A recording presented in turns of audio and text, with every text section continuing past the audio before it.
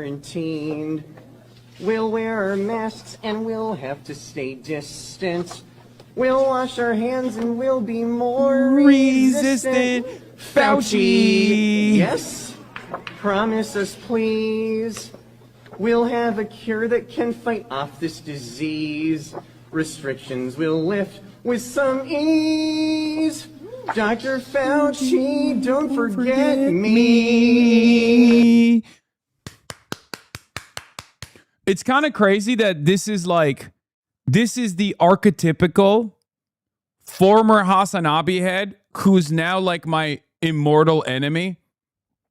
Guys who loved my commentary when I was dunking on fucking anti-vaxxers in 2020 and became like super libbed up in the process, but now hates me because like they've become so invested in like the Democratic Party, the establishment, for one reason or another, and find me as like a primary op. That is this person specifically probably isn't, right? But this is a type of guy. Many of them are on election Twitter. Many of them are these like NATO liberals. The fight song and now this. Do you want us to forever hate music except random kirkified music you listen to? Yes. You are my primary offer showing me this. I'm sorry. I'm sorry for showing you where you were in 2020. Somber reminder. Show us the black baby Nick gifted you. He didn't show it correctly on stream. That's so funny. It's right behind me. In between my head and Luigi Mangione's head. That's where it is. One of the gifts I got from my mom is from the 26th of March. 26th of March, 2004. It's a photo of me from the 26th of March, 2004. And she found it in the archives. Lil Hossie crumbs for you. Never before seen. I posted it on my Twitter as well. I look like the goddamn Rizzler back in the day. Still rocking the keffiyeh. You already know. Still got aura.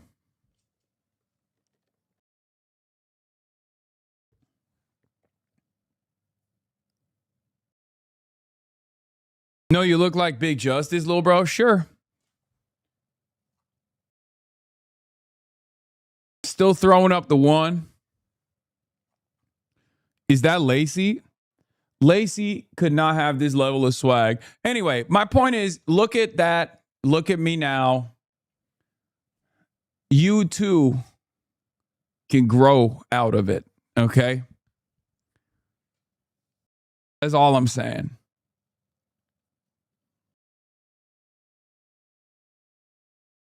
What the fuck is that hairline? Yeah, I tried to explain this to you guys. I used to have a two-head. I used to literally have a two-head. My hairline was crazy. I had a two-head, and it's been going back since I was like a baby, and it basically turned into a four-head by the time I got to college. And then after college, when I started Twitch streaming, I realized it was turning from a four-head to a five-head, and that's when I started taking Propecia. Hairline looking like a N. It's true. It's true. Yeah, my hairline used to touch my eyebrows. It's crazy. But it's salvageable. It's salvageable. Why the W community comments turning on you, bro? What do you mean? What dog? Why wouldn't the W community turn on me? They are the type of people who literally do not understand politics, do not watch politics. At least they're like Free Palestine, so I don't care. But they're like 14. Not even the type of people. They're just kids. When did you expect a bunch of fucking 14-year-olds to be like, I'm really primarily invested in politics? You know what I mean? They, they the podcast app has been getting clipped like crazy. Yeah. The fun sheet is referring to, wait, who is streaming with Destiny and actually debating, by the way? Yeah, no, that's not true. Hasan, thank you for your service. Any moment that makes Hasan look bad is a great one for our country. Who watches Hasan? I don't really get too upset about stuff like this, and you shouldn't either, because they're literally fucking 14 years old, and eventually they're going to grow out of it, and they're going to start developing their political perspective and realize that this is like, racist as fuck. And then there's also a shit ton of brigading. I'd rather watch Destiny taking notes from obscure articles in silence for 8 hours than Hasan or Asman browsing Twitter. Like there's obviously always going to be brigaders as well. But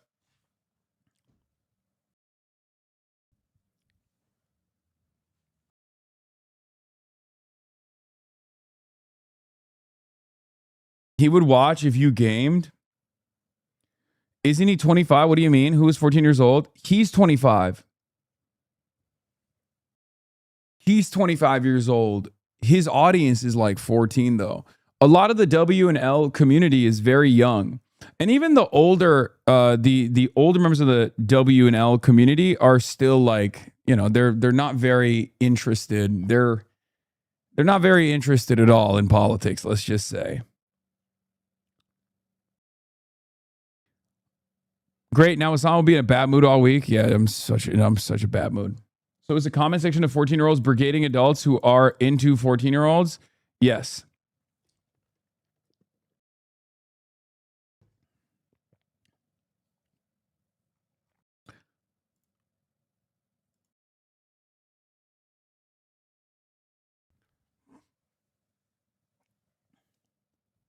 I can't believe you forgot about this song.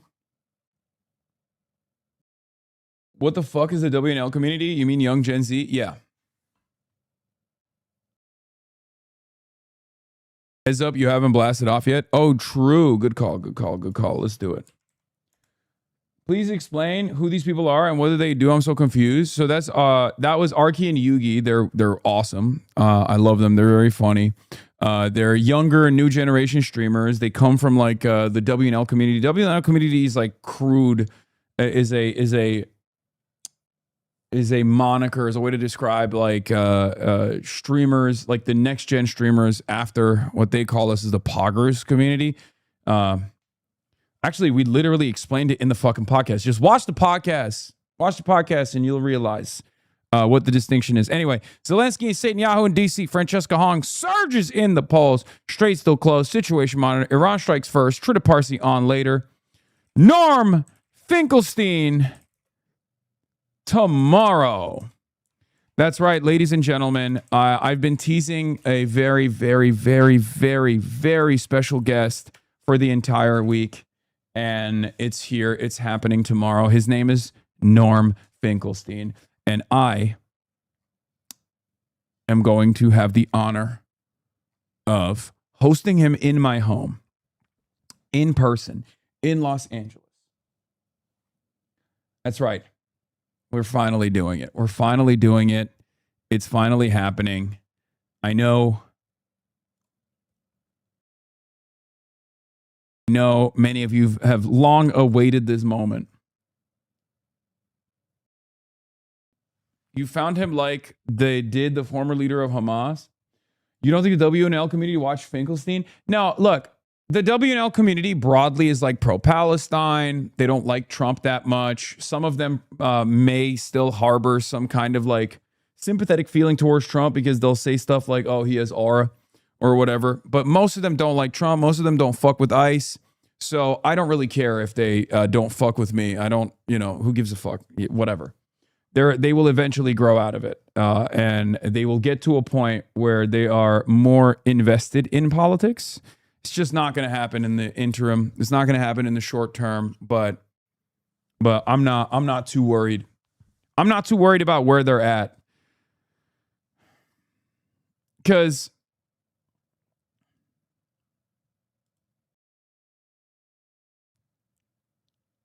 did you see you're in a movie? Yeah, American Doctor. I know.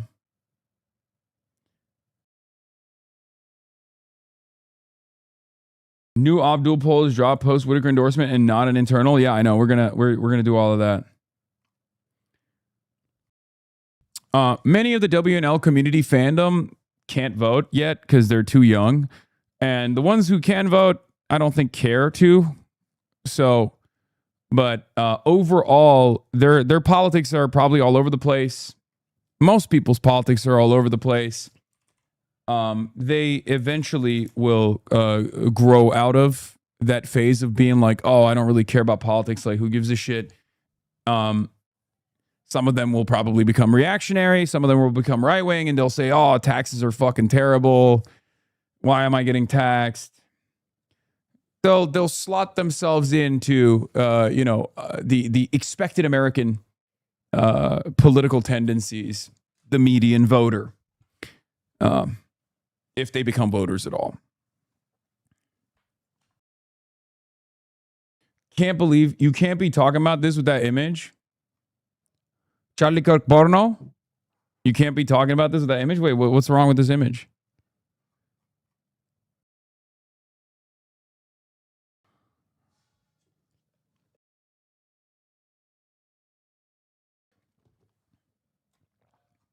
What? That's the newest conservative commentator who's trying to goon bait and Cooter Max. Coochie Max. Cooter Max. Whatever it's called. This was peak himbo and coworker era. Greek hunter, also the most famous belt in the world. I'd like to use a lifeline. Can I call up Hasan? Hasan, come up here! Where you at? Let me see him. Get up here. Get the fuck up here, baby. Round of applause for Hasan, baby. What do you think the answer is? You don't fucking know? Everyone's gonna think you're stupid. Yep. The mythical Greek hunter and also the most famous belt in the world. What'd he say? Orion? I would go with that answer. Can I drop this? I'm gonna send it. Mike, drop that bitch. Oh! The mythical.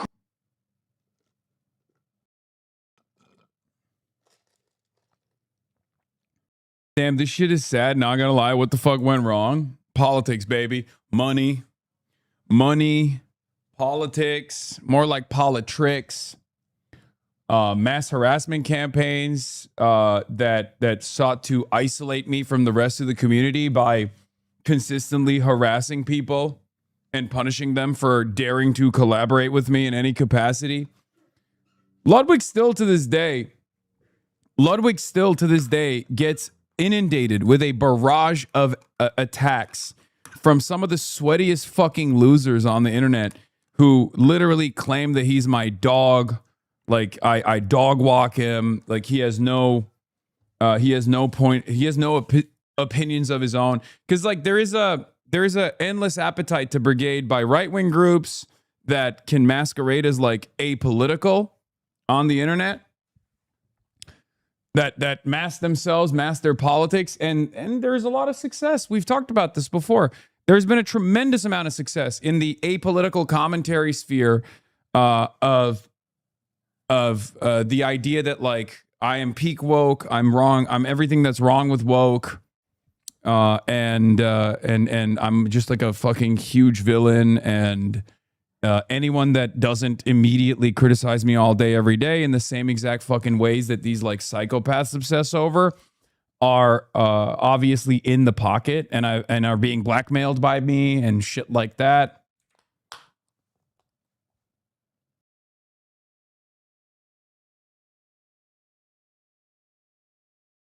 All this stuff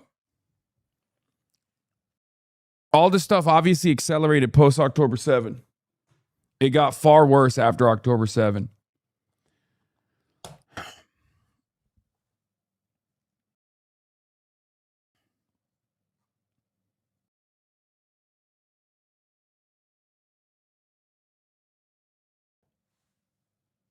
There's a decent chunk of the NMP community that thinks you're grooming Nick to regurgitate your talking points. Yes. Okay. One of the things that you guys have to understand because a lot of people complain in here, they're like, why do you always do politics? That's why, bro. That's why. It's like, well, part of it is because there's a lot of important shit going on in the world. Okay. So I have to do more politics than ever before. That's number one. But the other reason why I don't do as many collabs is because I just don't want to fucking bring that level of like animosity towards other random people. You know? That's it. Everyone in this industry knows I have the most vicious fucking psychopathic stalkers. Everyone in this industry knows that no matter what happens, like if you align with me in any way, shape, or form, they'll make your life a fucking living hell. And some people can handle that heat and they don't give a shit. Some people are totally tapped out of it. But for most people, they're like, I don't want to rock the boat. They've had some successful initiatives in brigading with like Trash Taste podcast, shit like that. My hope is to simply fucking wait it out. Because eventually, when the cultural forces shift, it was really bad when Trump first became president. It was really bad between 2023, the end of 2023, 2024, and 2025. The reason for why it was really bad was because the overall culture had shifted dramatically to the right. Since then, woke has made a comeback in a fairly meaningful capacity. And that's part of the reason why, since woke has made somewhat of a comeback, people are a little bit more open-minded to the things that I'm advocating for, to the things that I push for. They're a little bit more curious about it. Okay? Woke 2.0 has been on the come up. Obviously, none of this has anything to do with normies in the real world, by the way. Most people in the real world like me and have nothing to do. We're talking specifically about the internet. It has a tendency to impact the normie sphere as well. But for the most part, what we're talking about is like Twitch streams, YouTube, commentary sphere, that kind of shit. And one of the greatest examples of this is the treatment that I received, the treatment that a lot of people who are pro-Palestine received for the first 2 years, being inundated with an endless barrage of ridiculous smears, like calling me a terrorist and having no line of defense from my peers. None of them came out and were like, hey, this is really fucking racist. We should stop this. Like woke 1.0, that shit would not have slided. They would have never let that slide. Like if woke 1.0 in like 2020, if a bunch of prominent Twitch streamers were playing, slided. Woke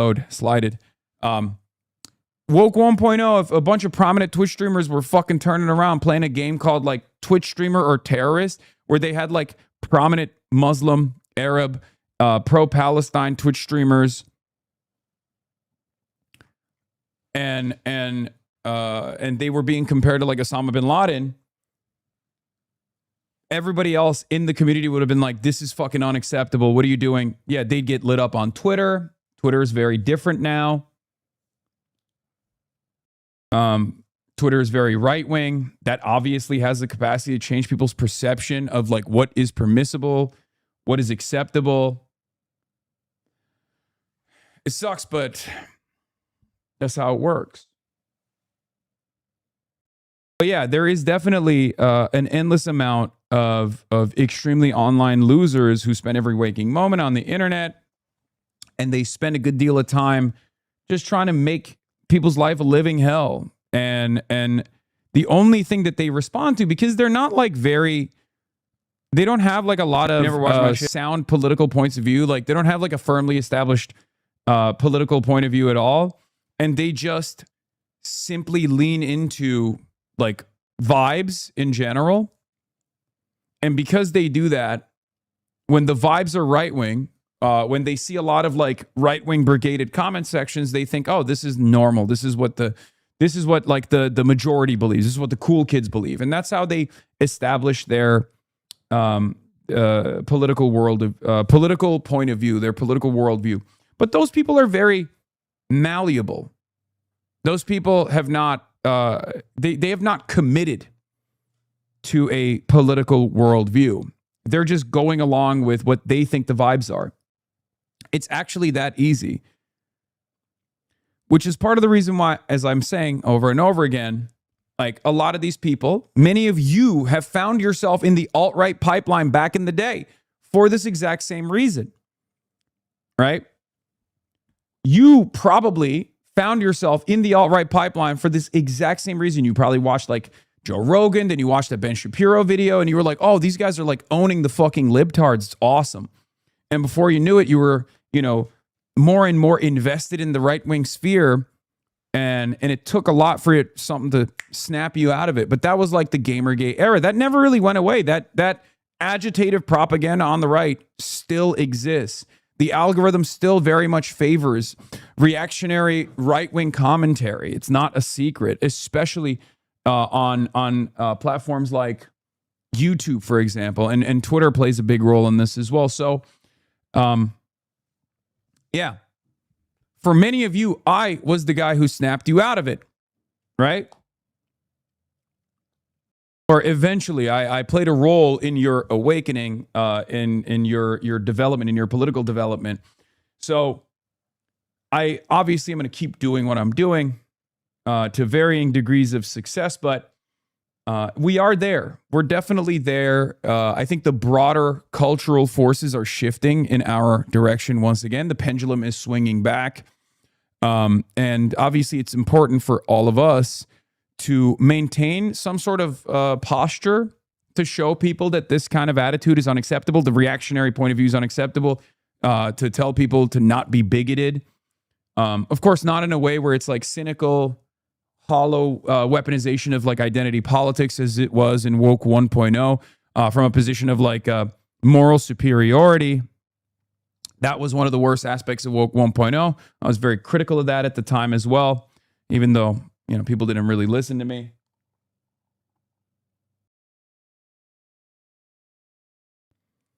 But, in Woke 2.0, I think we can both have fun and be woke and call out bad behavior. Is the song getting paid by the CCP? I'm getting paid by the viewers. The Piker Broadcasting Service, PBS, the People's Broadcasting Service, is sponsored by you, the people, for you, the people.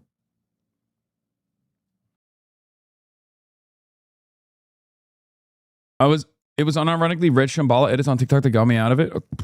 Hey, whatever works for you, man. But yeah, when you see like normies or people who are politically uninitiated develop some kind of like reactionary point of view, don't feel discouraged by that. Don't get upset by that. For the apolitical normies or for the apolitical people on the internet, they don't have a well-established, developed point of view. They don't have a political perspective. They don't have the political education. They don't have class consciousness. Many of them are children anyway. And children are at the mercy of the masses. If they see a brigaded comment section leaning in a reactionary perspective, they think, oh, this is cool. This is what people are into. Eventually, they will grow out of it. They will have an experience in their life, as many right-wingers do, where either they will find themselves at odds with the right-wing movement or a loved one will be in the crosshairs of a right-wing policy. And that's when they realize, oh, I need to develop empathy for others. Some never do. Obviously, there's a level of intelligence required for this. There's a level of educational attainment required to get there for many. That's part of the reason why the biggest gap in this country politically is not even around how much money someone makes, but what their level of education is. I believe it's like 60 to 70% leaning in the Democratic Party's direction when you have a college degree or above. The highest likelihood that you will vote for the Democratic Party in this country as a demographic is if you have a degree higher than a Bachelor of Arts or Sciences. Like if you have a graduate degree or a master's degree, then it's like you're almost 100% likely to fucking, it's the highest likelihood that you will be a Democratic Party voter.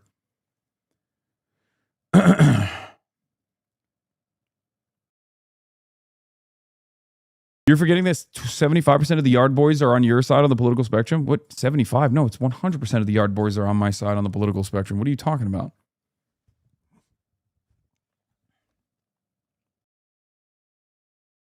Yes, when I found you in 2018, I was dating a QAnon believer, but I didn't have any idea what the fuck that was. I would ask him to tell me about it or send me links, but I wasn't willing to share anything and only brought it up rarely. Hasanabi, thanks to you, I learned what the fuck was going on and helped me gain enough awareness to change the trajectory, because the hell was I overlooking before? Shaking my head. Mobile chatter, by the way. Yeah. There's definitely a huge vibe shift taking place. There's definitely a huge vibe shift taking place right now. And of course, we've always been there.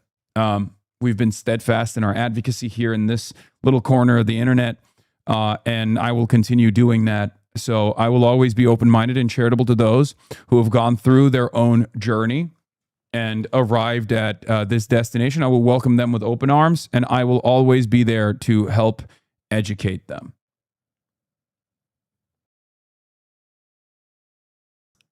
One of my political science professors claims this was due to Bill Clinton abandoning the rural working class. How true do you think that is? It's 100% true. So there was an educational attainment change that took place, because back in the day, if you went to college, you were a high income earner. The Republican Party had the vibes of like a country club. Very wealthy people, elitist people were oftentimes, more often than not, Republican, but the overwhelming majority of the blue collar working class were Democrats. Now, this shift actually started in the Nixon era as well. Vietnam, hard hat wearers, like the aesthetics of trying to tap in to the working class. And it obviously accelerated with the Reagan era, culture wars, and you know, getting the working class on board with tax cuts and anti-union initiatives, anti-union legislation. But yes, Bill Clinton and NAFTA was the final blow. NAFTA was the final blow. When those jobs dried up, when those labor unions died out, there was no longer a working class movement that was feeding into the base for the Democratic Party. That's it.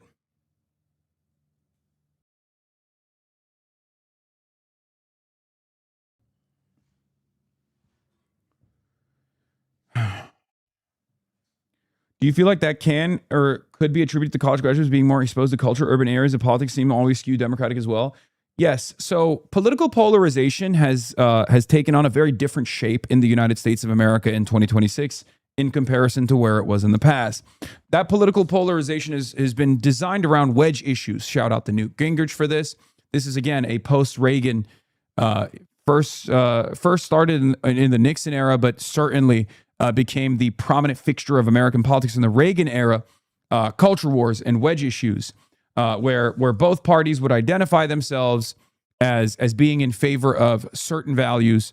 And this was this designed a wedge between the Republican Party and the things that they advocate for, which is like, you know, anti-abortion, pro-Christianity, pro-small business, fake bullshit, right? And tax cuts and deregulation, right? And the Democratic Party was in opposition to those things, progress, to varying degrees. And also the Democratic Party, I guess, had more ideological diversity about, trade policy and trade protectionism and things of that nature, but it became a much more neoliberal, anti-welfare state party with Bill Clinton. And a free trade party with Bill Clinton. So that established somewhat of a uniparty approach to international trade policy. That established a neoliberal uniparty approach to many of the solutions to the existing problems that people were experiencing. That's precisely the reason why the Democrats since the 90s have barely been able to launch any kind of serious socialization initiatives in the field of healthcare, because they're backed by the same fucking corporate entities, Blue Cross Blue Shield, Aetna, and many others. So there's a uniparty in Washington, D.C. Both parties align. There's consensus politics in Washington, D.C. between Democrats and Republicans on keeping healthcare private. Democrats want to fund it more with subsidies. Republicans want to take those subsidies away. But ultimately, they're aligned and have arrived at a consensus that it should still remain privatized, right? There's obviously a uniparty consensus politics on American foreign policy. This was post-2001, global war on terror. That was the last bastion of the anti-war liberalism movement. There were a lot of critics of George W. Bush. Obama killed that, right? Anti-war liberalism died with Barack Obama. Anti-free trade, trade protectionist Democrats died with Bill Clinton. Pro-welfare state liberalism died with Bill Clinton, and anti-war liberalism died with Barack Obama. Okay?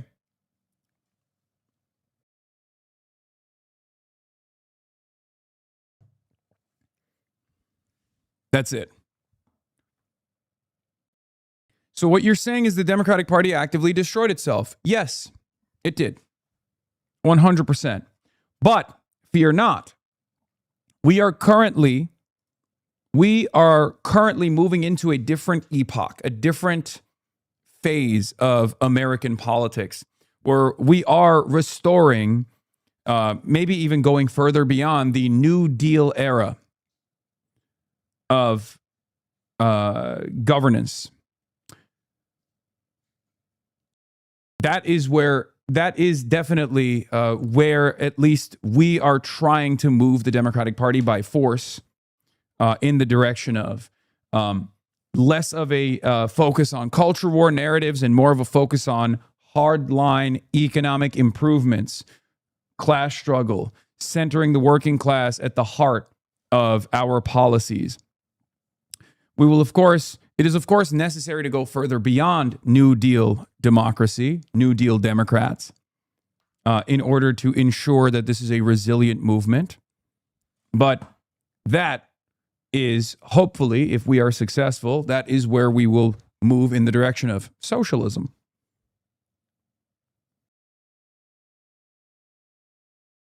Restoring a manufacturing base in the United States of America, if it's even permissible, even if it's even possible. Not only onshoring jobs, onshoring manufacturing, but also making sure that those onshored manufacturing opportunities are not simply increasing economic activity, but it's also bringing back good jobs for people with good benefits, union jobs. Creating an environment where there is more political participation from the working class that has been left behind in this country. Because the last 3 decades, the last 4 decades of American politics has been dominated by Ronald Reagan, by Reaganite neoliberalism. Every subsequent Democrat, every Democrat that has come after Ronald Reagan has also been a neoliberal. And yes, this includes Barack Obama as well. It's true. So it is important for us at the peak of the contradictions worsening to help people come to terms with their class position and demand an alternative. Was NAFTA a good thing? Fuck no. What are you, crazy?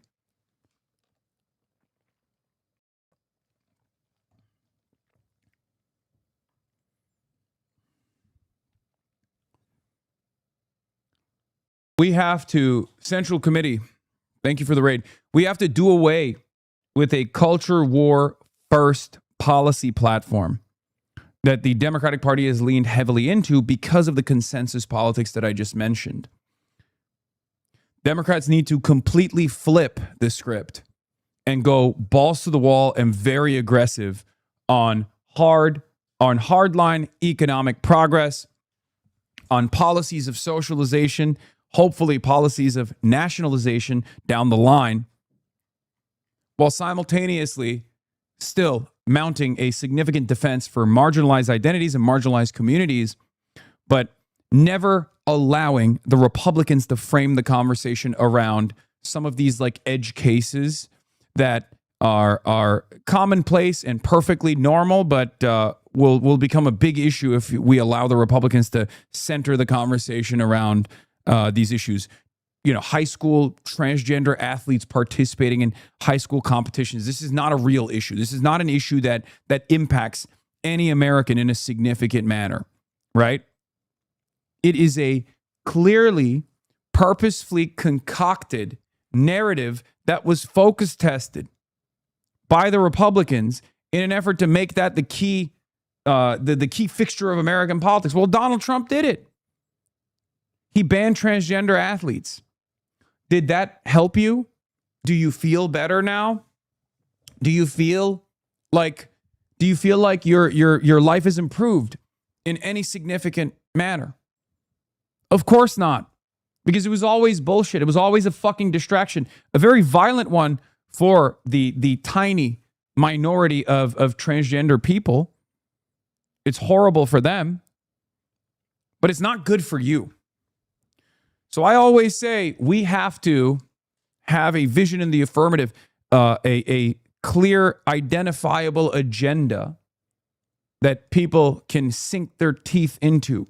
An agenda that centers the working class, an agenda that seeks to improve people's material conditions, an agenda that revolves around expanding the existing social safety nets in very meaningful ways, an agenda that tries to reset the way that American politics have consistently, since the Reagan era, demanded less and less from the wealthy and more from the working stiff, the average Joe. We have to, it's topsy-turvy in this goddamn country and in many other Western capitalist liberal democracies at this point. That is precisely the reason why there has been tremendous wealth consolidation, specifically in the stock market. The bottom 1%, or sorry, the bottom 50% of wealth in this country own 1% of the stock market. The top 10% own 90%. The top 10% of wealth in this country own 90% of the stock market. That's where all of our economic activity is, right? That's everything now. That's everything. And it's built around a hope and a dream.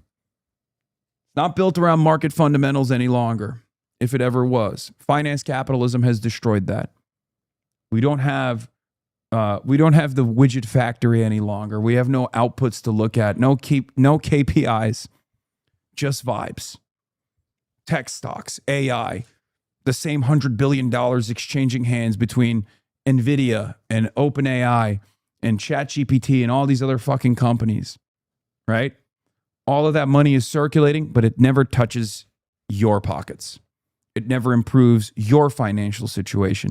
Remember, I'm going to repeat this one more time. This fact is insane. The bottom 50% of wealth in this country own 1% of the stock market. 1%.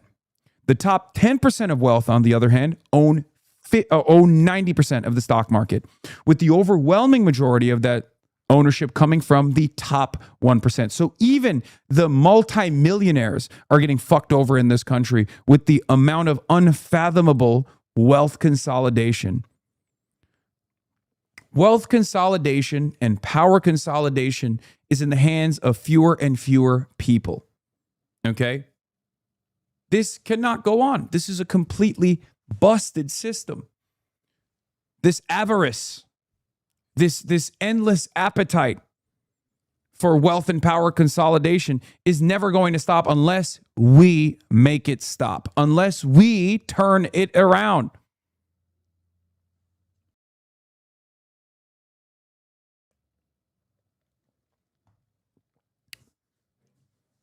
It's ridiculous to expect the wealthy to magnanimously turn around and give us back some of the wealth and some of the productive output that we have created sheerly because they're kind people is stupid. It's never going to work. Charity is no adequate substitute to redistributive policies. That we know. That we have seen for the last couple of decades. Anyway, I don't know why I went on this fucking long-ass tangent, dude.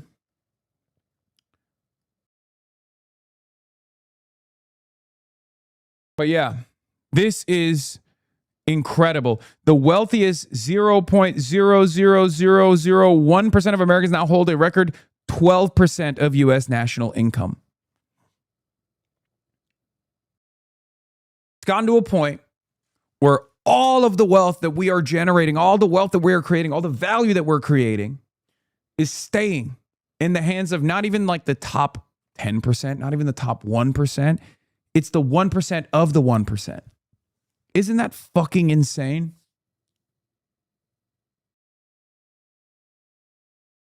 It's actually incredible because it's worse than the Gilded Age. It's worse than the Roaring 20s.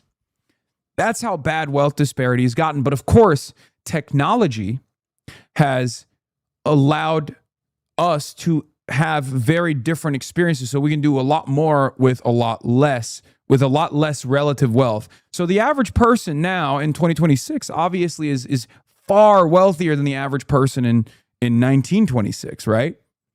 Or, 1919, 1920s. Although the wealth disparity and the power disparity has grown tremendously, the average person is not starving as they did in the Great Depression. Okay? I don't mean to backtrack, but why did you talk about the trans issue in sports like it wasn't important? I could be misunderstanding. No, I did not say that it wasn't important. I said it is important.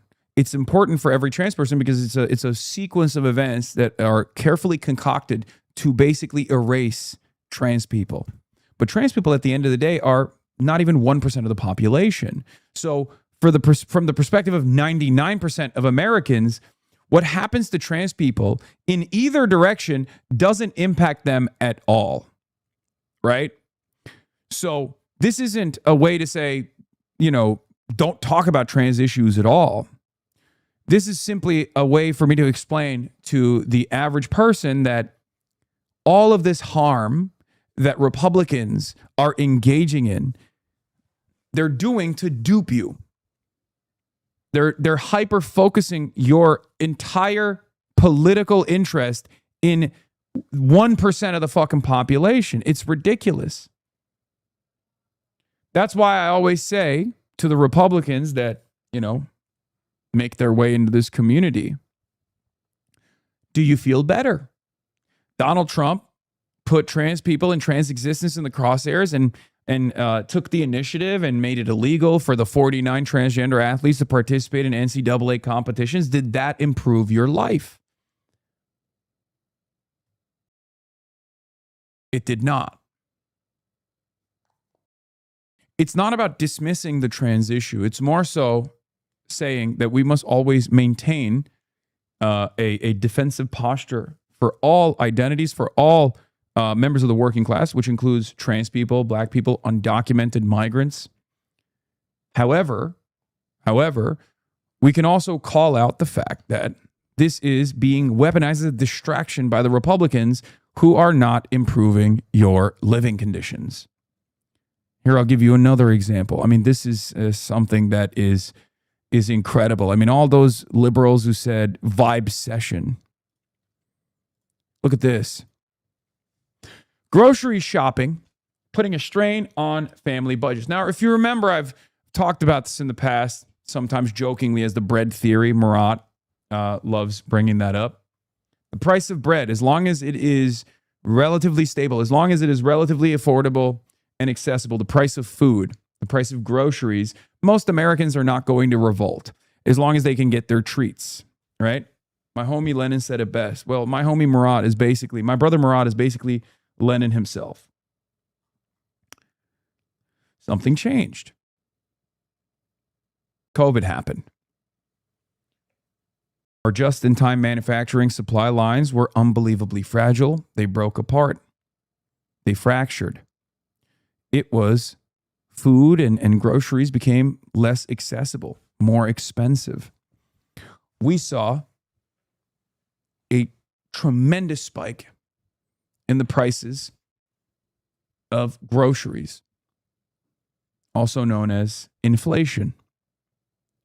But that price did not go down when the supply lines opened up. When the global supply chain issues were solved, prices kept going up and up and up, what is known as greedflation. And at the time, when we on the left called this out as greedflation, that could only take shape because of the corporate consolidation. This can only happen when the Western liberal capitalist markets only have a handful of companies that own everything, by the way.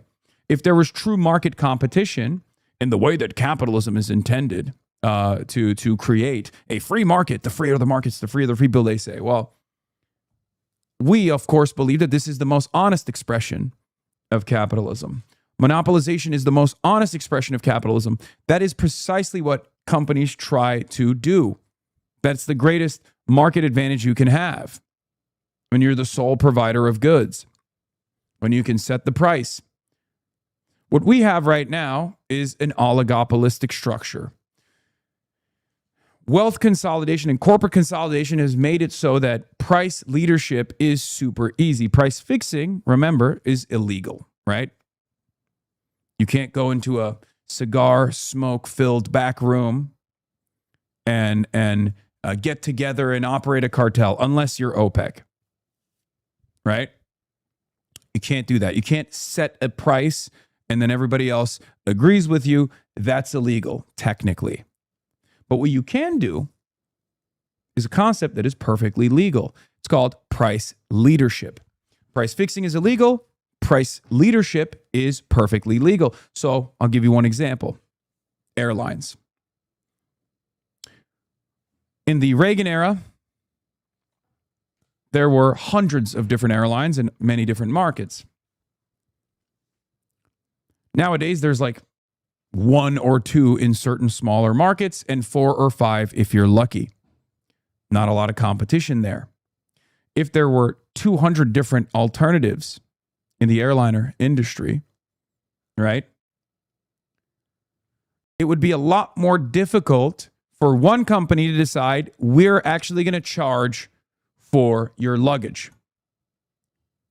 Because other companies that don't charge for the luggage would then get away with being a cheaper alternative, a less costly alternative. People would just go to the company that's not charging you for your luggage. But when there's only 1 or 2 companies and one airliner decides to charge for your luggage, all of the other airliners also follow suit. This is known as price leadership. Okay? Yes, another concept is price fixing is illegal, price leadership is legal, tax evasion is illegal, tax avoidance is legal.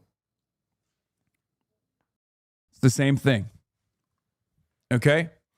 And for the record, there is still a lot of price fixing that goes on. Make no mistake. But we don't really have a regulatory body that is invested in tackling these issues any longer.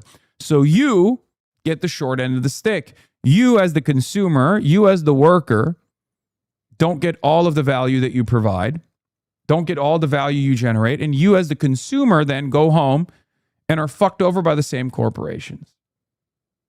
They raise your prices, and there's nothing you can do about it. What are you going to do? You're not going to survive without eating eggs, right?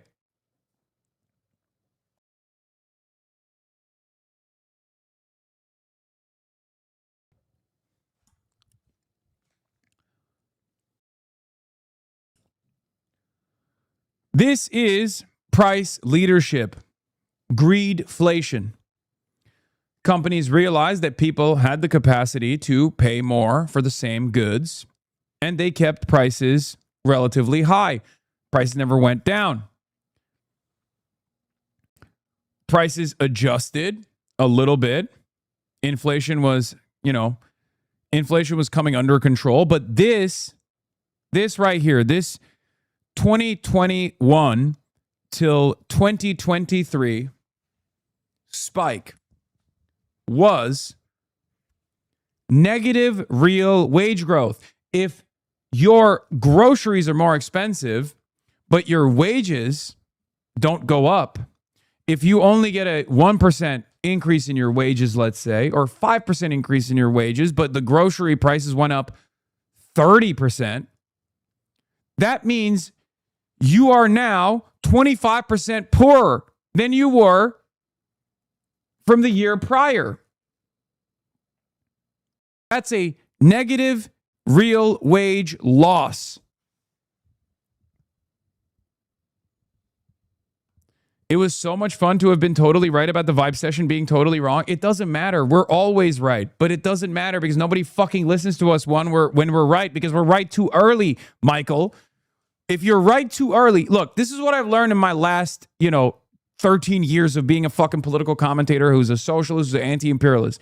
Being right too early doesn't do shit. Nobody ever goes, you know what? This guy was saying this all along. Maybe he was fucking right. Maybe I should listen to him this time around. You know what they do? The resentment carries. They'll agree with you, but they'll still resent you because they never forget how you made them feel.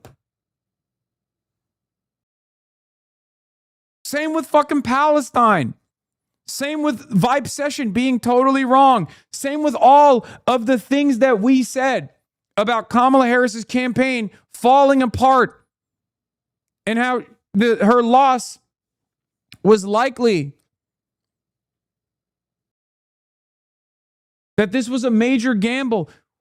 None of those liberals, even ones who actually recognized that we were right, have turned around and been like, maybe we should listen to you this time around. Maybe we should listen to you this time around. No, that doesn't happen. They just remember you as the guy who delivered them the bad news from the start. The bad news that did not want, the bad news that they did not want to hear. The bad news that made them feel bad. And instead of feeling bad, they wanted to feel good. And to feel good, what did they do? They succumbed to their biases. They sought information that would agree with them. They sought out outlets that would tell them, no, Kamala Harris is fucking doing amazing. She's going to win for sure. Don't listen to these fucking radical wokes to the Kamala Harris left. They're all terrorists. They all hate Israel because they're Jew haters. Don't listen to them. Don't listen to those people. It actually makes perfect sense for the vice presidential debate to start off with, will you sign off on a nuclear first strike against Iran? That's perfectly normal. That's what they said. And they never took accountability over their actions. Look at Matt Iglesias. He's a great example of this. One of the biggest entitled, smug elitist that was professionally wrong the entire time. Was there any accountability for any of the advisors? No. They're still fighting that exact same battle.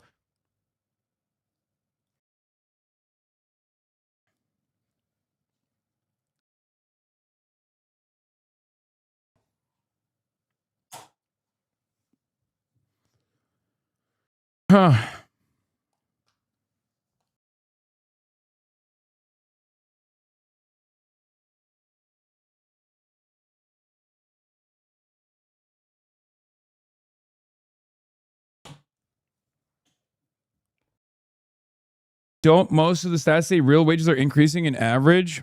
It depends on where they're increasing overall. But this was, for the overwhelming majority of Americans, negative real wage. This was a negative real wage growth. Okay? This is where people's salaries did not catch up to people's expenses. So they literally were poorer year over year. And what's supposed to happen? What's supposed to happen is year over year, the amount of money you make is supposed to go up. You're no longer a 5-year experienced employee. You're now a 6-year experienced employee. You have an extra year under your belt. Your wages are supposed to go up. You're now more experienced. You're now more productive.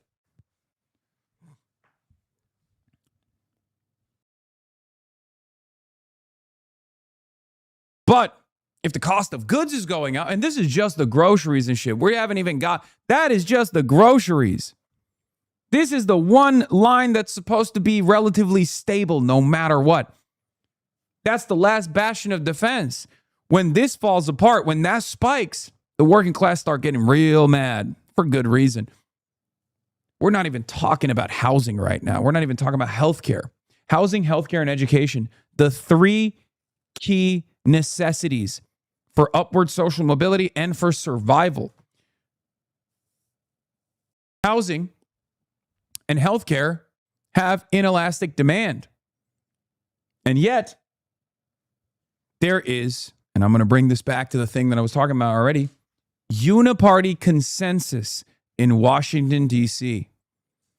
Uniparty consensus on keeping housing private no matter what for profiteers as a speculative asset. And there is uniparty consensus on healthcare in the same exact way. There are differing opinions in the Hill for what Democrats want to do. They want to subsidize it endlessly, but they want to still keep it private. That is what we have to change.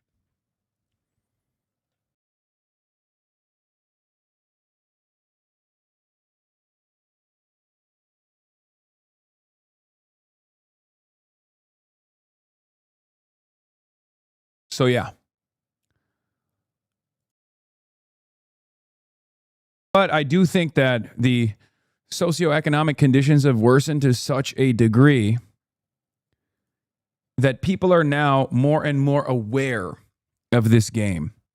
They at least feel in their hearts this resentment, this unease. They recognize that something is not right.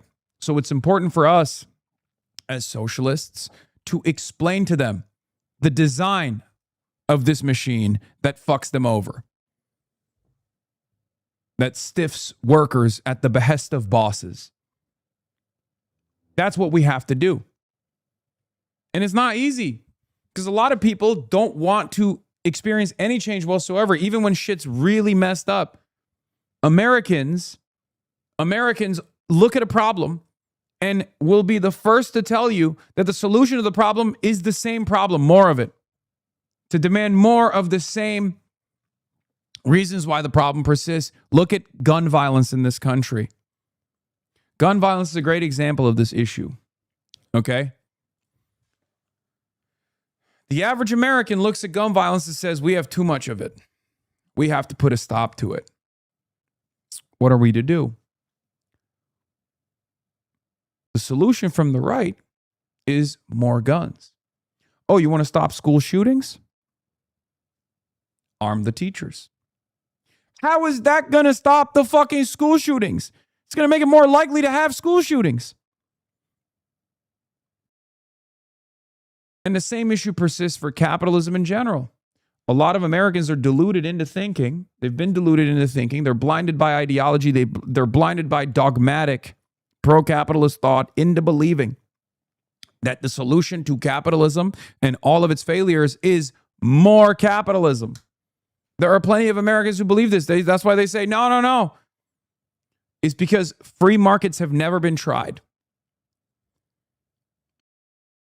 The freer the market, the freer the people. Free markets have never been tried. Real capitalism has never been tried. Well, we say real capitalism has been tried. You're experiencing it right now. This is a more real version of capitalism than one that your parents experienced when there was a top marginal tax rate of 92%. That was a less real version of capitalism. This is a real version of capitalism. Your grandparents did not experience a real version of capitalism when they were still benefiting from the GI Bill, when they were still eating good off of the mass industrialization that took place, the centralized economy that had to take shape because of the war efforts, and the residual benefits that they experienced from that after in the post-war economy. They never saw real capitalism. We're seeing it right now.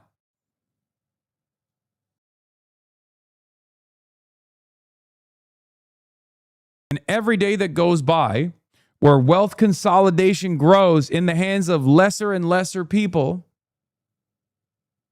we get to experience a more real capitalism. It's that simple.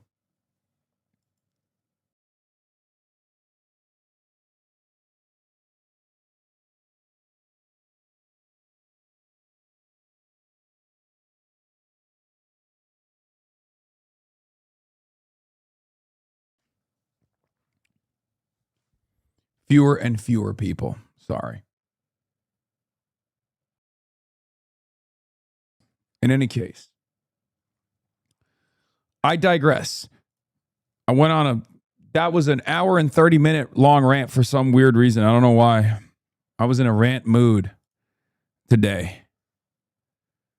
I saw that grocery price, the grocery prices graph, and it made me fucking lose my mind.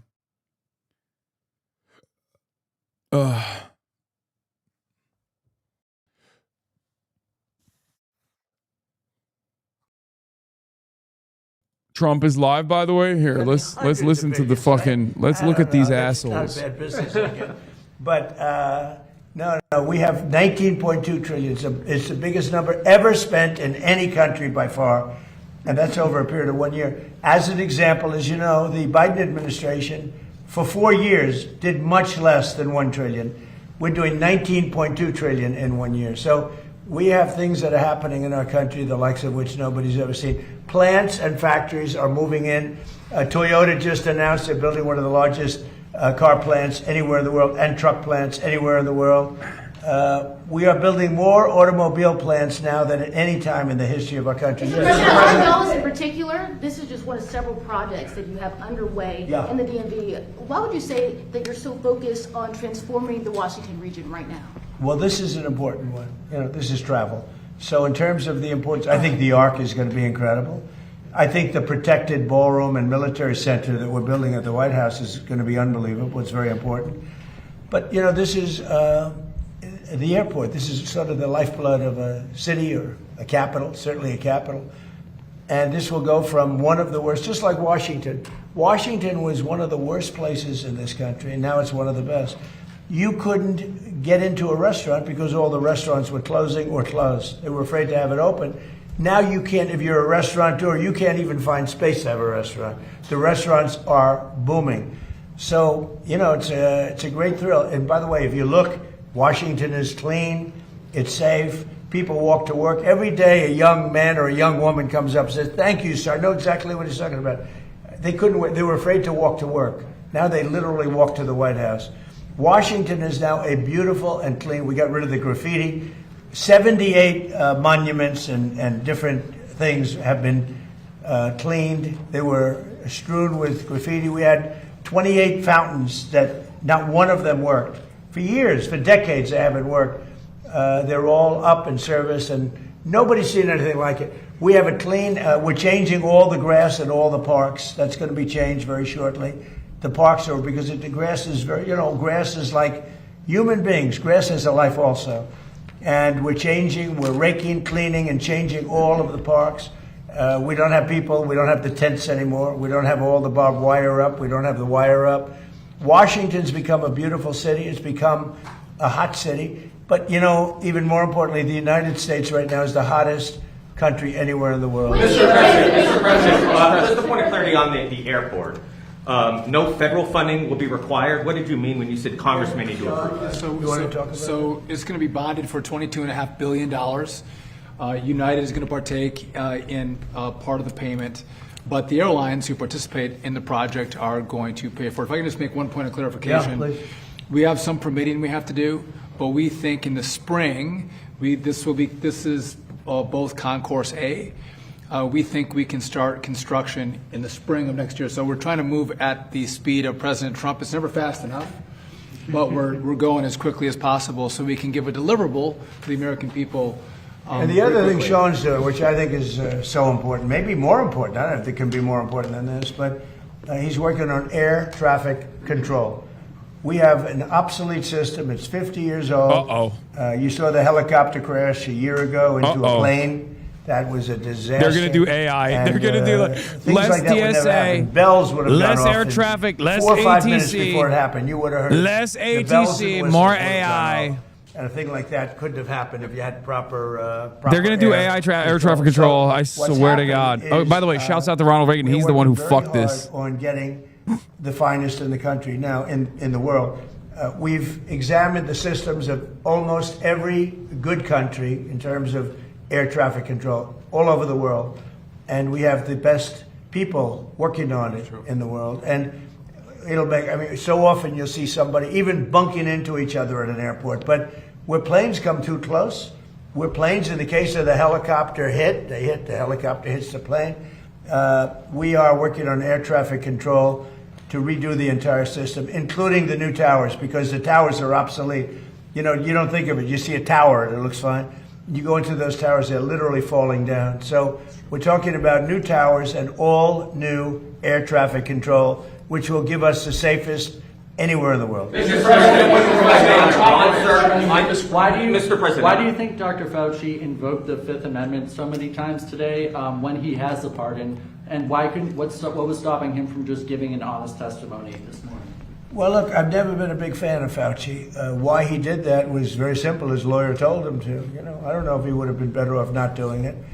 There were a lot of questions that I guess he could have answered, and some maybe he didn't feel comfortable in answering, but his lawyer told him to do that. Mr. President, on Iran. Prime Minister Andy Burnham hasn't mentioned publicly migration at all since he's gone into number 10. Did you discuss it with him? I did, briefly. He's going to have to mention it because it's killing your country. Mr. President. Killing you. He won't talk to GBUs. He's killing your country. He won't talk to them. And not him. I mean, we'll have to see. I know Starmer did very little about it. And they're coming from all over the world. They're coming from Africa. They're coming from South America. They're coming from different parts of Asia. And they're invading Europe. I mean, they're invading Europe. It's an invasion. And the UK is a prime suspect. Mr. President. On Todd Blanche, Senator John Cornyn of Texas has been hesitant to back the confirmation. Seems to be some sort of deal. Dog, this is literally, this is straight up reheated Nazi propaganda. Okay? Oh, the German economy is bad. Not because of the decisions that we've made in entering World War I, but the German economy is actually bad because of Jews, because of socialists, because of trade unions, because of communists. Also another word for Jews. Okay? So in order to solve the problem, in order to fix our economy, what we have to do is put the Jews in concentration camps. That is the argument. The situation is worsening as liberalism is failing, as capitalism is failing. The contradictions are worsening. And the reactionary right, once again, is turning to fascism. It's the same exact argument. Oh, it's because of the refugees. Oh, it's because of the workers that don't look like you that are coming here. Okay? It's the transgenders. It's the homosexuals. It's the workers that don't look like you and don't think like you. That's what the problem is. As soon as we put those guys in the camps, everything is going to be good. Well, that's not the case. The problem is wealth consolidation. The problem is capitalism failing. Now, the problem is, while this crisis is worsening in the entire Western world, there is no counterbalance like there was one in an otherwise revolutionary time. There is no USSR. I guess the closest we can arrive at is, modern China, People's Republic of China, which he's railing on right now, I guess. Let's see what he says. So it's bigger than the internet ever was. It's bigger than anything ever was. So I don't want to restrict. I know many of these people. I don't want to restrict them from doing great work. Yeah, please. Under what scenario do you see Iran attacking U.S. installations and personnel overseas and you withdrawing? Or I don't see that. No, we're not. No, we're gonna hit them very hard. I mean, I can actually say that because in that, there's very little they can do about it. It was a different group than we're dealing with. They've already apologized, but you know we got to smack them a little bit. Mr. President, what are you doing? What are you doing? Will I always hit back? Come here. Pretty much. Yes. Mr. President, just a point of clarity on that, sir. Is that in response to the attempted ballistic missile strike on Jordan last night? When you say it's our turn to hit back? Yeah, I think more so that, because it was another smaller event. But no, they sent 8,000-mile-an-hour missiles. She rejected me. She doesn't love me no more. No, there's someone at the door. That's why she has to monitor. Namely, the Patriot system. Think of it. 5 missiles going 8,600 miles an hour, big ones, coming right at us, and all 5 were shot down. How about that, right? Pretty good.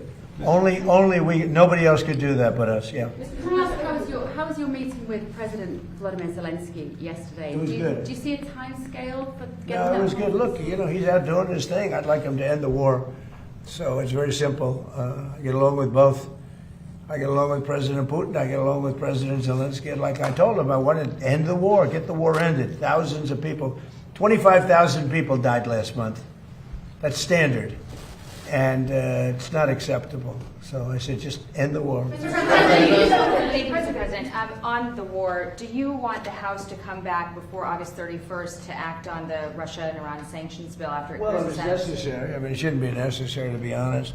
But if it's necessary, I'd like to. Are you talking about the Lindsey Graham? Yeah.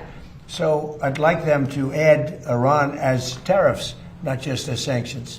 I think it's important. That's what Lindsey wanted, because I heard that they have tariffs on Russia, but not on those 5 countries with having to do with Iran. I'd like to see tariffs. Why isn't the dog allowed to leave the room? The dog clearly wants to leave the small room, Law. You're very good at this. You can maybe tell them. I think they should put in. You must be new here. The dog leaves the room all the time. I'm trying to pet her. Am I allowed to pet my fucking dog? You're an 11-month subscriber. The dog. First of all, she has a name. Her name is Kaya. And yes, contrary to what the internet thinks, she leaves this room all the time. Why isn't the dog allowed to gamble? She leaves the room all the time. Not only does she leave the room all the time, she opens the door on her own. Gotta be a hate-watching Clipper hate sub? Yes, she knows how to open the door. It's fucking insane. I can't even pet my fucking dog without people being like, "Oh my God, why are you torturing your dog with your pets?"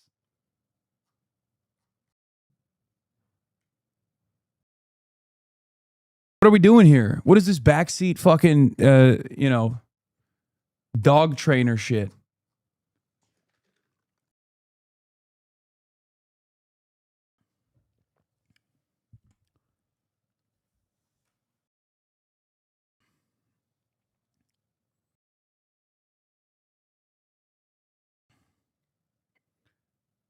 What do you think about Josh Turek, Iowa Senate? He's talking about Zoran. There's no way they can get elected if that happens. But we should have unanimous Republican support. And if we don't, people should look at those Republicans. But think of it. Who would not sign voter identification with photo? And who would not sign proof of citizenship? Only people that want to cheat. Thank you very much, everybody. Thank you. Thank you, everybody. Thank you, Bev. Why are you still responding to them? You know they just want to bait you for a clip. I know, but it's so fucking ridiculous. Like, yes, dude, I'm gonna pet my fucking dog. You know what I mean? I'm gonna pet my fucking dog whenever I want to. You can suck my dick. It's ridiculous.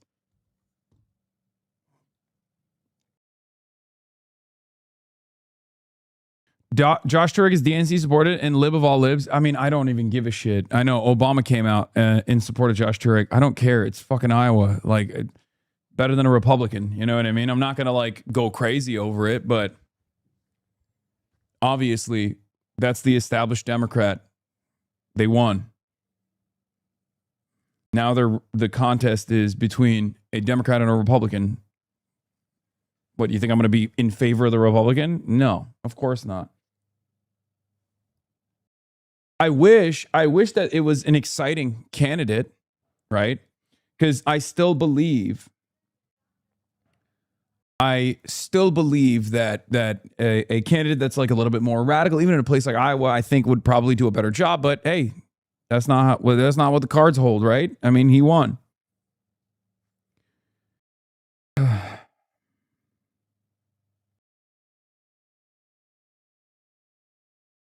It sucks, but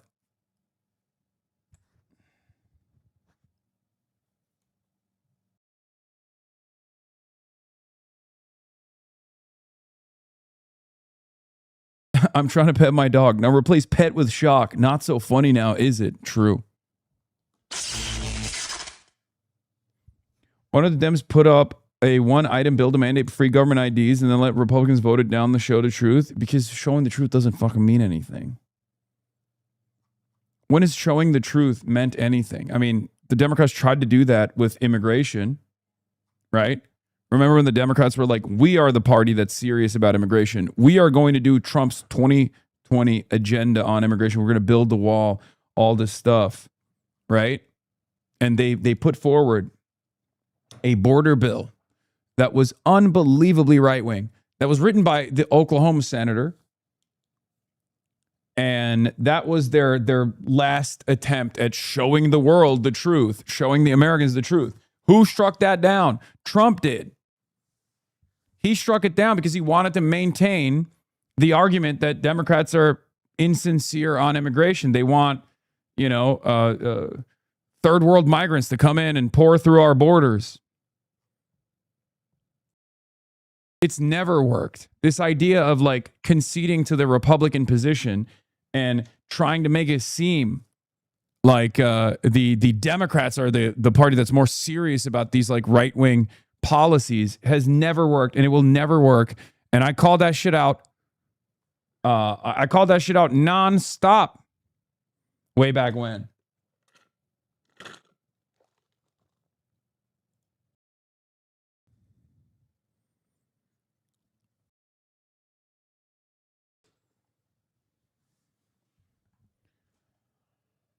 It was a failure, a spectacular failure. And now we got this dumbass, incompetent, fascist dipshit in charge. Partially for that, partially with that reason. Partially because of that attitude. Moderates are more serious, could sum up Hong's opponents in last night's debate. Yeah, we're going to be talking about that. This is a great example of being a phony on the right. Peter Thiel's blood boy, J.D. Vance, happily meeting with the real president of the United States of America, next to the fake president of the United States of America, and next to the vice president to the fake president of the United States of America, happily. Mr. Israel skeptic himself. Wow, that's right, J.D. Israel does want to influence U.S. public opinion, and Epstein had Mossad connections. Oh, you're just going to stand there because you don't want to do the Zelensky thing to Netanyahu? Oh, well. Guess I'll just keep thinking that the Vance that exists in my head is real. Yeah, Tucker Carlson loves J.D. Vance, by the way. Remember that. That's another side of this story.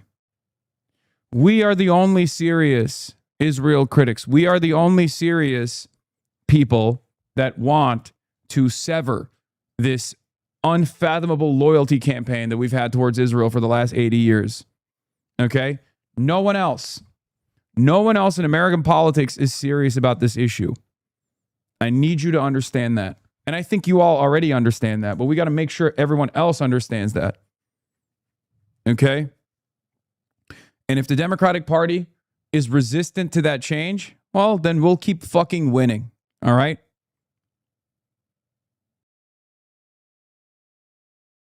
They got the money. They got the wealth. They got the power. But we have something that they will never have. The people. Have you seen the new numbers for Abdul El-Sayed post-debate? Plus 11, plus 16, plus 13? Yes. You are not a politician. Great observation. The fuck does that have to do with anything?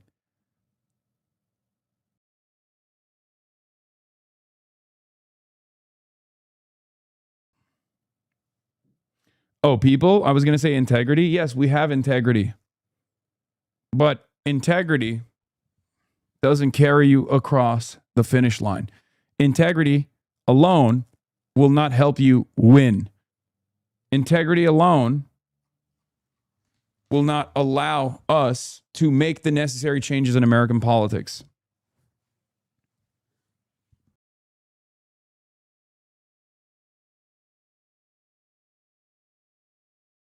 We need the numbers. And lucky for us, and disastrous for them, we have the numbers.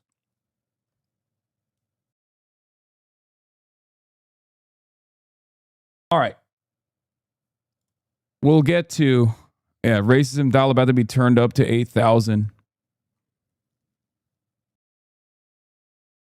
Yeah, new Senate polls from Tavern show LSAT up 11, way past the margin of error. Tolchin showing LSAT at up 16. Data FP showing LSAT up plus 13. But do not get comfortable. We still got to keep pushing.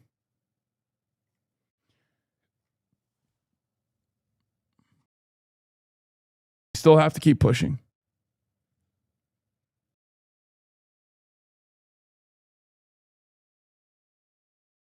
Fetterman versus Drop Site. Julian Andreoni. I like that Fetterman puts on a suit when his boss is in town. Oh my God, I didn't even realize he's wearing a suit here, and it's definitely because Benjamin Netanyahu's here. Drop Site News. Oh, you're Drop Site. Oh, no, it's like a race between who's the more pro-Hamas, Drop Site or Zidio. So now I got both. Zidio. Zidio.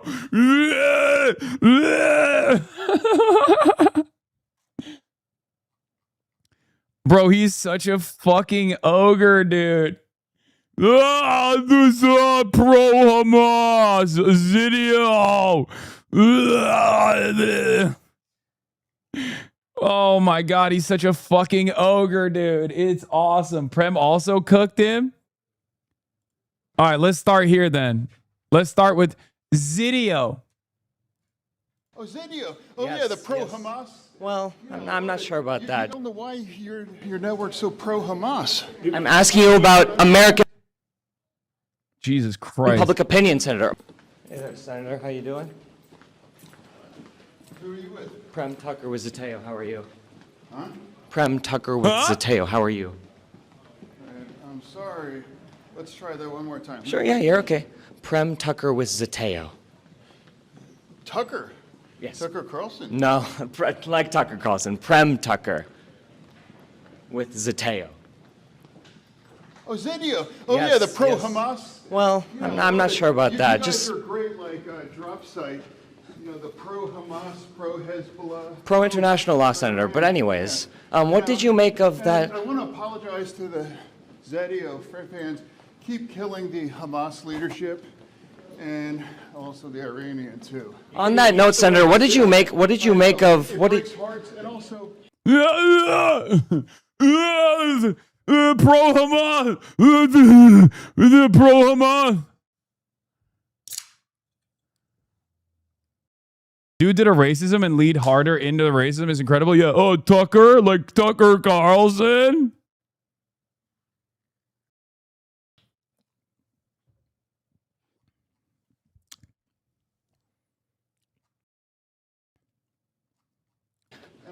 That's okay, Senator. What did you make of the poll that showed Americans supporting arresting Benjamin Netanyahu at a 22-point margin? I don't know why your network's so pro-Hamas. I'm asking you about American public opinion, Senator. American public opinion. I don't understand it. Why do your readership love? I'm asking about American public opinion, Senator. American public opinion, Senator. American support arresting Benjamin Netanyahu at a 22-point margin, Senator. Yeah, and why does El Sayed? When we Senator, I'm talking. What the fuck does El Sayed have to do with anything? It's another brown guy, just like you. You're brown. And you know who else is brown? Abdul El Sayed.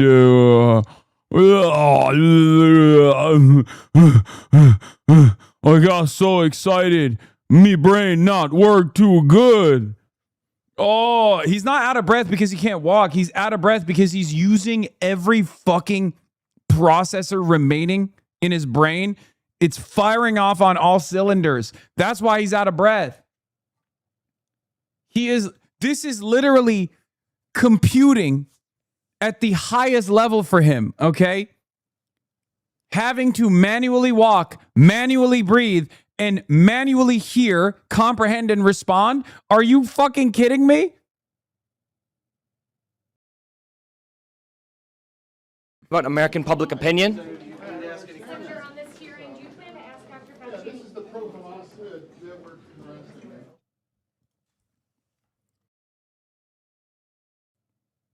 Julian Andrioni. Who are you with? Drop Site News. Oh, you're Drop Site. Oh, no, it's like a race between who's the more pro-Hamas, Drop Site or Zidio. So now I got both. Hi, everybody. Yeah. Okay. You mind if I ask you a question really quick? It's about. I just want to say I want your viewers to say how much I love to watch Israel eliminating the Hamas leadership. Then you may like this I know question. that upsets a lot of your viewers and a lot of your founders. Yeah. So, but I think it's a great thing. So there's President no news Trump- coming out of me. I'm going to always President back Trump said that. Israel. The President question Trump- is, where does your trash outlet come from, and who's funding it? And now, Our if you readers, we have think 46,000 individual donors. your founders think it's appropriate to attack and kill Israeli civilians, that should be the news overall. And now you're sticking a microphone in my face. So, It's on your face, Senator. So there's not any news here. So President Trump- I think the question is, why does Drop? Wait. You think 6,000 individual donors. your founders think it's appropriate to attack and kill Israeli civilians? That's Israeli civilians! What? Dude, stop. Oh my God. Why does he sound so winded? Okay, he is using every ounce of processing power he has remaining to answer questions. Okay, he's stupid. His brain is no good. How else can I explain it? He is literally a vegetable. He has the operating capacity of a sea cucumber. Okay, you tickle his belly and his tentacles will come out. That's it. He's overheating. He's overheating. This is far too difficult. Show chat what his CPU looks like? Yeah.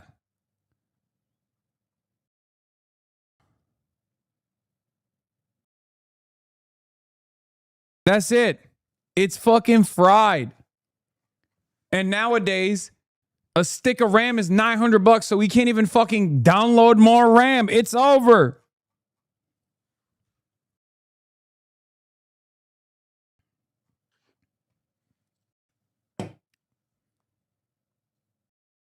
The civilians. McConnell versus Fetterman in the marketplace of ideas. Who wins? We all lose, man. That should be the news overall. And now you're sticking a microphone in my face. So, It's on your face, Senator. So there's not any news here. So President Trump- I think the question is, why does Drop Site love Hamas and Iran and Hezbollah so much? I think that's the news. Yeah. I mean, are you okay with taking your paycheck from these kind of people? Are you okay with Prime Minister Netanyahu being in the United States? I love killing Hamas leadership.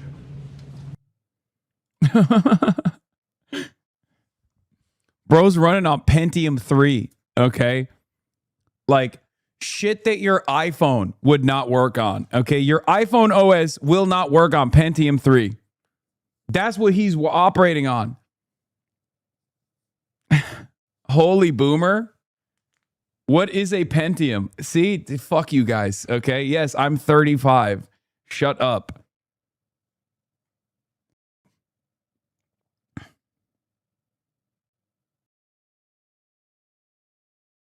His number one retort nowadays is, oh, you must be mad because we killed all your buddies in Hamas. We killed all your buddies in Hamas. That's what it is. That's what he learned. He downloaded a new talking point from his Israeli handler. It is kind of wild that I think it was New York Magazine, right? That just like openly showed that John Fetterman, the ogre, literally just has an Israeli handler. And we just let that happen. Like it's incredible to me that this is a real thing that's going on right now. That there is a straight up Israeli handler that now controls everything that John Fetterman does.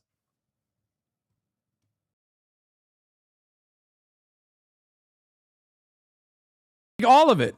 Scheduling, talks, meetings. Everything that he's doing is being filtered through his straight up Israeli handler. Yep, there it is. It was the Intelligencer from New York Magazine. The man who explains Israel to John Fetterman, how a little known writer became one of the senator's closest confidants.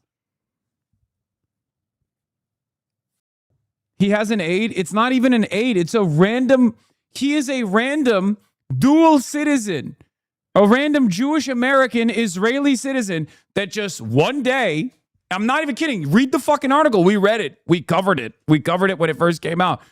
Just a random guy that happened to become his closest friend and confidant out of nowhere. It's insane. Can somebody make dollars with 2028 Super PAC Pennsylvania for common sense or whatnot that attacks crazy left-wing Democrats for not renominating Fetterman because they're not going to renominate him? Cut out the middleman and nominate his AIPAC handler before you renominate Fetterman, for fuck's sake. Completely psychotic for anyone anywhere on the ideological spectrum to renominate him. Yeah.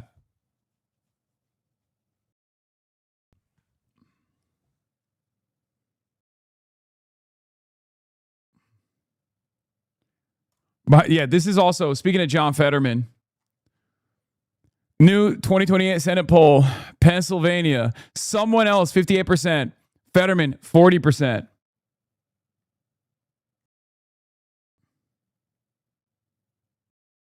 He was spotted right after that elevator ride, by the way.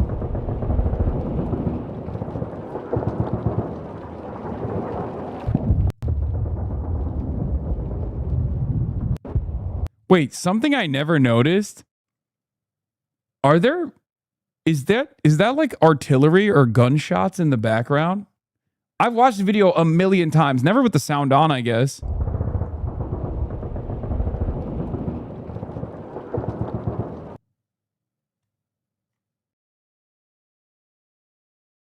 That's added sound.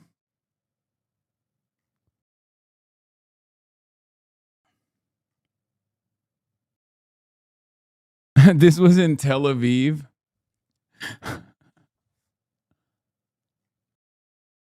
Okay, is this actually him? I cannot confirm nor deny whether this is actually John Fetterman or not. It kind of looks like him, though. Why would I expect this not to be him? That's the real question.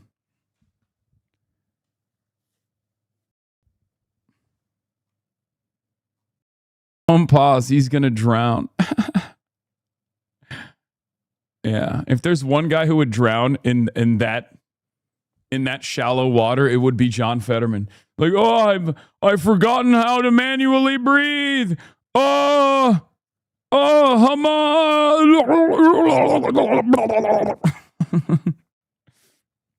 All right.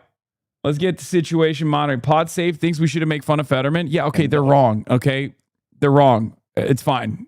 It's fine to be wrong. Your comment is getting taken out of context. Like people are suggesting. He said, "Oh, well, sorry, I didn't mention that." He said, "This will help me put an ogre on a pike." Right, which is about John Fetterman. People are suggesting he was comparing Haley Stevens to an ogre. It does not sound like he was doing that in any way. But also, don't call John Fetterman an ogre. You know, it's not helpful. I think it kind of plays into this belief among a lot of Democrats that the left wing of the party is far more focused on going after moderate Democrats than Republicans. No. I think there's a difference. I think Abdul Al-Sayed and his treatment of like Elisa Slotkin, for example, which has been unbelievably cordial, versus John Fetterman makes sense. John Fetterman is no longer just a moderate Democrat, right? John Fetterman is just a Republican. Many moderate Democrats are also simply Republicans in Democrat clothing, right? But John Fetterman is an ogre. He is a collaborator. He is the most far right. He is more far right than most Republican senators at this point. I'll give you an example. John Fetterman, whose wife, soon to be ex-wife, probably, allegedly, was an undocumented migrant. John Fetterman used to be pro-amnesty. He had a personal experience with this, and he talked about it, and it was a real personal story. You know, his wife is Brazilian. She didn't have the proper paperwork. She finally got it. It was a huge deal, right? John Fetterman is now to the right of Mike DeWine on the issue of immigration. Mike DeWine is the governor of Ohio. Mike DeWine came out yesterday and directly criticized Donald Trump for removing temporary protected status from Haitians in this country. Haitians, up until now, up until the past couple of weeks, had temporary protected status, which means that they had proper clearance, proper authorization to live and work in places like Ohio. This was a huge campaign issue, if you guys recall. Springfield, Ohio, the Haitians are eating cats and dogs, because Republicans just chose to lie about it. They said Haitians actually stormed Springfield, Ohio. They ruined the economy. They ruined the demographics of Springfield, Ohio. Meanwhile, most of the Republicans and most of the people living in Springfield, Ohio, with the exception of some crackheads that they found, were actually pretty happy about the influx of Haitian migration into Springfield, Ohio, because it actually turned the economy around. Another one of these forgotten towns that now had an influx of economic activity, cash, workers. It was good. More tax revenue for Springfield, Ohio. Okay? It caused a revival. One of the greatest examples of this is Hazleton, Pennsylvania. It's another forgotten town that was left behind, that was overwhelmingly white, and then there was an influx of Latino migration into Hazleton, which then created small businesses, created economic activity. Hazleton. Hazletown? Is it Hazeltown or Hazleton? Whatever. It's one of those towns, okay? Hazleton started booming as a consequence of this. Nat Geo actually did a profile on this. It was Trump won, right? The town was on the verge of bankruptcy across the board. People had left it behind. No one cared about it. And then Latinos started moving to Hazleton. And when they started moving there was a lot more economic activity. There was a lot more labor. There was a lot more commerce. And it led to a town revival. But it also changed the ethnic makeup of the town.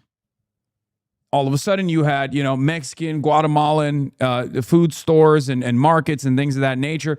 Tucker Carlson famously criticized this change. He said, it's not good that the town is experiencing a revival if the white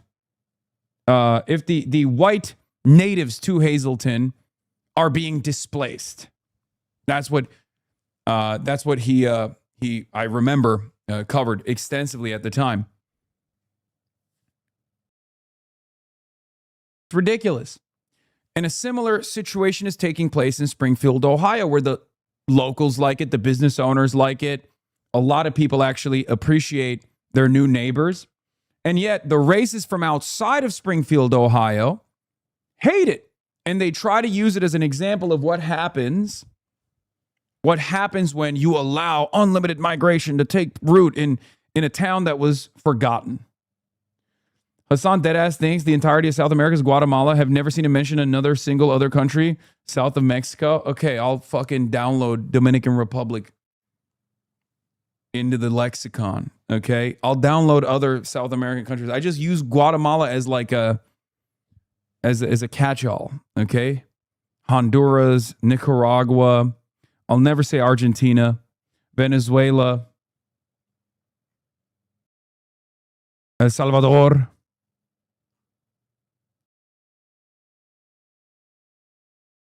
Anyway.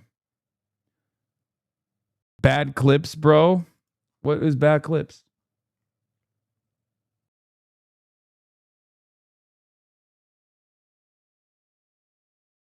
Yeah, it's awful to see these non-Ohio people talk down to our neighbors. Anyone working blue collar or in manufacturing here knows Latino and Haitian immigrants are great workers and great neighbors, great communities. Real Ohioans get it. Yeah.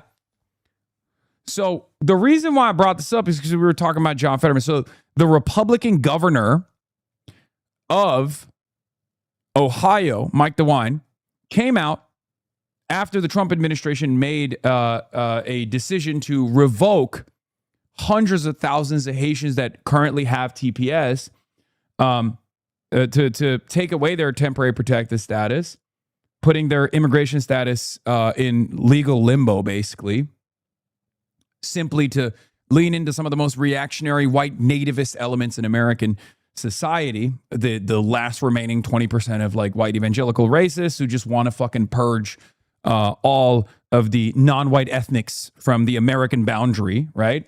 Because it's just for those guys with no real positive economic gains that will come from this decision anyway. And for the record, we can have a separate conversation on whether or not it would be appropriate to do something so inhumane, even if there was an economic advantage, but there is none. So we don't even have to have that conversation. Ohio's Republican Governor Mike DeWine is opposing the Trump administration's move to arrest and deport Haitians following its decision to end the temporary protected status this week, calling it a mistake and a blow to the state of Ohio. This puts Mike DeWine in the woke category in comparison to fucking John Fetterman. Mike DeWine is now further to the left than John Fetterman. John Fetterman, whose wife, maybe ex-wife, soon to be ex-wife, was undocumented. John Fetterman, who ran on amnesty. John Fetterman, who ran on empathy towards undocumented immigrants, is now further to the right than the Republican governor of Ohio. This is what I'm talking about when I say this guy is a separate thing in and of itself. He's not just a Republican senator, he's one of the most right-wing Republican senators. John Fetterman, I mean. He's no longer a Pino. He's no longer a Dino. He's basically one of the most far-right Republicans in office right now. DeWine said in an interview with CBS Monday that immigration and customs enforcement operations against the Haitian community would be bad for Ohio's economy and that of Springfield in particular, where many Haitians have settled. These are people who have helped Springfield really come back, DeWine said to CBS, explaining the Haitians have filled jobs and opened businesses where the economy once struggled. The Haitians who are living there and employed there, they came there to work. And they came there because there were jobs that were not being filled by other people. DeWine also noted that Haiti's security and political situation is still unstable, with gangs controlling large parts of the country and the capital, Port-au-Prince. The State Department has warned Americans not to travel there, and DeWine described the country as being in a virtual chaos with no semblance of government. Haiti is hell today, so you'd be sending people back to hell, DeWine said. Very few of those Haitians will voluntarily go back to Haiti. If they have to leave, they'll go someplace else. They want to work. They want to support their family. They don't want to go back to Haiti. To the Trump administration, none of this matters. White House advisor Stephen Miller is excited at the prospect of deporting Haitians. He has claimed that Haiti is safe for Haitians and celebrated the Supreme Court's ruling allowing the administration to end temporary protected status. We can finally remove these Haitian illegal migrants, Miller said. Literally not illegal until you revoke their TPS. Ironically enough.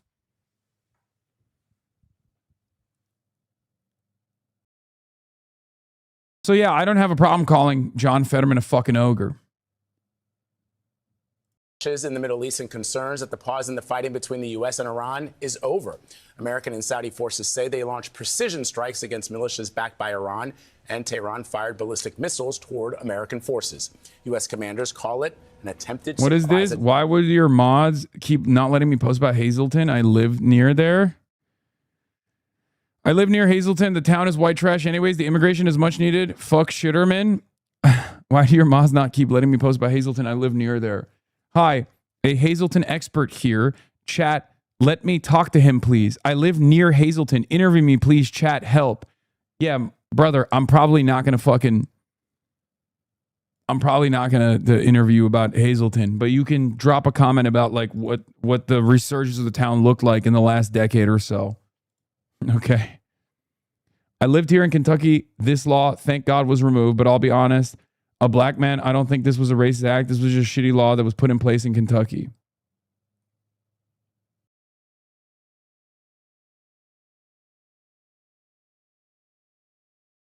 Chat's still arguing about Dom rep, you fucking idiots. It's still Latin America. I'm Cuban and still Latino American. Colombia, Honduras, Panama, Costa Rica, Bolivia, Venezuela, Cuba, Haiti, Jamaica.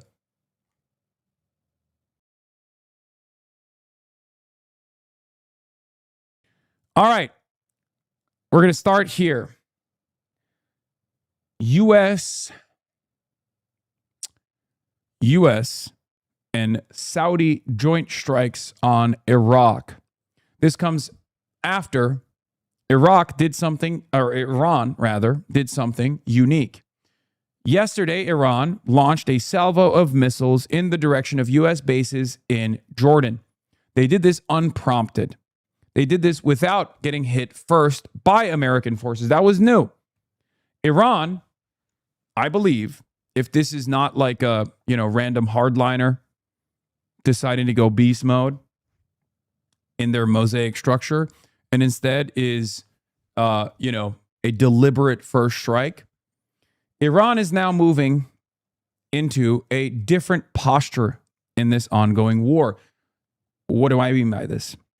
So far, in the last couple of months, throughout the entirety of Operation Epic Fury, also known as Epstein's Fury, Iran has always responded. Iran has always responded to strikes from the American side, strikes from the Israeli Air Force. When I say unprompted, I don't mean they're totally invalid for doing this. They're at war. But the posture from the Iranian side is changing a little bit. And it's important to recognize that. This means that they are willing to engage in non-retaliatory strikes. Up until this moment, all of their strikes were defensive. You could call it defensive. It's tit for tat. American strike Iran, or rather Iran notices America and commercial shipping being violated, like the MOU being violated, and ships transiting through the Omani coastline in the Strait of Hormuz being defended by the Americans, and they strike at those ships to keep the leverage that they have over the Strait of Hormuz and keep the MOU intact. And then America strikes at Iran directly, and then Iran strikes back at the Gulf.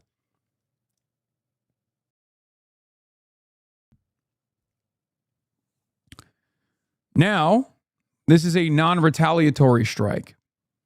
So the posture is different. And it's important because if this continues, that means Iran is now trying to get into the driver's seat. Because up until this moment, as I said, it was more a reactive response, a proportional reactive response from the Iranian side. This will still be proportional, of course, but instead of a retaliatory strike, this is now going to dictate the tone of the theater and give the escalation capacity to Iran.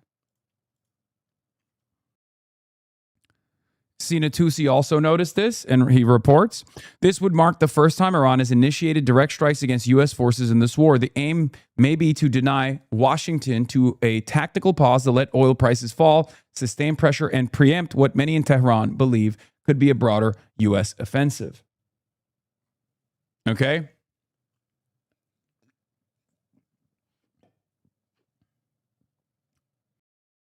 This is important. This changes the nature of this conflict from Iran behaving in a purely retaliatory manner to one where they're taking the driver's seat and increasing pressure on America, because this is a strike that requires a response from the United States of America. So what America does now, this is something that Israel does all the time. So we're used to Israel doing this. This is when Israel was striking Lebanon, for example, when the MOU was being conducted, when the MOU was being discussed, Israel would try to do additional strikes in Lebanon in an effort to see what America was willing to let Israel do, in an effort to see what Iran would do in retaliation. This is not a position of weakness, for the record. Iran's constant impulse to demonstrate escalation dominance, this is from Dr. Andreas Krieg, associate professor,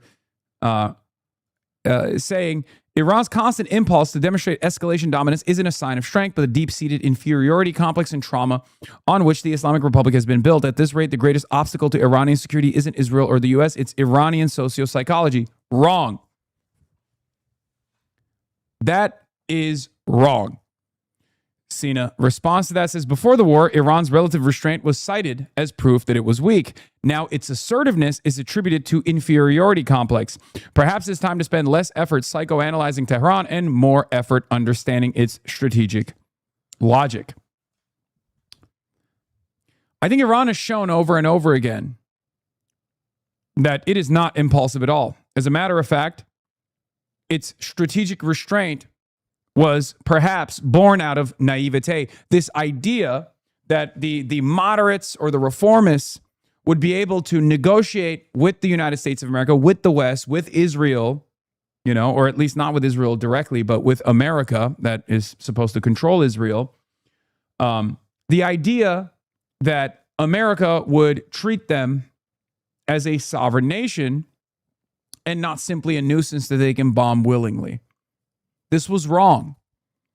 The reformists and the moderates were wrong. The hardliners have been proven correct. Okay? And when I say the current reformists, they're not even real reformists. These are still previously people that were known as hardliners like Galabaf, but they're just more pragmatic. So even that is a shift in the direction of the hardliners, because the current governance structure inside of Iran, with the exception of the president and maybe Abbas Araghchi, the foreign minister, is mostly hardliners that are more pragmatic. So they're willing to negotiate with America at all, but still willing to fight. And the hardliners that don't want to negotiate with America at all and simply just want to fight. So there has been this consolidation of a forceful posture where the hardliners won. Part of the reason why the hardliners, quote unquote, won is because Israel killed all of the reformers. Israel killed all of the people that were always willing to negotiate with the United States of America. Now, the majority, from what I understand, is still in the hands of those who are still hardliners, but not as conservative or as invested in purely fighting. The pragmatists are still technically in control. But the way that the American side has presented this conversation makes it seem as though there is a real crisis in Iranian leadership. They've even gone so far as to lie and claim that the further right, the more right-wing elements within the IRGC have actually won. Right? Araghchi is a reformist? I know, I already brought that up. I said Pezeshkian, Araghchi, those are like the last remaining reformists. They're not technically hardliners, but the rest, like even Galibaf, is a more pragmatic person, but still in the past would have been considered a hardliner.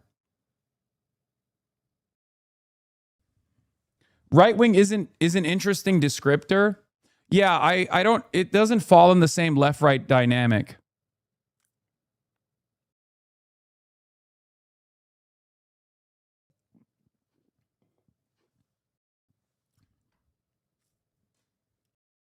Not one reformist got killed. USA want a change of heart.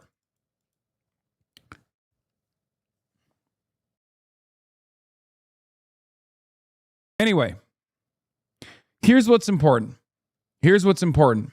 Regardless of the way that the American side, the way that the Western world has covered this as like real chaos in the leadership structure, I don't think there's as much chaos as the way that we're coping here in the West. They definitely are working hand in glove with one another. The forceful military posture creates leverage for those who seek out negotiations. Okay?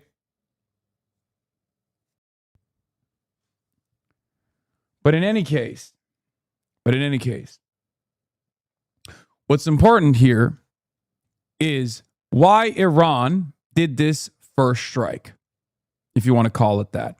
It was a non-retaliatory strike. It was an initiated direct strike against U.S. forces in this war for the first time after 150 plus days. The reason why they're doing that is because they are regaining strategic leverage over the nature of this battle. Okay? That's my speculation. I think that they are doing this to say, look, we hold the cards. Now it's up to you. Will you retaliate? Will you continue this battle? Or will you beg us to a ceasefire negotiation process once again? And this is not just my analysis. There are NATO Atlantists like Dennis Citrinowicz at the Atlantic Council who also agree with my assessment. Danny writes in Hebrew, why did Iran fire? A, the current leadership in Iran seeks to dictate the pace of the confrontation and not merely to respond to decisions made in Washington. From its perspective, an offensive initiative is a way to prove that Iran still holds the strategic initiative. That's 100% correct. They're dictating the pace of the battle now. In the past, they were simply responding. They were simply responsive. Tit for tat strikes. Iran maintains its leverage over the Strait of Hormuz. And fires at a boat that's crossing with their transponders off or crossing through the Omani coastline. America comes back in, starts fucking lasering, Iranian ports and whatnot. And then Iran retaliates by striking the Gulf and striking Jordan and striking American military installations. America in that situation is still setting the tempo. Iran is simply retaliating to American strikes. This is different.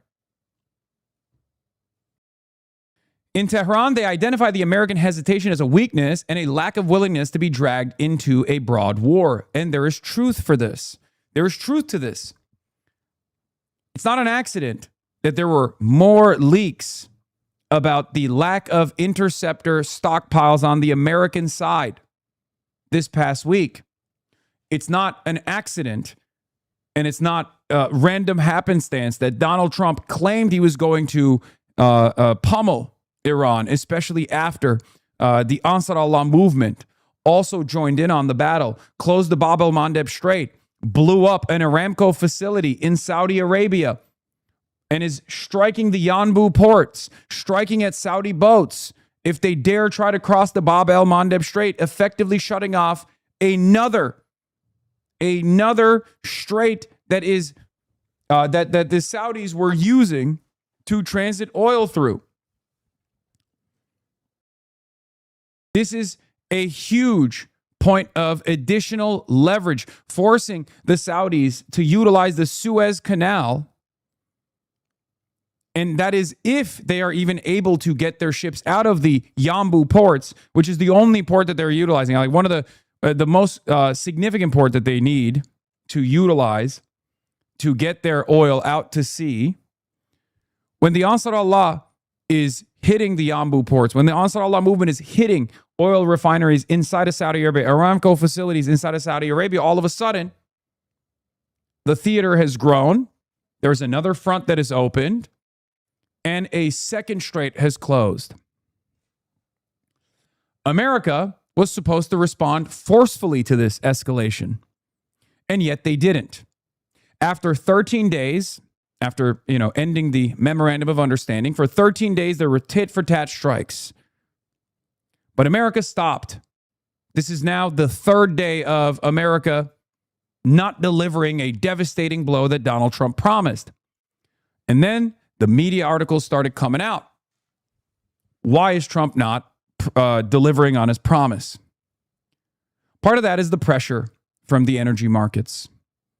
There's only so much financial engineering that you can entertain before there is a hard stop on the strategic petroleum reserves. Okay? There's only so much financial engineering that you can engage in when we're talking about a hard commodity with a global inelastic demand.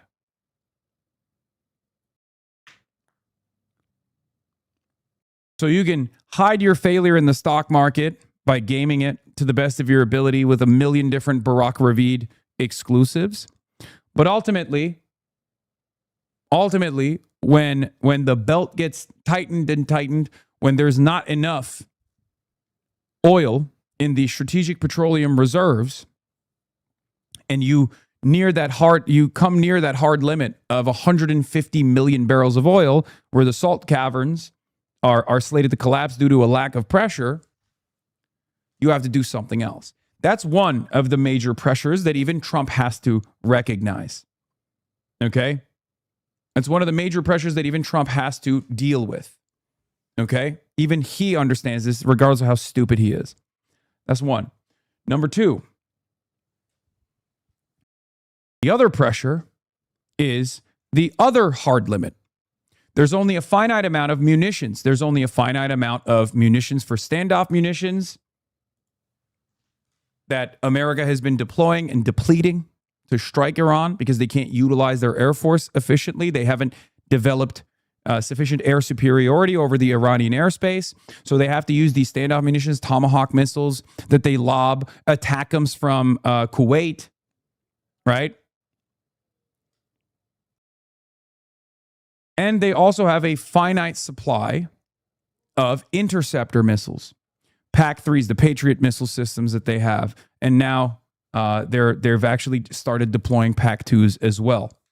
A much older version, a much worse version of the Patriot missile system, which already doesn't have a 100% interception rate regardless. Some of those PAC-3 missiles fail. We've seen one over Bahrain that failed and fell into a residential neighborhood. We don't know how many civilians that killed.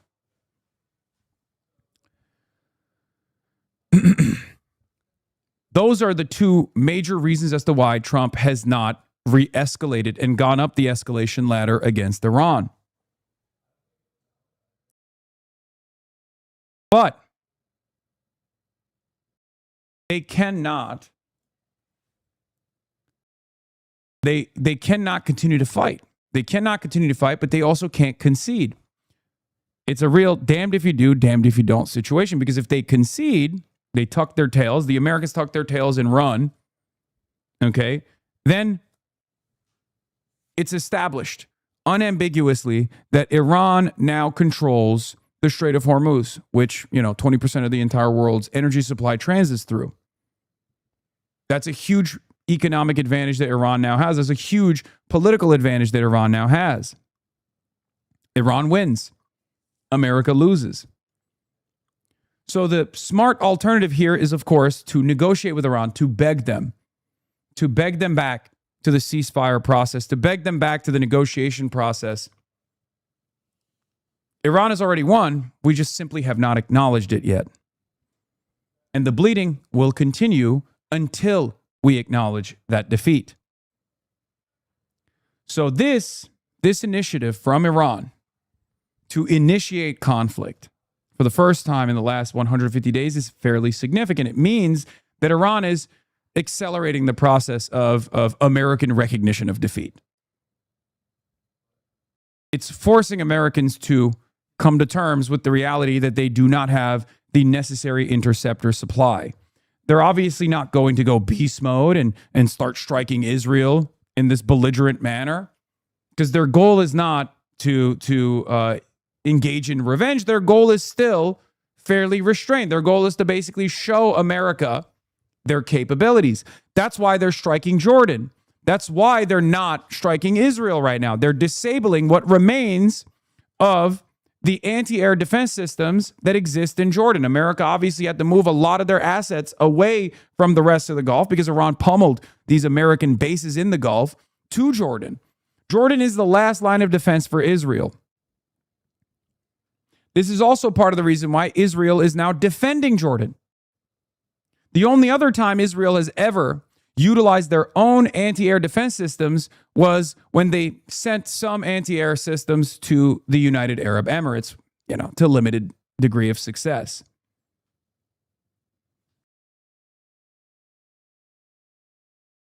Don't strike me. No, I'm not. No, they aren't. Yes, they are. Israeli interceptors are being activated over Jordanian airspace to defend the American military bases inside of Jordan.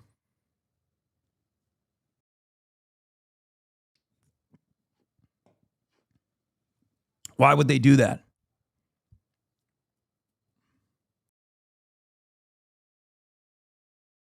Why are you so confident that you know what Iran's goals are in this conflict? Because I'm a secret Shia 12er. Okay? And a practicer of taqiyya. And a prominent member of the Islamic Republic. I am one of the 88 clerics. I don't know. Maybe I'm confident that I know what Iran's goals are in this conflict because I have a brain and I'm analyzing what they've done so far. I'm looking at their historical patterns. I'm looking at the internal conflict that might exist, the ideological disagreements that might exist within the governance structure of Iran. It's not like they're hiding it. It's the same with China. When people say, what are you talking about? Like, what do you mean? How do you know what China's going to do? How are you so confident about what China's going to do? Well, they write it down. They write it down all the time. They're pretty open about it. It's like Babe Ruth. They called their shots ahead of time. We don't listen. We don't take it seriously. And then we're shocked when it happens. And the same goes for Iran. The major difference between myself and many other analysts and those in the commentary sphere is that when Iran says something, I listen to what they have to say. If there is a logical through line with what they're saying and what they're doing, if there's a connection between the two, I take note of that and I remember that the next time around. Iran has shown unbelievable restraint, so much so that that level of strategic restraint was seen as a weakness for the longest time.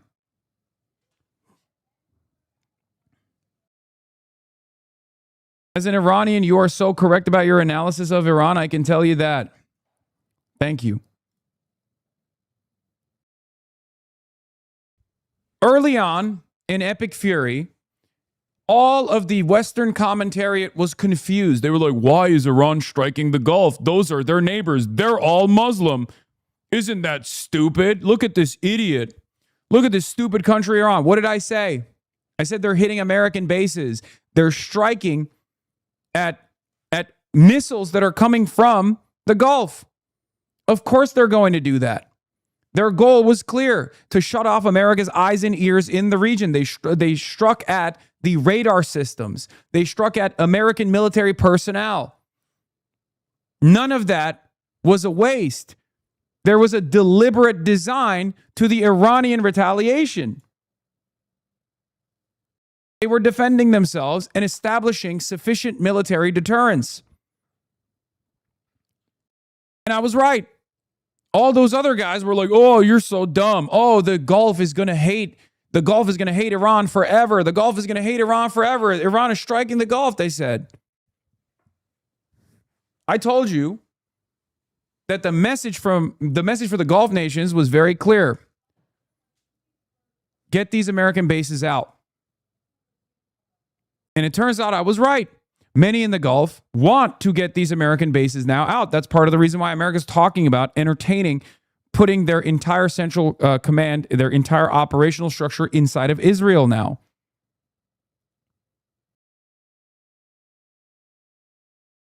Here's another version of those events. Hundreds of Jordanian political, legal, and other figures signed an open letter last week calling for the withdrawal of U.S. forces from Jordan in a rare public challenge to the government, which has long cracked down on free speech and dissent. Anecdotally, my experience is that these operations against Iran in defense of Israel are overwhelmingly opposed by the people in Jordan. You have to remember, a lot of these Gulf nations, and also Jordan as well, they're not real democracies. They're not democratic at all. They're run by fucking kings. Jordan is run by a British puppet.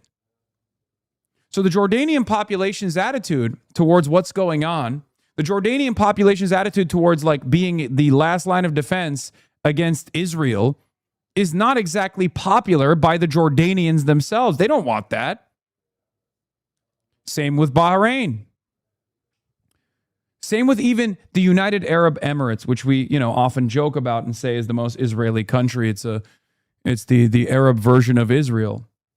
But even amongst the Emirates, the population doesn't want, many people in the population don't want to be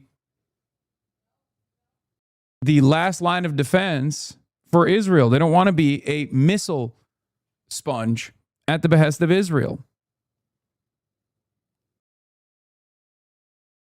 Why would you want that?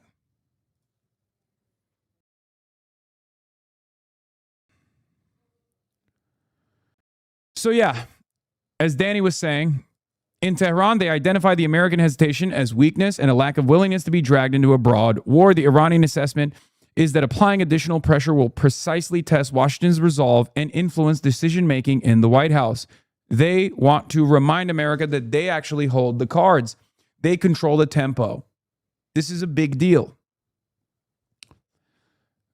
From Iran's point of view, Danny continues, the naval blockade is no longer just a means of pressure, but an actual declaration of war. Unlike the past, the current leadership is not prepared to accept damage to its freedom of action in the Gulf without a significant response. D, there is a direct connection between today's attacks and the activities of pro-Iranian militias in Iraq against Israel, Jordan, and Saudi Arabia. From Tehran's perspective, these are different fronts of the same campaign, whose goal is to reshape the balance of power in the Middle East and erode the status of the United States and its allies. E, this is also further evidence of change in Iran's doctrine following the rise of Khamenei. If in the past, the emphasis was mainly on response and deterrence, today, Iran is also prepared to initiate offensive moves and to rely deeply on its missile array, drones, and regional proxies. In Tehran, they see an opportunity to reshape the strategic reality in the Gulf to their advantage. The ball is now back in Washington's court. In Iran, they assess that a limited American response will not change the reality. And in the end, the United States will be required to decide whether it escalates the campaign, knowing that every escalation is expected to be met with further Iranian escalation. They're making the American campaign more costly. They're accelerating the process of American recognition of defeat. America's already lost. It's now up to our leaders to come to terms with that reality. So Iran is making it more costly. Iran is agitating with pinpoint accuracy. So it's not even about ballistic missiles being launched from Iran and then successfully striking U.S. targets inside of Jordan. It's the act of launching ballistic missiles alone that is applying pressure, that's changing the tempo, that's giving Iran control over this conflict. Iran is now saying, we are no longer going to hold back and wait for American retaliation, or we're no longer going to hold back and wait for America to strike Iran. We will control the tempo, and we will see how you respond. Bottom line, the attack is further proof that Iran has no intention of surrendering and is not acting out of distress or a desire to beg for negotiations. On the contrary, the leadership in Tehran is prepared to take significant risks because it sees the current confrontation as a decisive battle over its regional status and its ability to shape the security reality in the Middle East. Now, that's important.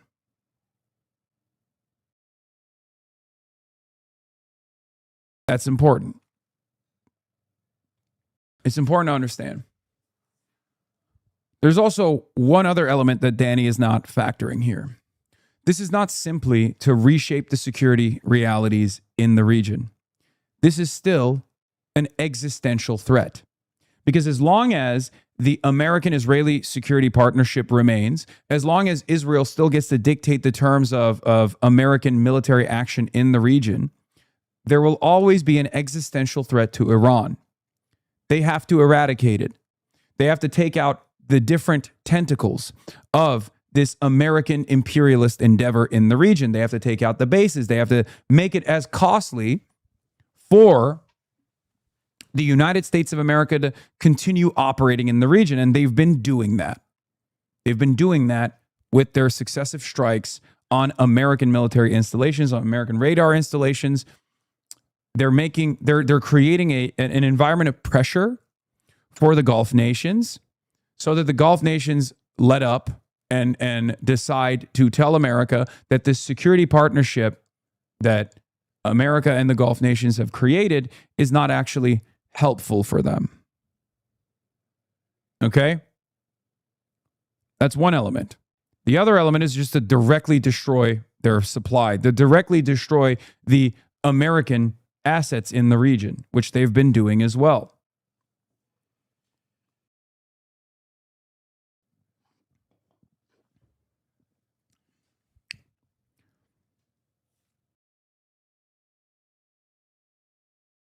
There's also one other point. What is this? Check out this take from someone at the Atlantic Council. The Iran war has only exacerbated long-standing flaws in the U.S. security approach to the Gulf. It's past time for the U.S. to shed ambiguous security guarantees and embrace a more collaborative approach.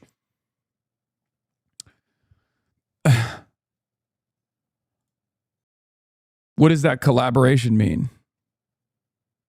To be more aggressive in our posture and just invade Iran militarily? By the way, 48 seconds remaining on level 2 hype train. The Piker Broadcasting Service is sponsored by you, the people, for you, the people. If we get to level 10 hype train, we carry the flame, as you guys already know. We haven't gotten to level 10 hype train and carry the flame, even though I have so many new Charlie Kirk AI songs out there that I haven't played in the last week or so. 20 seconds remaining on the level 2 hype train. You can subscribe for $6 or for free. It's the only way to support the show. 10 seconds remaining. Or gift subs.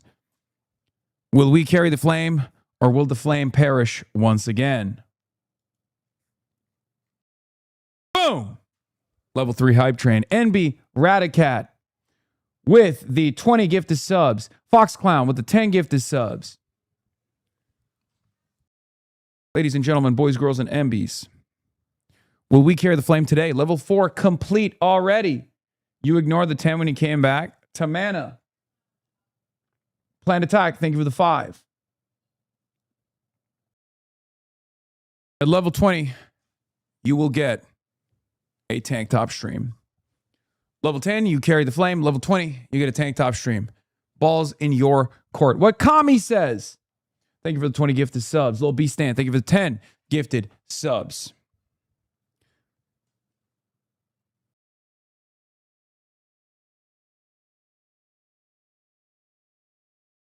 Say wallahi, wallahi.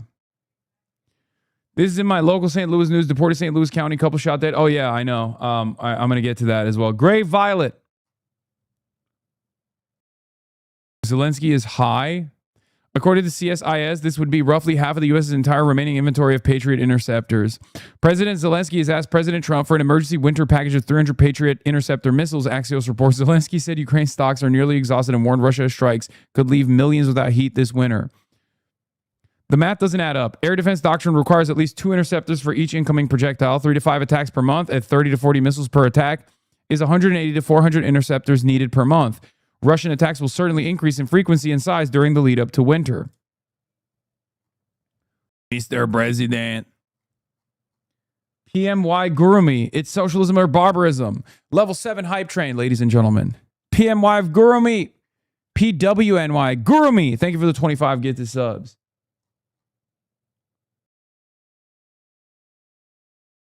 At level 25, you'll call Trump? No. We're not doing that. We got to go way higher than level 25 for me to call Trump. Let's be real. Level 25 will do a workout stream. Fuck it. Why not? The smoking pun.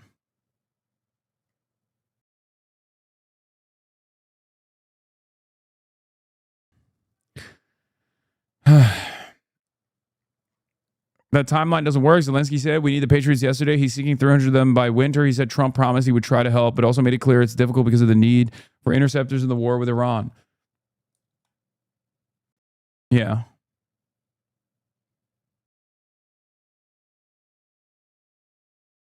It's just ironic that he's asking for additional interceptors while simultaneously expanding the theater of conflict in Iran and only continuing the Iranian battle further. As I said yesterday, the more the Iranian war continues, the less likely it is that you are receiving interceptors, Zelensky. This is why I said it's dumb. This is why I said it's fucking stupid to try to strike Iranian tankers or Iranian ships, commercial ships in the Caspian Sea, to try to make yourself more useful to an insane person like Donald Trump. It made a lot more sense for you to say, look, we are very capable of defending against drone strikes, far better than the Gulf nations. We will give you our expertise. That was smart. Trump obviously didn't give a shit about the smart move, the smart initiative from Zelensky to make himself more reliable, more valuable to the American side. And instead, he did the dumb thing.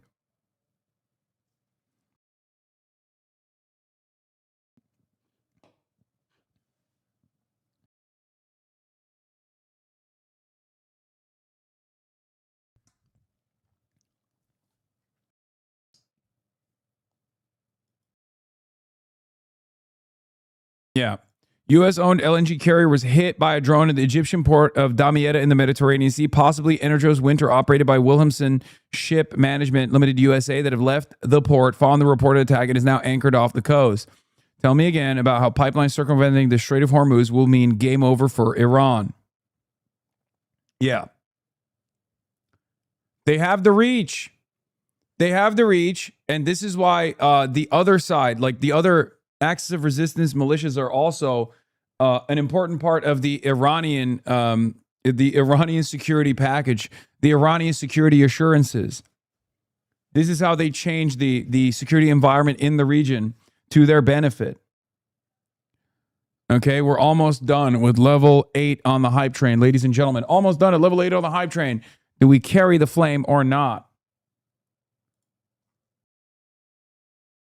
From the Caspian Sea to the Mediterranean, the conflict is expanding. Such is the regional war Trump mindlessly started in February. If tankers can be struck here, traffic entering from the Red Sea or transiting the canal itself is at risk, especially bad for European energy security. Slowly but surely, they're expanding. Slowly but surely, they're increasing the pressure. This will make it far more costly for America, whose primary goal here as the hegemonic superpower is to make sure that people can fucking trade with ease. America, remember, doesn't just have the ambition of like destroying Iran. America obviously also has additional roles to play. One of the most important roles that America has as the hegemonic superpower is to allow free commerce, free flow of trade, is to assure that security for the rest of the world. Otherwise, your military might means nothing. And if you can't achieve that through a military campaign, you have to achieve that through negotiations.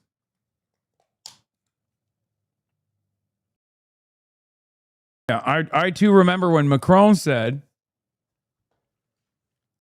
we can do amazing things in Iran.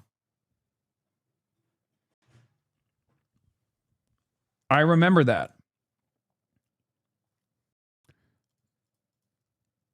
It turns out those things were not so amazing. All right, we're at level 9 hype train, almost halfway. Ladies and gentlemen, keep up the gifted subs. Phytux reports 2 ballistic missiles out of Yazd, Iran, destination unknown. Isn't our dollar basically backed by the idea of us guaranteeing free-flowing trade? To a certain degree, yes. It's backed by the confidence that people have in America maintaining global stability with its superior military. Okay? All of this entire back and forth battle diminishing stockpiles, America not following through on their security promises to all these countries in the region. All of this actually has destroyed the confidence that people have in America remaining the hegemonic superpower. If America can't protect the petrodollar, what can it protect? Bonzer Barry says the first step is accepting the Strait of Hormuz is lost. European allies are refusing to support a U.S. push to create a joint Strait of Hormuz patrol until they see an enduring ceasefire in the Iran war. The latest sign that Washington's repeated bashing of its closest friends has carried consequences. No, I don't think that's they're puppies, okay? European leaders are servile dogs. They would willingly follow Trump, regardless of the way Trump talks about them or talks to them. The reason why they're not doing this is because they understand the situation. They understand the dynamic. They understand that there is no benefit to sending naval assets to the Strait of Hormuz when America can't even guarantee trade security to the oil tankers, to the to the shipments that are trying to transit the Strait of Hormuz, while Iran is still clearly peppering those ships with drones. The 30-year Treasury yield, which moves with inflation expectations, jumped to 5.21%, the highest level since mid-2007.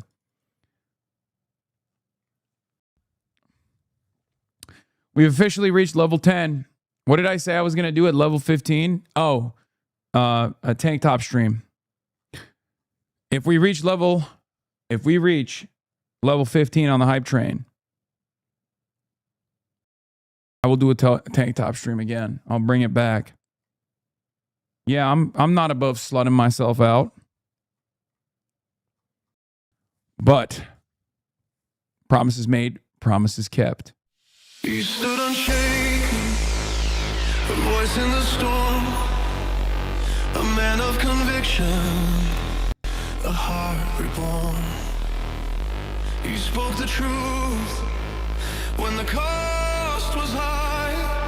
He lived for Jesus. This is the Agartha remix. We Are Charlie Kirk, Agartha hardstyle remix.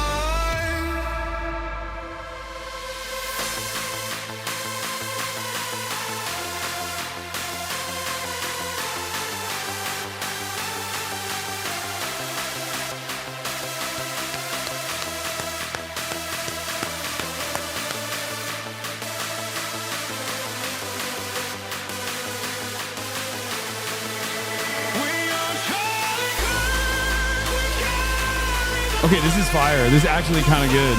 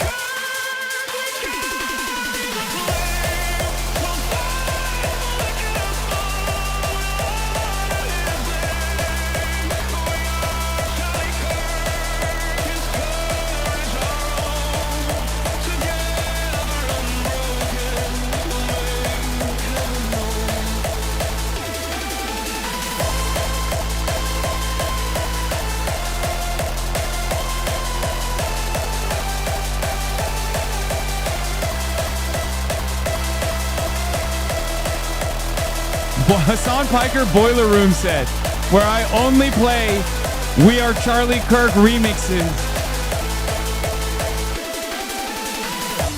with a tank top at level 15. Oh my God, it's still going!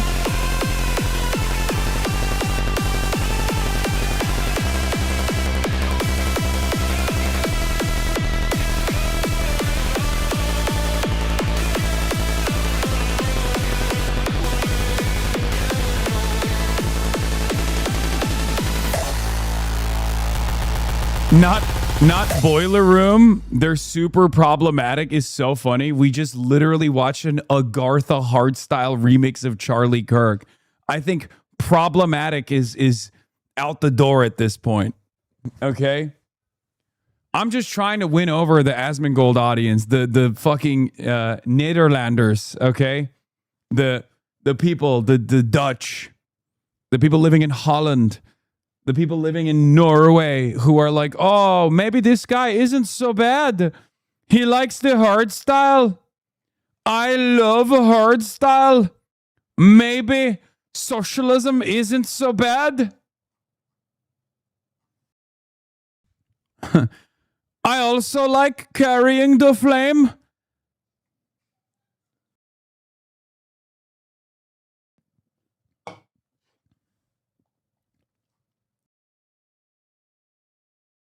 Why do you lie to your fans in here? About what? Gaming?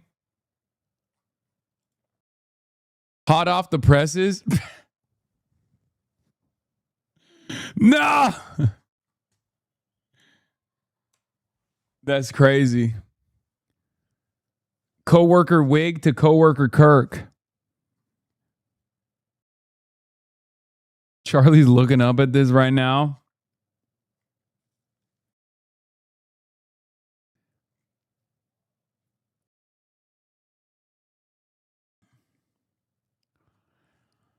Wow, we are, thank you, Burley, level 11 hype train. Thank you, Burley. In half an hour, I will be talking to Trita Parsi about the situation. We will be monitoring the situation together.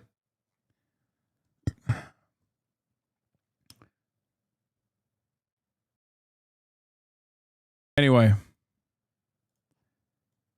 Violent clashes in the Middle East and concerns that the pause in the fighting between the U.S. and gotta Iran pee. is over. American and Saudi forces say they launched precision strikes against militias backed by Iran, and Tehran fired ballistic missiles toward American forces. U.S. commanders call it an attempted surprise attack. Charlie D'Agata is in Jordan with the very latest. Charlie, good morning. Good morning to you, Vlad. 4 days of relative calm was shattered overnight with those two dramatic developments, that surprise attack aimed at U.S. forces and new U.S. airstrikes in a joint operation with Saudi Arabia for the first time.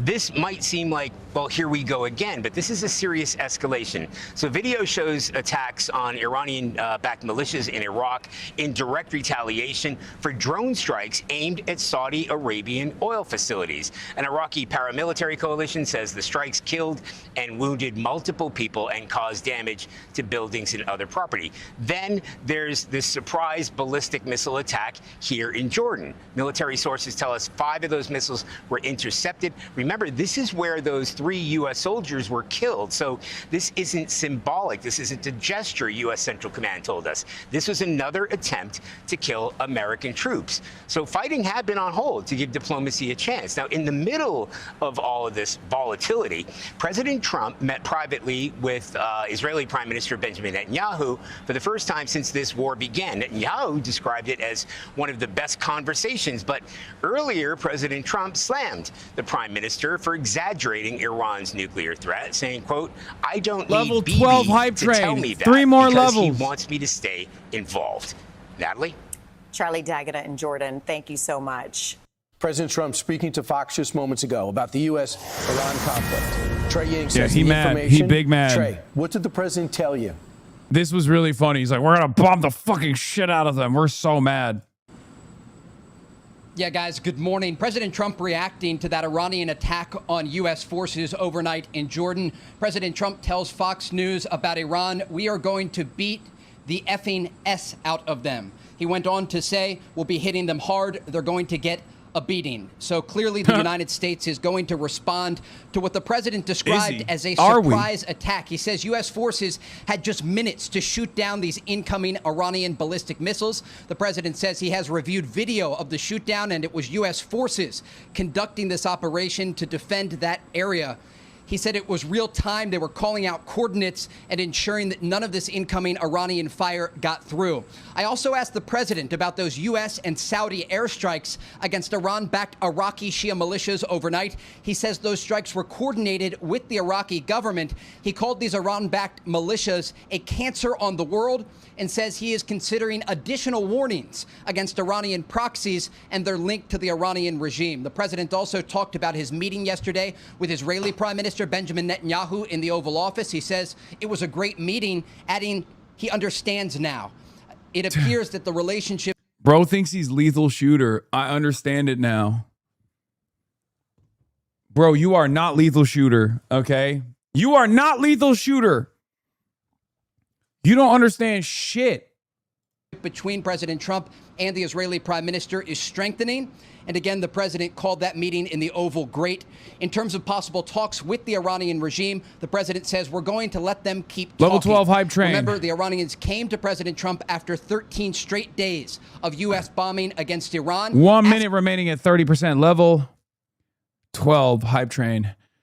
It seems like we are capable of carrying the flame, but maybe we are not capable of getting to a tank top stream. Asking to meet about the Strait of Hormuz and their broader nuclear ambitions. And those talks are taking place as we speak behind the scenes. And then this surprise attack launched against U.S. forces overnight. And again, President Trump telling Fox News, we are going to beat the effing S out of them, and that U.S. strikes will take place against Iran in response to this surprise attack overnight against U.S. forces in Jordan. Guys? So what's intriguing, too, is we understand the previous attacks were with Saudi Arabia. You know, this whole thing started with epic fury with Israel. Amy on. Do you sense that there might be a comprehensive Kick by the ounce. plan in place or working on it? It's that would Myanmar. involve Kuwait, Saudi Arabia, UAE, Mr. Fancy who Penguin. at various times have taken unilateral action on their What own. Kami says, along with the IDF. with another 20. It's absolutely possible because the Iranian plan here backfired. 20 By seconds attacking remaining, all of almost these done with Gulf level 12. countries, Level they 12, built 20 an seconds informal remaining. coalition that is now targeting Iranian proxies in the region and even Iranian territory. And we saw that last night on display. Saudi Arabia publicly admitting that they are participating in strikes against Iranian proxies in Iraq alongside U.S. forces. And other countries in the... We made it to level 13 hype train, ladies and gentlemen. I also have an update on this lesser known guy, Benjamin Netanyahu. Benjamin Netanyahu's standing among Republicans has collapsed by 33 points since May. In May, Netanyahu was plus 47. In June, he was plus 24. And now he is plus 14. Now he's still in the green. But even the fucking cult is breaking with the real American president. And maybe perhaps they want the actual American president, President Donald Trump, to come back into the seat of power. I don't know.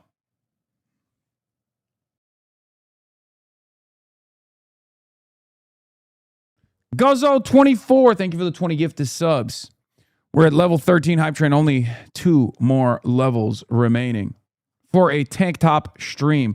You denigrated the sanctity of the hype train promises last month. You can't act surprised. I mean, the tank top one is an easy one.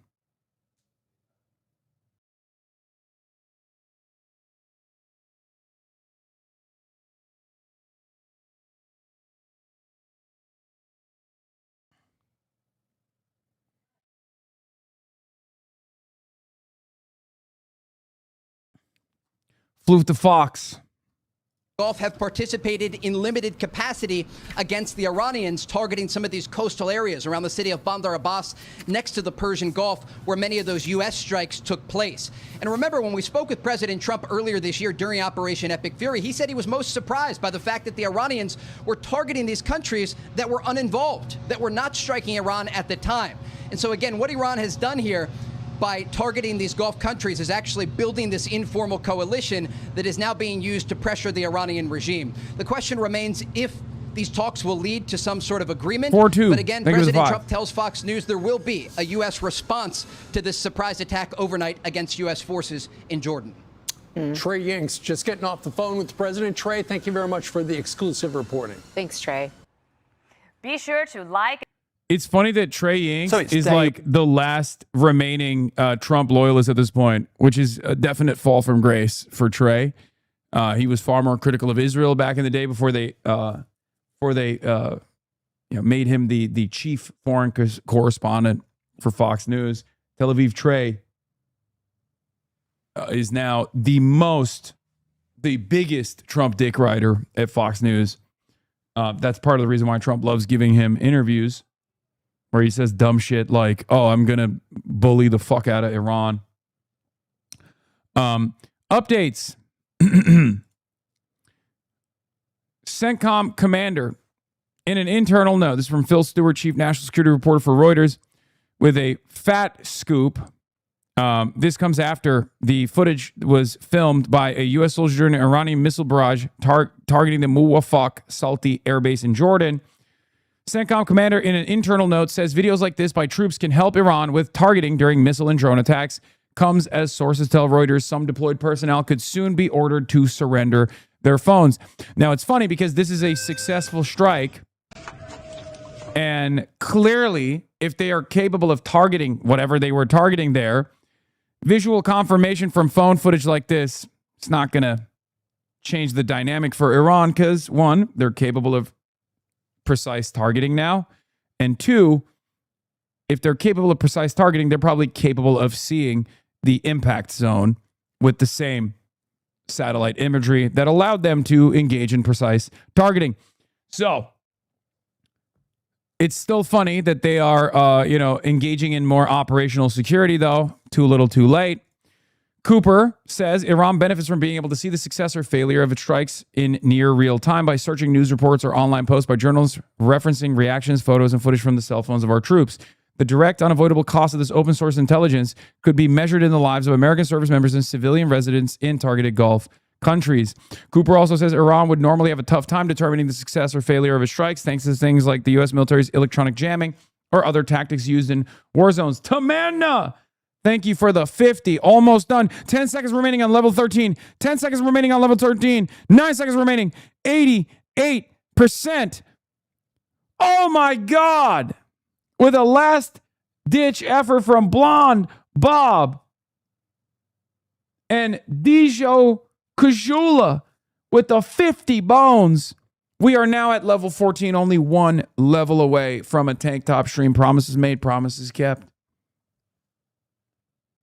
Promises made, promises kept. The only way to fight back against cooter maxing is by gun maxing. Just watch this real quick to hype everyone up. Look at this guy shamelessly engaging in self-promotion. An anonymous user. Holy fuck. Amy Leon, thank you for the 50 gifted. Killer Diller. Moswin.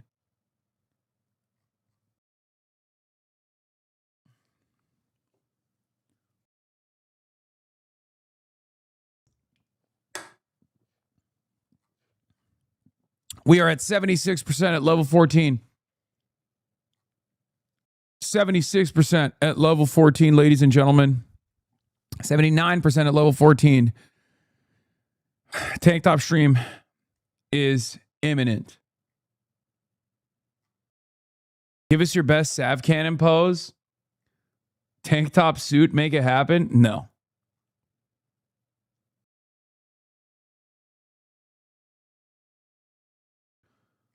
I'm not. Tamanna, Blonde Bob, another anonymous gifter. Butterfan. Oh my God, we did it. Level 14. Level 14. Tank top streams are back. Tank top streams are back. Hasan Piker promises oiled up chest, armpit, and feet stream at level 15 hype train. That's not what I promised. I just said tank top. You are arriving at ridiculous conclusions. Okay? You're arriving at, that is an exaggeration that was never promised. Okay? That was never promised. Wear this instead.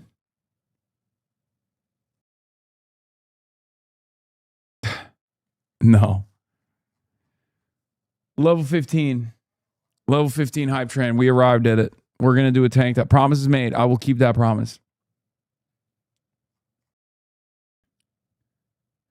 Open your purses. 10 more levels for a workout stream? Yeah, that's not going to happen. I don't think we're going to get to level 25, but I will do a workout stream as well if we get to level 25.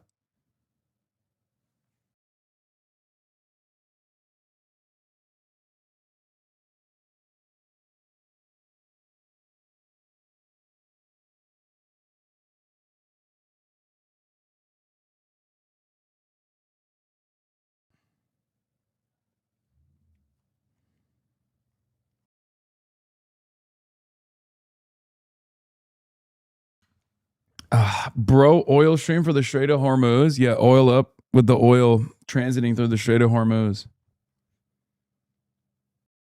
Tank top stream with Norm? No, I'm not going to wear a tank top when I'm interviewing Norm Finkelstein after years and years. You're out of your dang mind.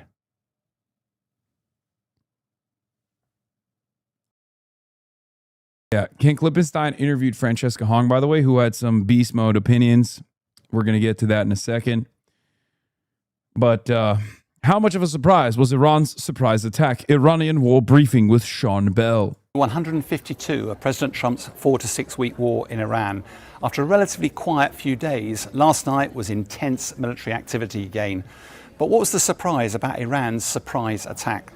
Overnight last night, we heard that 3 oil tankers were attacked in the Strait of Hormuz. It looks like they were passing in the southern route, which is very close to the Omani coastline, supported by American ships and in direct contravention of the clear route by Iran, which is operating up to the north.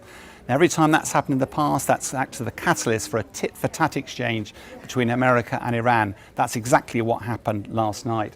As a result of that, America attacked a series of military targets around the Strait of Hormuz, deliberately designed to try to reduce Iran's ability to strike back and to strike commercial shipping. Meanwhile, the Iranians, in response to those attacks, therefore targeted the region, went across and targeted American forces in Jordan with a series of ballistic missile strikes. Now, Central Command have said that all of those ballistic missiles were intercepted. The challenge, of course, is that what's actually happening here is that there's a regional conflict that's expanding well beyond the boundaries of Iran. There are a number of Iranian-backed militia groups operating in Iraq. Some of them have been attacking American facilities and Saudi Arabian oil facilities. There have been 30 drone attacks in the last 72 hours. Central Command announced that there have been a number of attacks at 1 minute into Iraq, remaining. targeting military facilities there.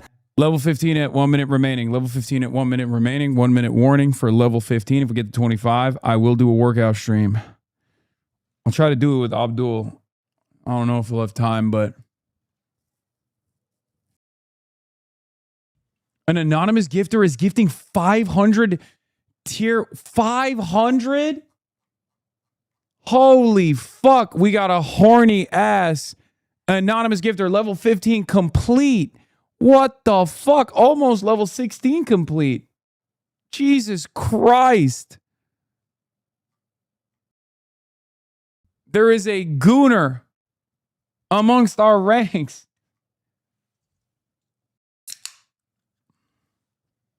We got Oilers back in the fold.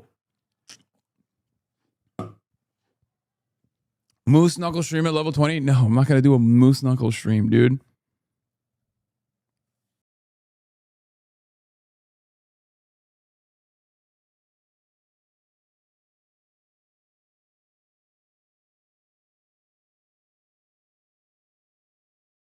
Lindsey Graham gifting from the grave.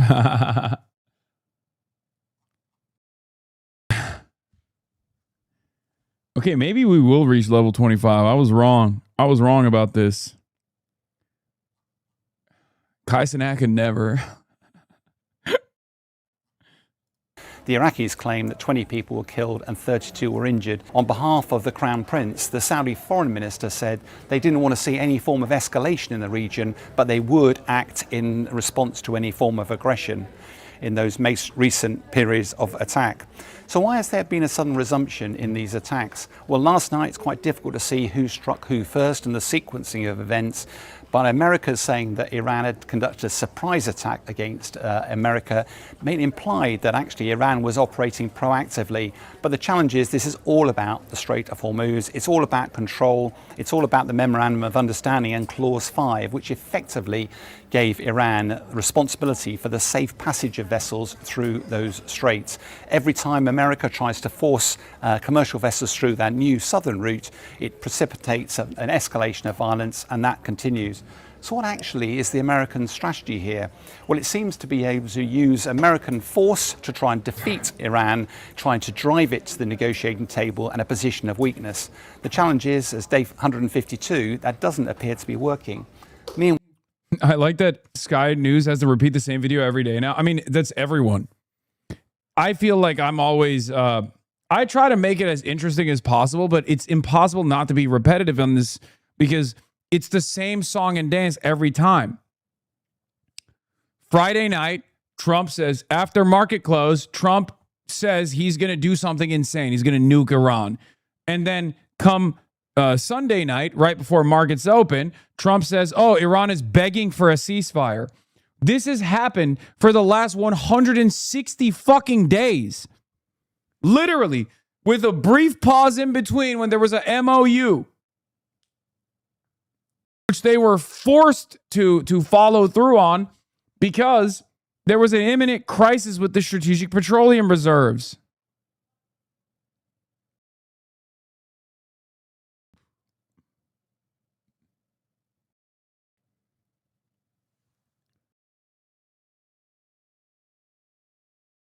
Fuck a tank top, post, meat, coward. Okay, chill. Level 16 hype train, 1 minute remaining. Level 16 hype train at 92%. Level 16 hype train, we're about to hit level 17 hype train with 1 minute remaining. When will you interview Norm? We'll take leave from work. Okay, that's insane, Miss Pickles. You shouldn't take leave from work just to listen to me interview Norm. But it's tomorrow.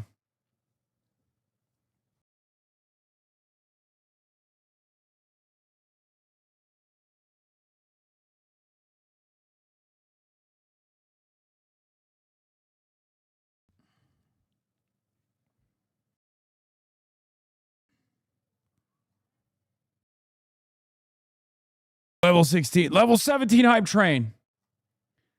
Tank top stream with Norm Finkelstein. No, I'm not going to do a tank top stream with Norm Finkelstein. I will do it on the weekend, which is when I will be in Michigan. I'll bring in a fucking tank top to Michigan. Well, what's happening? What's the Iranian strategy here? Well, the Iranian people are definitely suffering as a result of this war.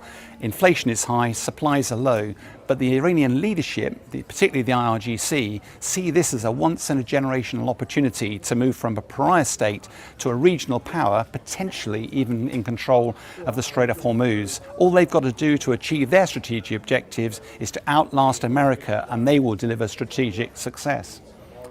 So, of course, where does this leave us in the whole process? Well, when President Trump first started this war, he announced it would be a 4 to 6 week war, and the much anticipated and crucial midterm elections in America were many, many months away. However, we're now day 152 of the war. There's less than 100 days left before those elections. Crucially, America does not like this war in Iran. President Trump's personal popularity has dropped. This is not the legacy that either President Trump or the Republican Party would have anticipated. You know, nobody was able to bring people together quite like my... Defiant Netanyahu promised to go to New York after Mamdani threats. Yes, the real president went to Sean Hannity, by the way.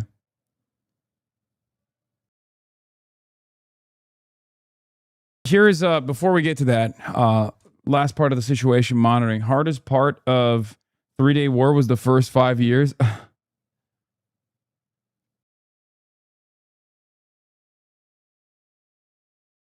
What the fuck is this? Using experimental quantum lip reading AI classified DARPA. Here's exactly what he said. Okay, dude, come on. Come on. Crazy a foreign PM can do this. A foreign PM warns the United States that he has deployed armed forces on his soil to act against his law and against his law as police and army. Netanyahu says Israel has special forces ready if arrested. Vows New York City visit. Yeah, I don't know if he realizes what that sounds like.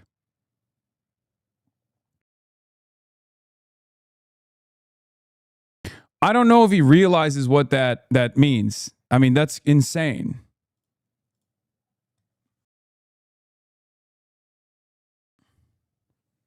That's an insane statement, but I guess it's fucking beast mode. We're at level 17 hype train with 2 minutes remaining. 2 minutes remaining.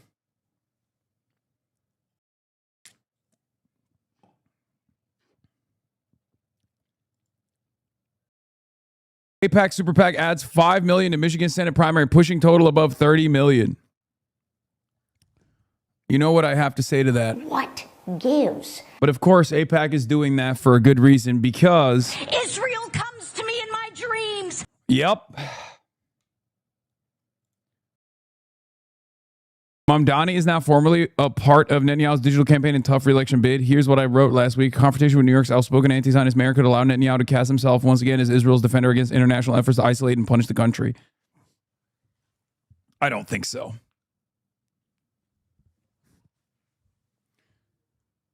I mean, good luck. Good luck to Bibi on that. It's not going to work, I don't think. Prove the old man wrong, get to level 25. I don't think we can get to level 25. We're at 1 minute remaining. Or less than 1 minute remaining. 1 minute remaining at 11% at level 17. I don't think we're getting past the level 17 chatters. I just got out of a work meeting. Are you still doing tank top stream at level 20? No, I said I was going to do a tank top stream already and at 15, and we passed 15. I said I would do a workout stream at 25, but we're not getting there.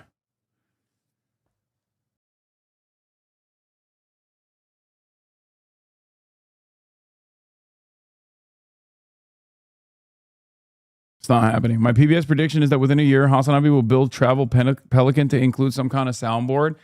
Probably not, because the Pelican is super tight right now as it is. It's like it's filled to the brim. So I would have to get like a larger Pelican, which would not be carry-on sized. So I'm not going to do that most likely. I mean, I guess maybe, probably not. Level 17 show hole. No, that's not happening. All right. New estimates of American PAC-3 and THAAD anti-ballistic missile interceptor stockpiles in American inventory from the CSIS. Roughly a third of pre-war Patriot interceptors are estimated to remain. This is not good.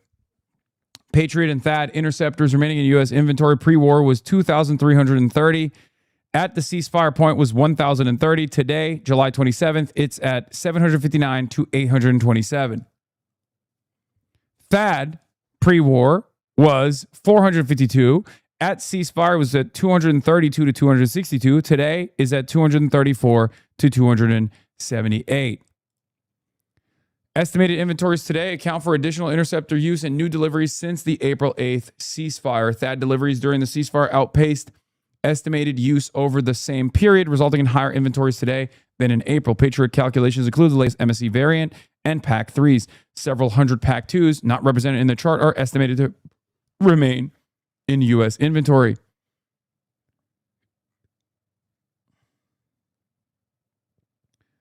Which, once again, means Ukraine is not getting any fucking Patriot missiles. That's what it means. Oh, hype train over. That's what that means. How the fuck is Ukraine receiving any PAC-3 Patriot missiles that they are demanding from the American side to the tune of 300 as Zelensky demanded today? If America continues his war with Iran, why would Ukraine try to enter the Iranian theater, only extending the Iranian conflict if they were successful, right? When all of those fucking Patriot missiles are being utilized in the Gulf, mostly in Israel. As we've been reporting since April, the stockpile issue at this stage is one that largely centers around concerns the U.S. military may not have enough munitions for the next conflict. Analysts and sources have consistently warned that continued fighting with Iran could deplete stockpiles to the point it could impact the U.S. military's ability to fight with China or even North Korea in the future. It's actually worse than that. I don't think it's just for potential conflict with China or Russia. I think it's worse than that. I think they don't have enough for this conflict. That's the real secret. The real secret is not that, oh, we won't have enough for China. It's not like we're going to fucking wage a war with China. That's insane. If you think tomorrow China decides, fuck it, we're going beast mode, we're going to militarily invade Taiwan. If you think America is going to then shift their priority to defend Taiwan, you are the most delusional person on the planet.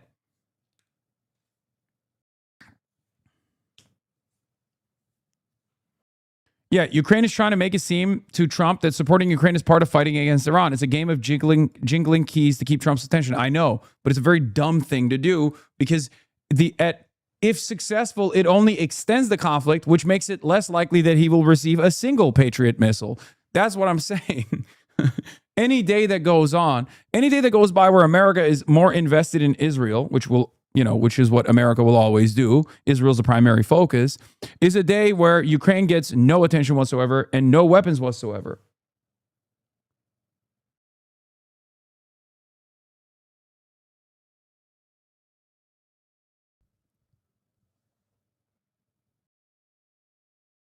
You're telling me this doesn't make you want to defend Israel? Yes, for the boomer cons, it does.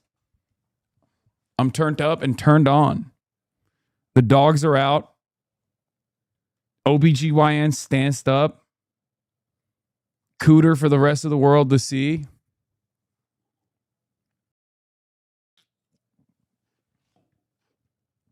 This makes me say, Israel comes to me in my dreams. Straight up.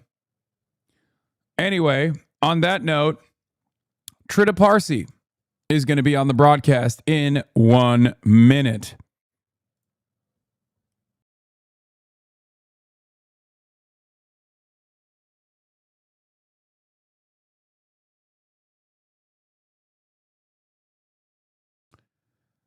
I don't think he's here yet, but he will be on in 1 minute.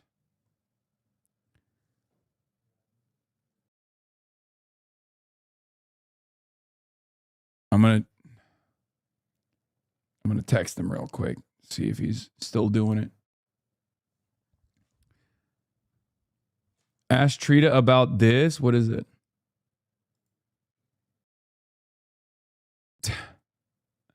Okay, Trita is here. Hello, Trita Parsi, Executive Vice President of Quincy Institute, is in the building, ladies and gentlemen. Hold on, let me change the... There it is. How you doing? Okay.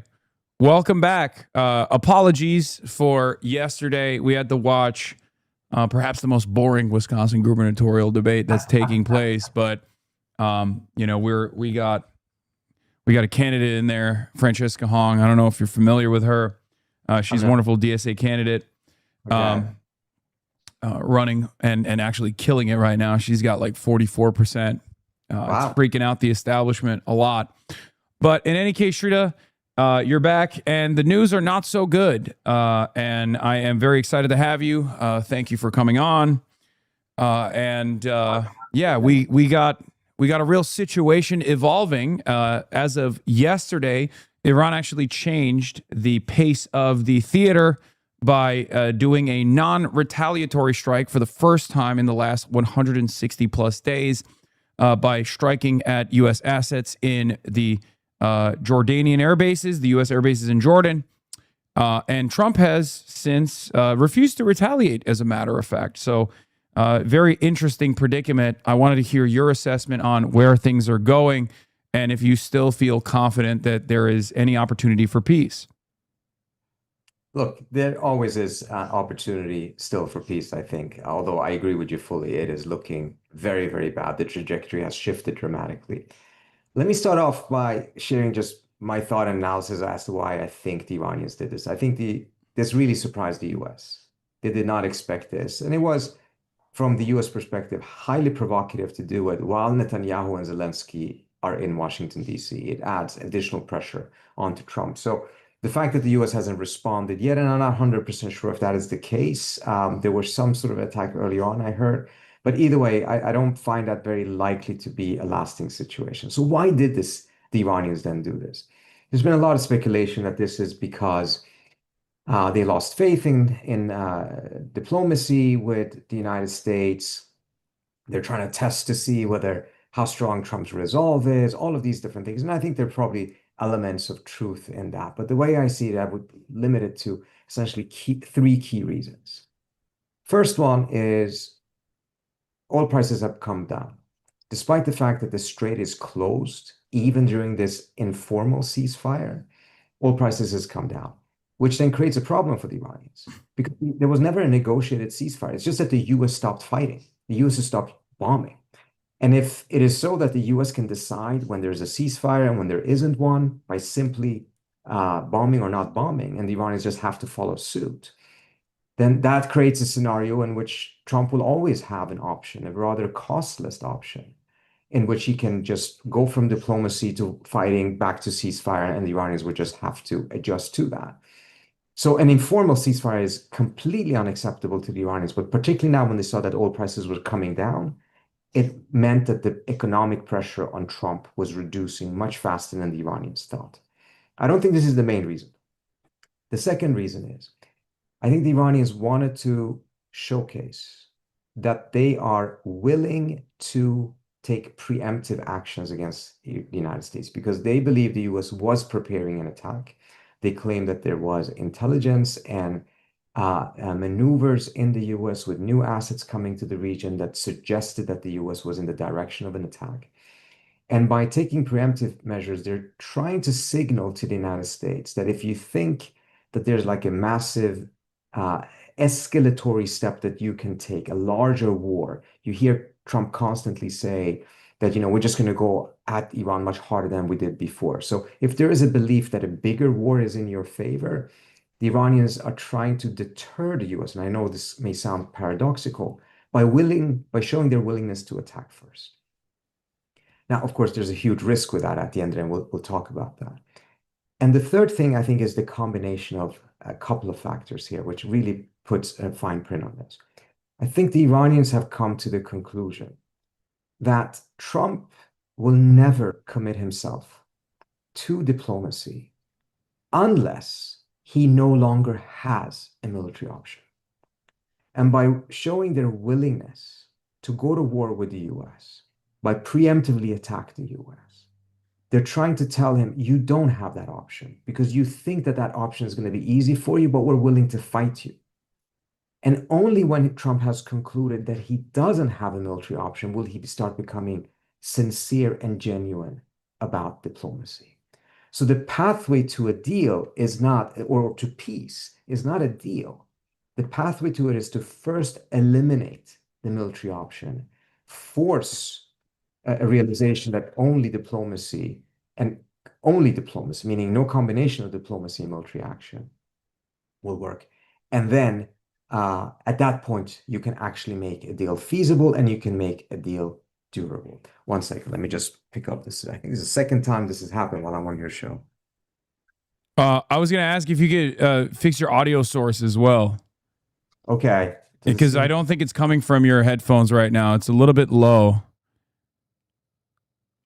Potentially. You are correct. Yeah.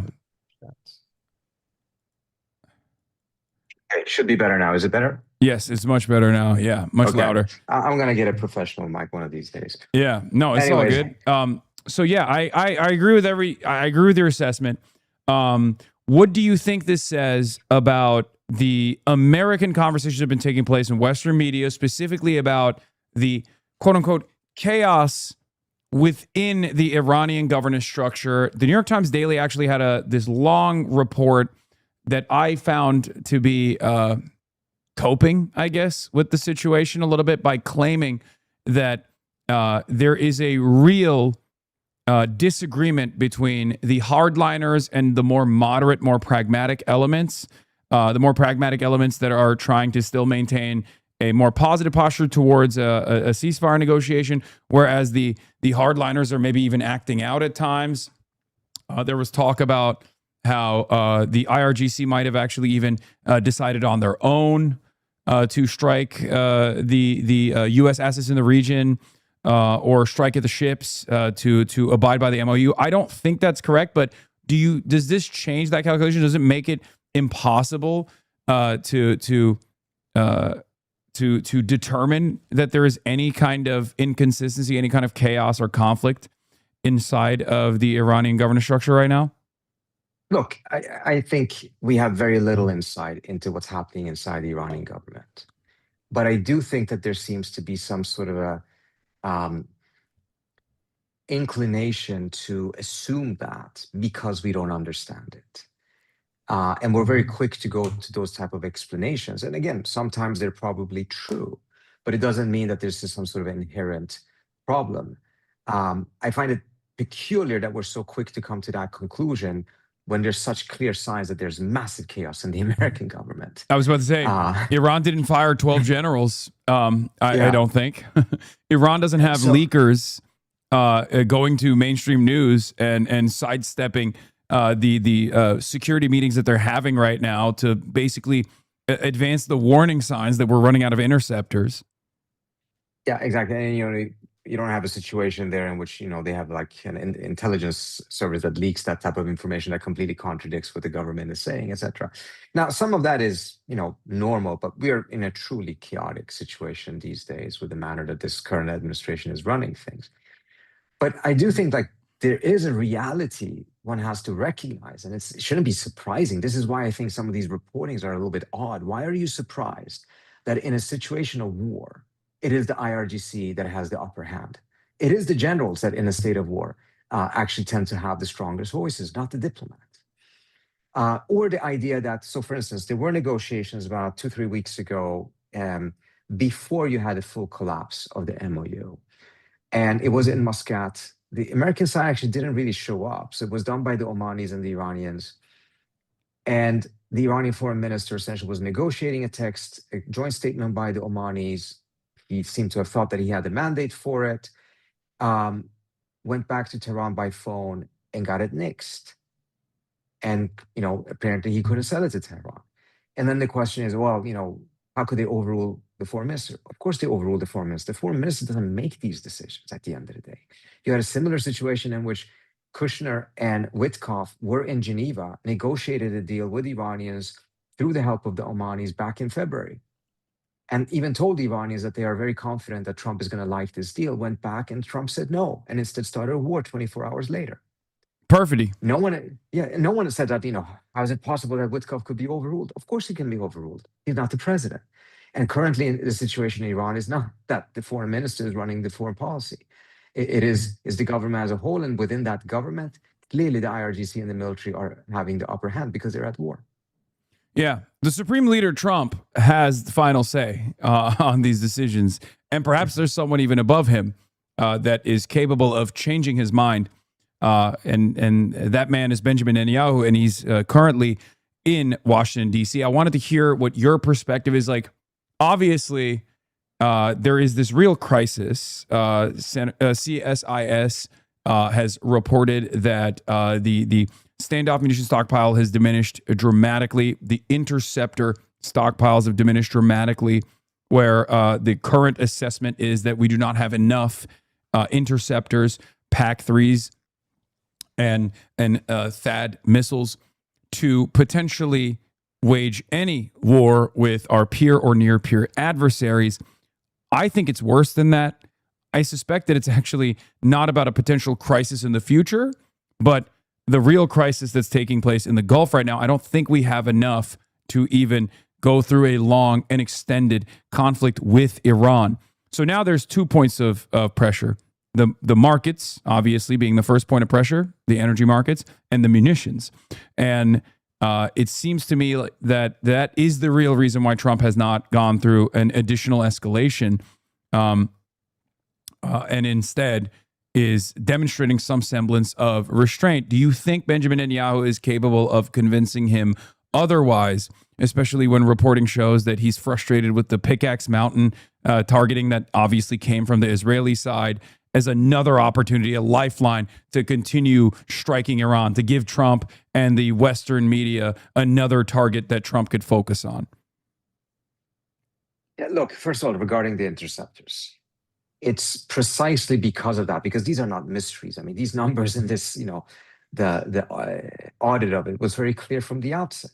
So the only way going back to war really could work was if it was a new plan with some new intelligence and some new ability, capacity, some new tactic strategy that would ensure a victory in very short order. Because if it was dragging out, then yes, this problem with the interceptors would very quickly rear its head.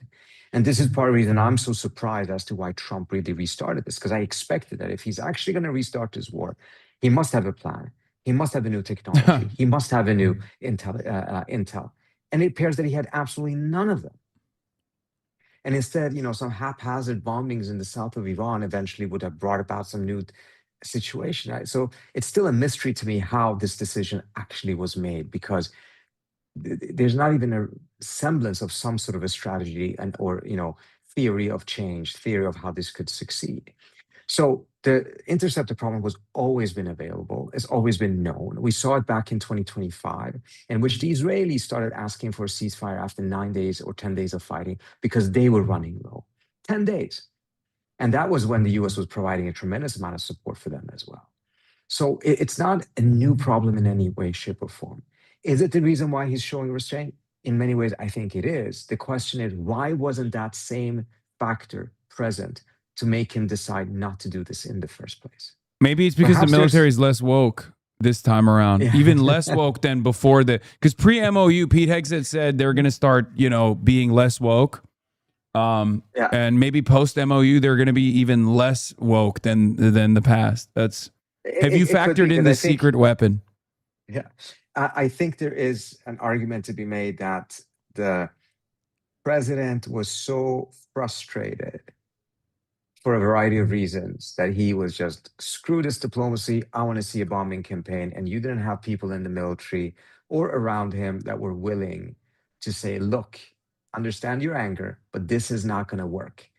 That Trump was simply not receptive to that. And he wouldn't be until he had proven to himself that this won't work, which happened about 7 to 8 days into this war. Yeah. And as a result, now he's more susceptible to that article, which then comes to your other question, which is, can Netanyahu nevertheless shift it around?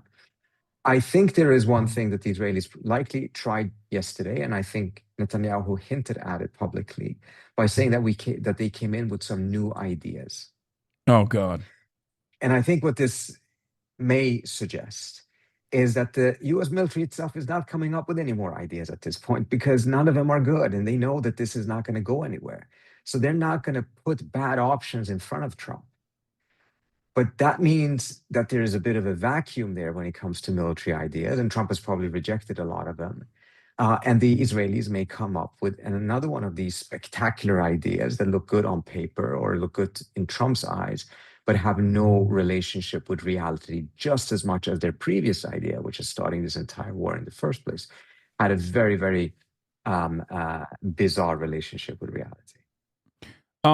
As far as new ideas goes, I mean, the old idea is obviously the last remaining step on the escalation ladder from the American side, which is a ground invasion of the coastal islands and maybe even the Iranian coast. Now, of course, this is a spectacular failure that's imminent, a lot of military casualties. Trump's also very reluctant to go the full distance and actually put boots on the ground. He has consistently refused to do so in the past. So is there any chance that the administration tries to fight their way out of this, by your estimation, considering that it is kind of the last remaining option, because we've been doing the same thing over and over again? It's very clear that an aerial bombardment campaign is not going to create regime change at all. And America's not even gaining sufficient leverage over Iran in the process. And every day that this continues, Iran is actually gaining additional leverage over the oil markets. So I wouldn't even concede the idea that this is an option unless Trump, the people around him, and the military are willing to accept thousands of American casualties and killed, because that is what this would be. And they know that. They know that already back in the first round of this war, in which they looked at those options and ultimately decided not to do it.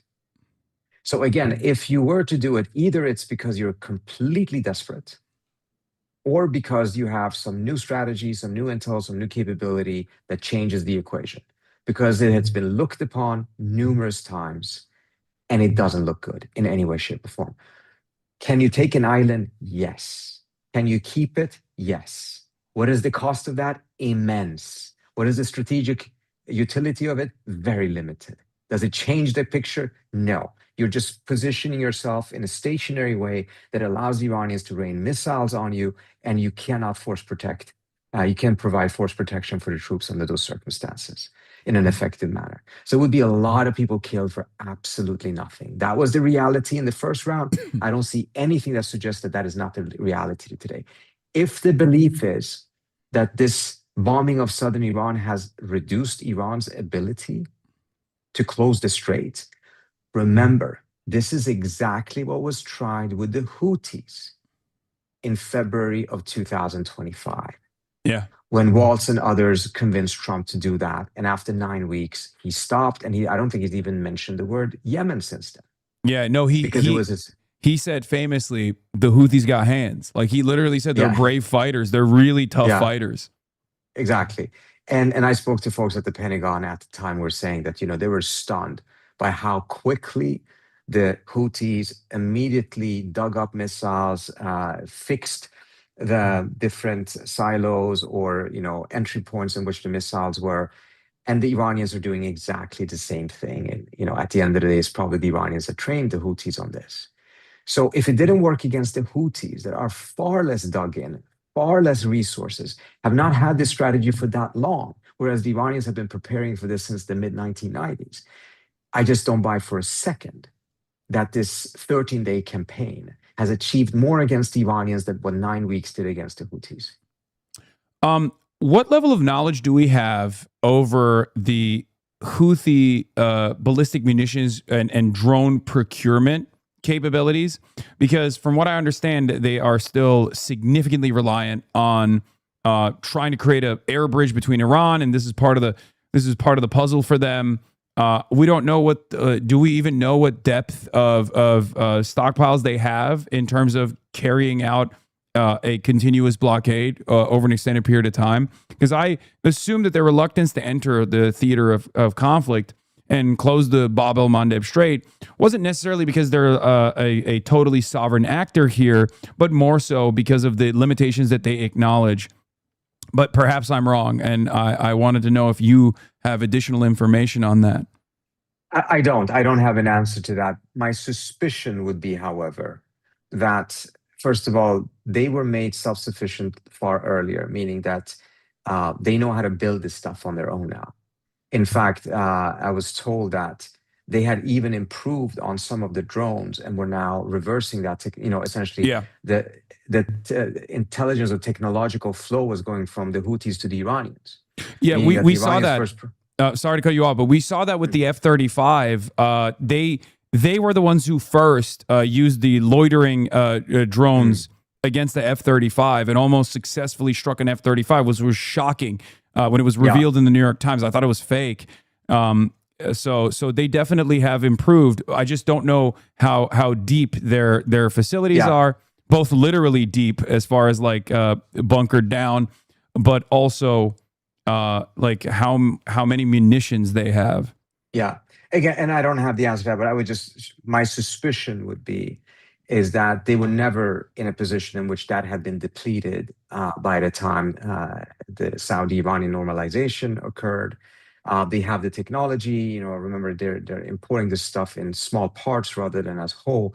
And as a result, I think it would be rather safe to say that they certainly have the capacity to carry this on for some time. How long, I don't know.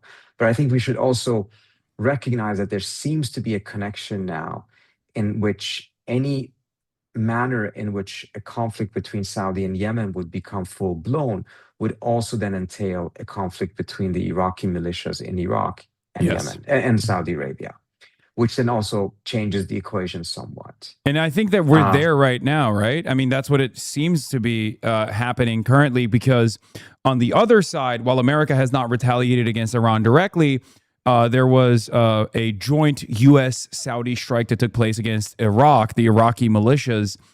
What does that say about the theater of conflict expanding? Well, I think this was most likely a warning to essentially suggest that if the Saudis go in that direction, it will not just be with the Houthis, it will also be with the Iraqi militias. And by the way, there were elements of that before as well, in which some of the attacks on Saudi Arabia actually came from the north, from Iraq rather than from Yemen itself. Now, are we fully there? No, we're not fully there, but I think we are inching there. I think they're showcasing their capability, and the Saudis and the US are showcasing what they're capable and willing to do in return. And we saw with that strike, I think there were about 20 people killed, including 5 IRGC officers in Iraq. So we're seeing a horizontal escalation that goes beyond what we saw in the previous round of this war.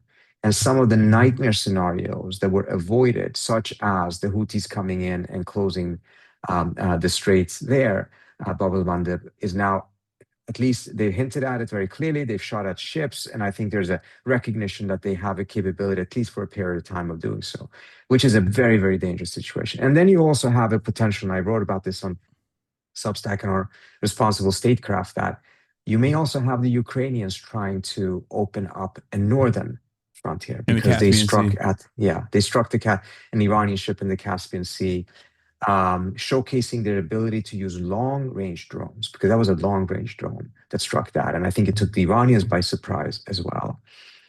And in the worst scenario, in my view, it's not just them showcasing what they can do. It's not just them, hinting to the U.S. what it can help the U.S. with, if the U.S. is more helpful to Ukraine in Russia, against Russia, or that they're just trying to extract the costs on the Iranians for the support Iran has provided Russia.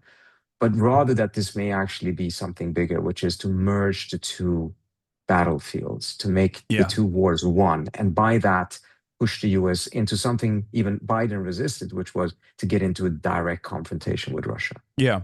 I mean, I think that's unbelievably stupid, and I think that it's a very risky maneuver, especially considering, and I want to hear your take on this, any extension of the Iranian conflict actually plays against Ukraine's immediate interests of self-defense.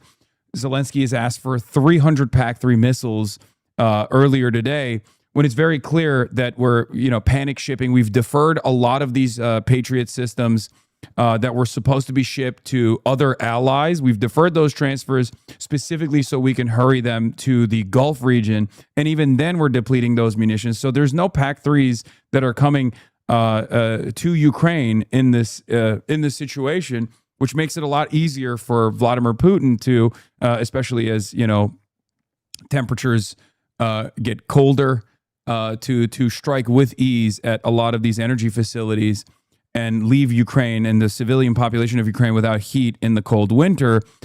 So I don't understand why. I mean, I understand why he's doing it. It seems like he's trying to merge the conflict, as you said, and to make himself seem more valuable to Trump. And unfortunately, because Trump is stupid, he has to do stupid things to make himself seem more valuable to Trump as an asset against Iran.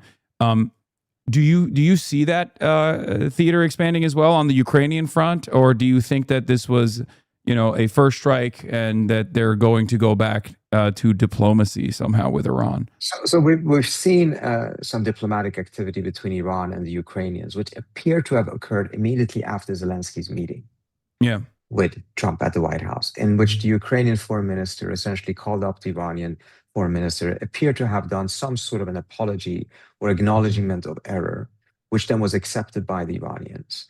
And this appears to have been a diffusion of the situation. That in and of itself does not mean that the Ukrainians may have completely given up on this idea. It's just that, they show cases, they're lowering temperature and maybe go up again at some point.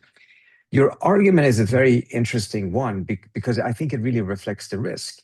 If the Ukrainians expand this, but don't get massive American support and involvement in its war against Russia, then this is absolutely a losing proposition. So it's a huge gamble, because then they're just overextending themselves at a point in which they can't afford to without getting the kind of return on investment that they're looking for.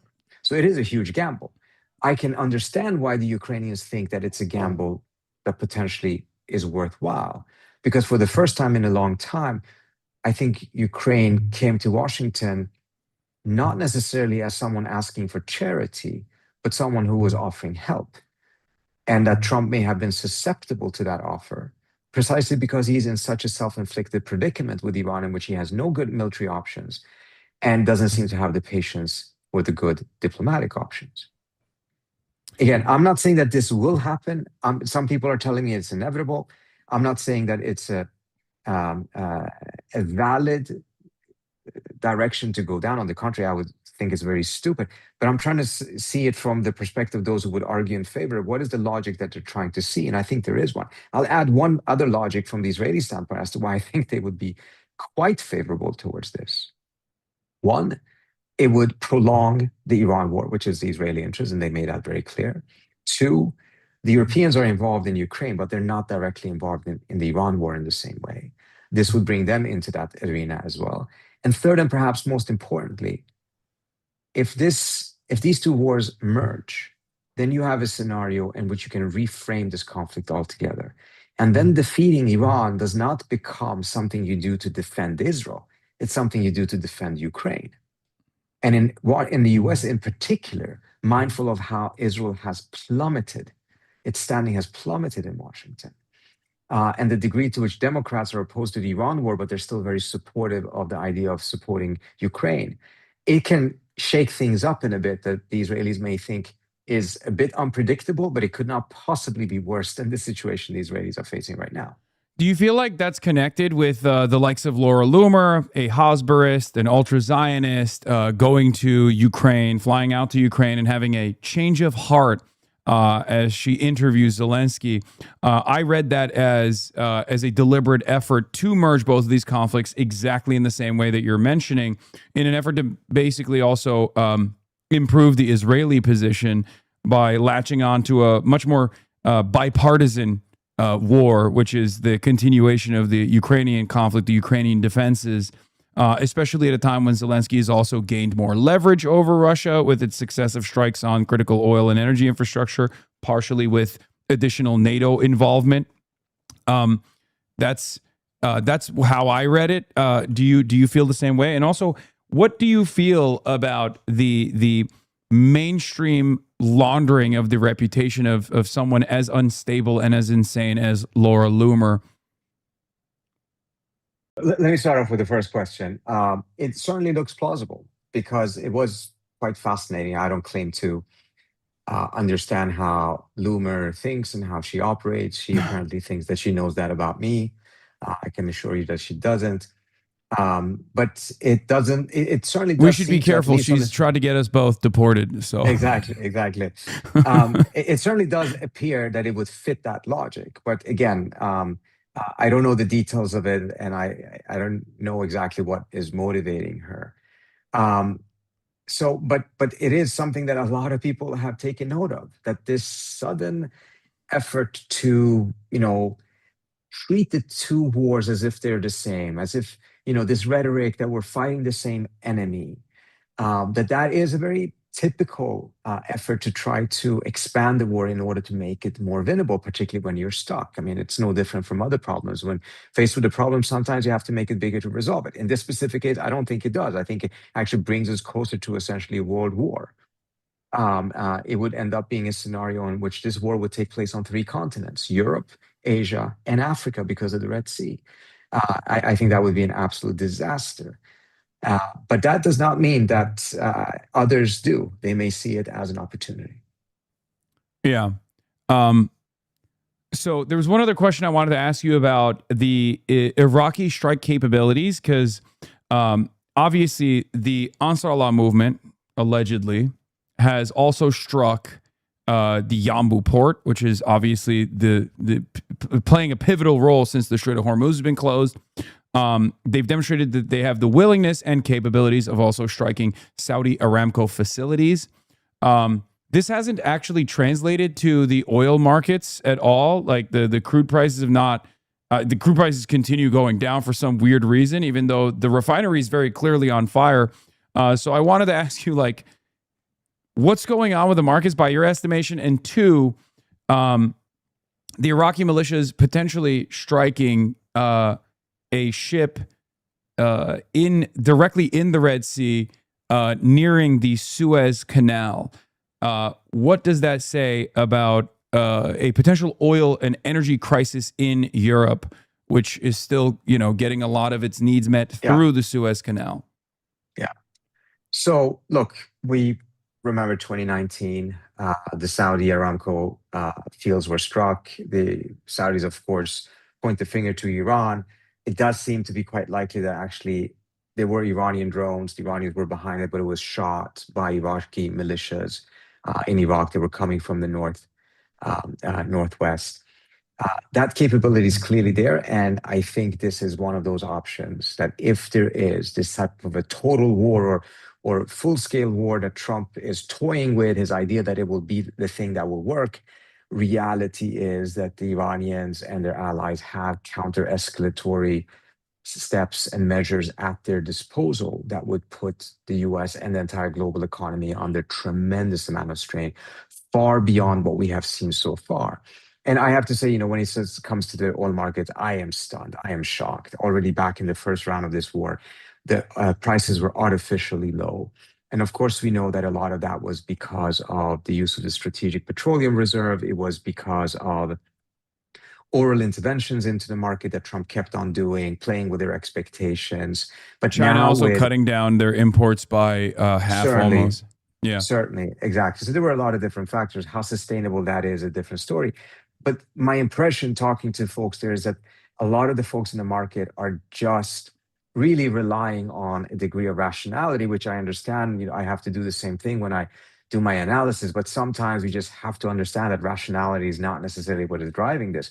But they're just thinking there's no way you can continue doing this. And as a result, they have the expectation that oil is going to come down. And as a result, they're not panicking or actually even reacting to some of these things. And I think it may be a miscalculation, because I think we're closer to that type of an escalation than the market seems to think we are. As far as going back to Ukraine, my assessment is that Ukraine actually gained tremendous leverage with the successive strikes on critical oil and gas infrastructure deep inside of Russian territory. They were able to successfully strike tankers as well, Russian oil shipments as well. Do you feel as though this also creates additional pressure on the volatility of the energy markets, which then, ironically enough, would make it harder for Trump to continue waging war against Iran? Because it feels like there's a direct contradiction with the things that Ukraine is doing that is allowing them to gain tremendous leverage over Russia. I think this is the highest point that Ukraine has been at since, and the battle lines have not shifted, obviously. But I'm saying, like, as far as universalizing the cost for the Russian population, making them more angry, long lines at gas stations, Russia cutting diesel exports out of the country. All of this is, on the one hand, giving less of a timeline for Donald Trump in Iran, but also giving Ukraine a lot of additional leverage. I have maintained the position that this would be a perfect opportunity to try to pressure Vladimir Putin into a real long-standing ceasefire, and not one that Vladimir Putin was dangling over Ukraine leading up to the Anchorage summit, which was very clearly Russia trying to sever ties between the United States and Ukraine, and even successfully getting to sever some ties between Ukraine and the United States, only to continue the war and make maximalist demands. Do you feel like Ukraine could entertain a ceasefire at this point? And do you think that there's any appetite from Zelensky to entertain some kind of ceasefire at this point, given that they're also trying to expand the theater of conflict? Yeah, so I know too little about the war. I haven't been able to follow that at all for the last 6 or so months because of this other war, to be able to give you a more informed opinion on that. But I can tell you that the messaging that I seem to be picking up here in Washington with Zelensky's visit, it certainly is not one of going back to the negotiating table and finding a ceasefire. It is to take advantage of the current position that Ukrainians have to really push for far more American support and a stronger commitment to the U.S. to Ukraine. And Trump has really changed his tune on Ukraine in a rather dramatic way just in the last couple of weeks. And whether that actually is also connected to hints or suspicions of what the Ukrainians can do for Trump in Iran is unclear at this point, but that may very well be part of the puzzle. Okay.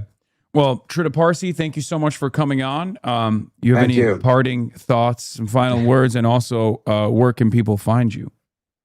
They can find me at the Quincy Institute, which is quincyinst.org, on Substack, which is tritaparsi.substack.com, and at Twitter at tparsi. All right. Thank you, Trita, for coming on. Thank you so much. Always really a wonderful experience. Have Likewise. a good one. Talk to you soon. Thank you. Bye. All right. That was Trita Parsi of the Quincy Institute, Executive Vice President of the Quincy Institute. Amazing guest as always. An endless well of knowledge on all things Iran.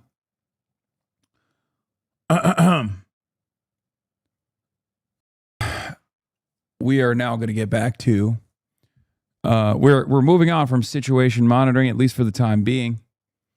Decent interview would have been better if both of you were in tank tops. True. I'll hit him up next time. I'd be like, hey, can you show off that muscular physique for my audience?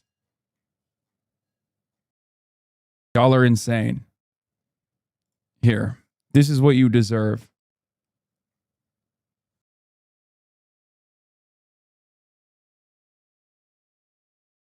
I liked that the Trita Parsi interview was sandwiched between Lindsey Graham, Coochie Maxing, and ended with Benihana Coochie Maxing.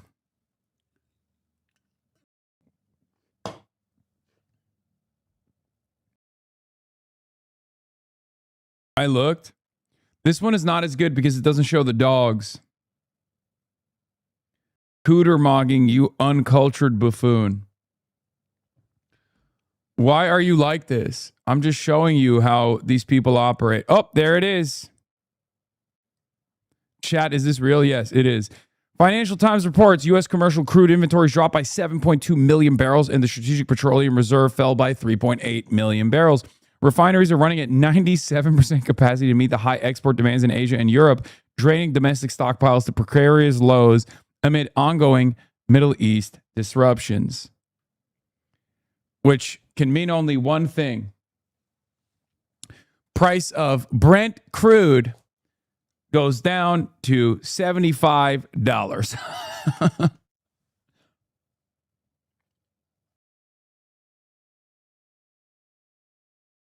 Fuck it. Brent crude to 75. It makes no sense. Who cares? Fuck it. We ball. None of this makes sense. We are going to materialize more.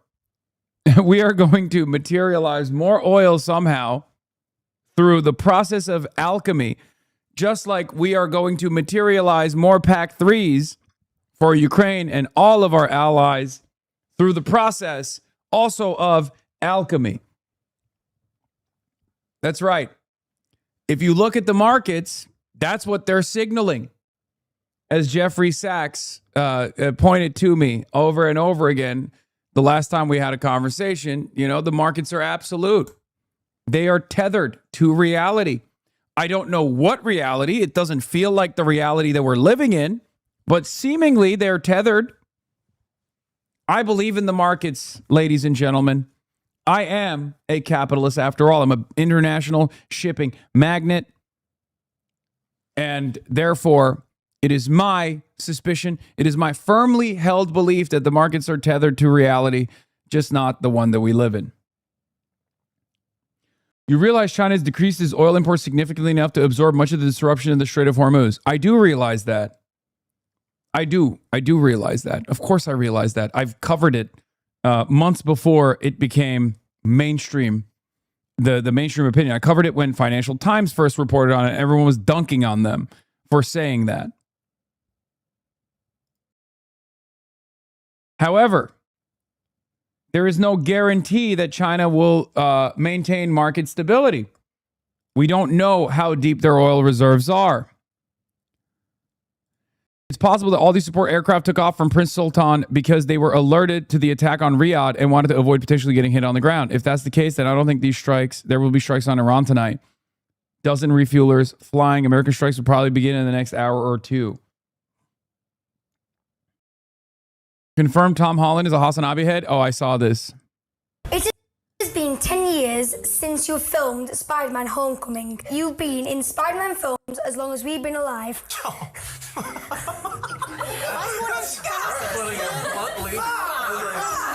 gonna say old in a different language. That's crazy.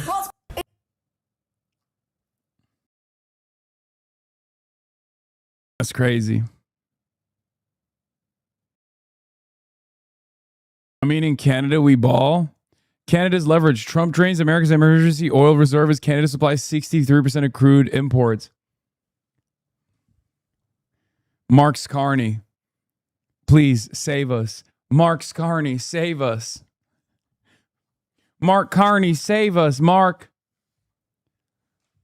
you have leverage, Mark. Use it. Canada owns America now.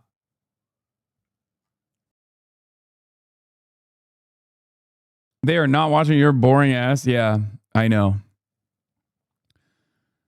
Senior fellow at Stimson Center, Kelly Greco, says the stockpile limitation is real, but let's not confuse a resource problem with a strategy problem. Even with unlimited munitions, more bombing would not reopen the Strait of Hormuz.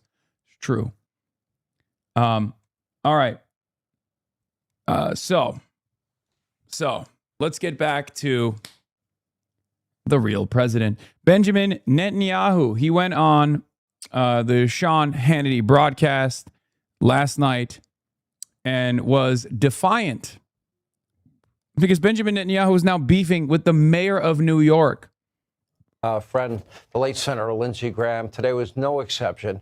After today's service, I sat with someone who flew from the Middle East to be here, the Israeli Prime Minister, Benjamin Netanyahu. Oh, how nice of him. Prime Minister, great to see you again, my friend. Good to see you.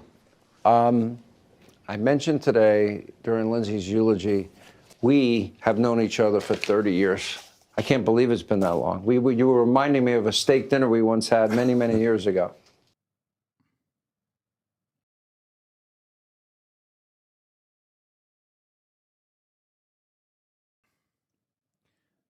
It is not lost on me that this motherfucker will have anybody on but me.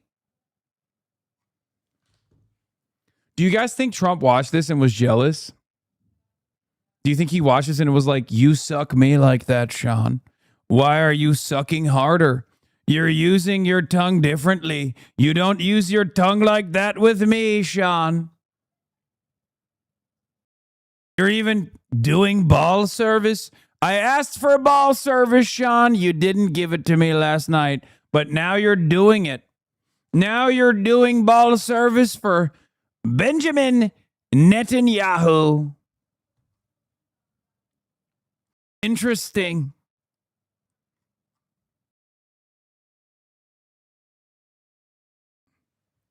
I've said I like it when you get nasty with it, Sean. I like it when you get sloppy with it, Sean. Why are you not being sloppy with me, but you are being sloppy with Netanyahu? I remember that. And, you know, like good wine, you've improved with age. Oh, my God. Stop flirting. Stop flirting, Sean. Don't laugh at his jokes. You used to laugh at my jokes. Now you laugh at his. To say the president gave an amazing speech. You gave an amazing speech. Thank you. And it was so moving in the Washington Cathedral because Lindsey Graham was a great American patriot, a great champion of the American-Israel alliance. Yeah, the great Israeli patriot.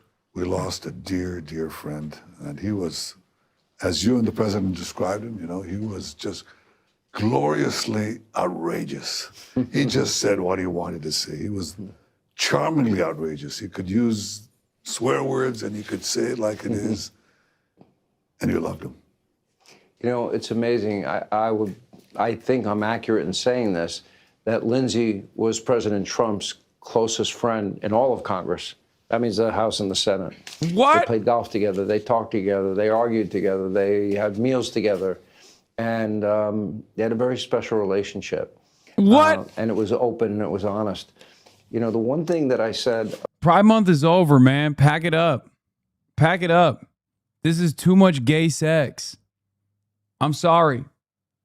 Too much gay sex for the Hasanabi broadcast. What are we doing? What are we doing? He said Trump's in an open relationship. About Lindsey. Trump's poly. And it's true. He was a staunch supporter of yours, a staunch supporter of Israel, a staunch supporter of the people of Israel. But he knew that evil exists in our time. And he and the president talked a lot about how to confront the evil of this moment. Well, I can tell you that he spoke about it with me many times, and he was absolutely unapologetic and unabashed in supporting the American-Israel alliance because he believed that Israel's security and America's security were intertwined. And you got proof of that when we fought shoulder to shoulder against this murderous regime in Iran that chants death to America, death to Israel. And when we combine our forces and our brave soldiers, nothing can stand in our way. And he believed that. And he just said it like it is. He couldn't care about the winds of fashion. He couldn't care about social media and all these bots that are used to try to, play the American people for fools. He said, you have one real ally in the Middle East and in the world, Israel. It's your fighting ally. It's your model ally. And he just said it. And he couldn't, he just didn't suffer fools. History will judge the military relationship between Israel under Donald Trump, President Trump, and Israel under Prime Minister Netanyahu very favorably. I don't think the world's seen anything like it. And, you met with the president today. Yeah. How'd that meeting go? It was great. It was one of the best meetings that we've had. And I always hate to disappoint our would-be critics who are trying to find, cracks in our alliance. And what they find, like today, is a wall of granite, because the president is so clear. I mean, we have a common commitment. We don't want to see this fanatic regime in Tehran have nuclear weapons to threaten every American and to threaten the peace of the world and to threaten the existence of Israel. So we have a common goal. And it's going to be achieved, either through diplomatic means or other means.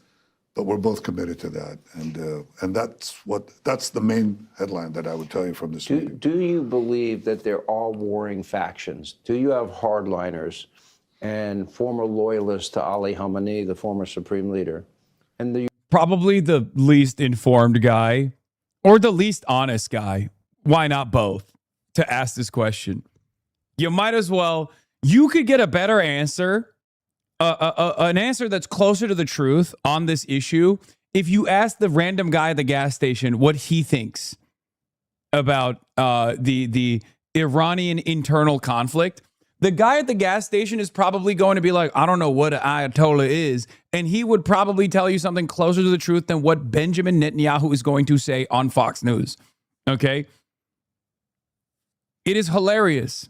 Yeah, what do you think about the internal conflict? He's going to be like, oh, they're devastated. They're so scared. They're telling Trump all the time, please don't keep bombing our facilities. It will be devastating. That's what they keep saying to me. You have more moderates. Do you believe there are moderates that would like a deal and a better Iran? Well, I'm skeptical about the deal, and I say it openly, but the only way it would be achieved is if Iran understood these various factions. I think they're not ideological factions as much as they... Sean Hanjabadi is a fucking coward for ducking you. Sean Hanjabadi? They differ on the assessment of how tough we are. That's it. You know, those who think that the president is very tough, and they should, you know, they say, let's not confront this guy. And those who think, no, you know, we can play America, you know, they tend to be, you know, they tend to be more demanding. But I think in the end, it's our resolve. It's our common resolve to make sure that Iran doesn't get nuclear bombs to threaten every American with. And I think the president is absolutely straight on this. And I really deeply respect him for that. It seems like every time a deal seems somewhat imminent, those hardliners come in and they want to muddy up those waters and prevent that deal from ever happening. They'll attack ships in the Strait of Hormuz. They'll attack other countries in your region of the world, in the Middle East. They'll just find some way to muddy the waters. While I believe that the Iranian regime and the hardliners are evil, I don't believe they're stupid. They know you have an election. They know we have a midterm election.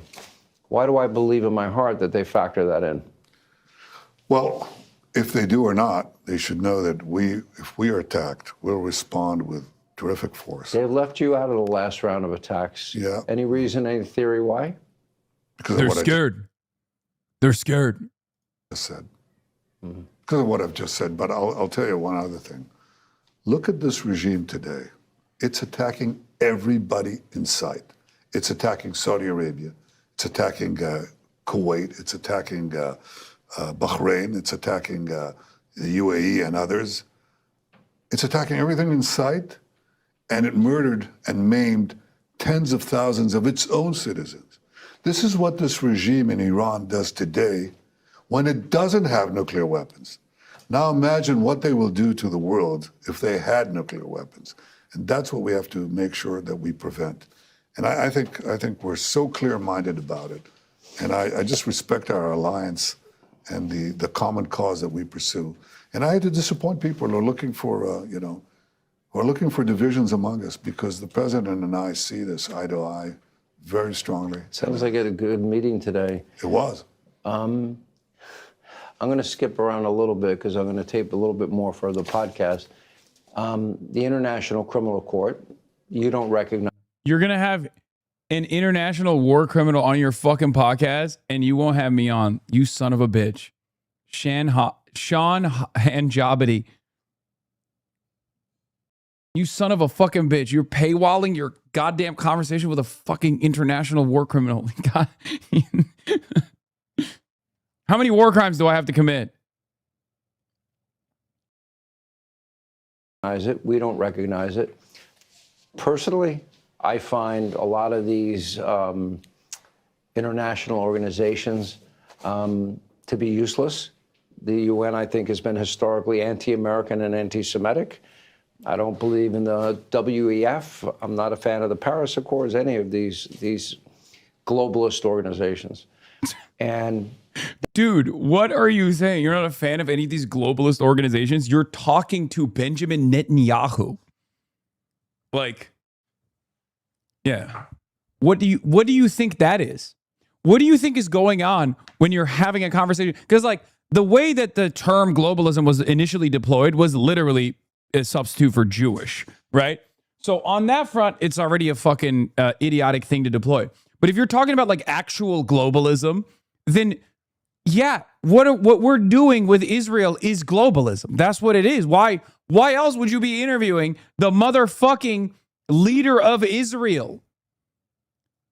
Is Israel in Terre Haute, Indiana?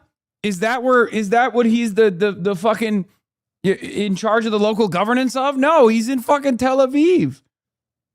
They don't have any authority. And you've got this lunatic mayor in New York thinking you may get arrested if you go to New York, which will never happen. Kaya. First of all, I'm going to New York. Yeah. Oh, this is the beast mode moment where it's like, oh, I'm going to New York. He can't stop me. Kaya's trying to get back in, but she can't, unfortunately, get back in. Hold on, I'm going to... 1 second. Oops, that's the wrong camera. Hold on.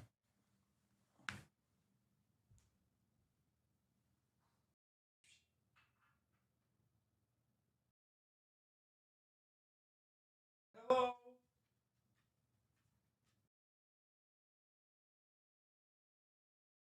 Hello. What happened?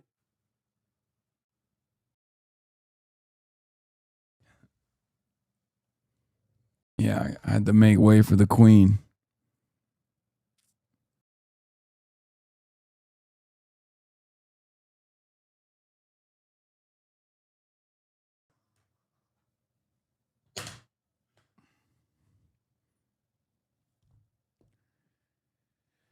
Why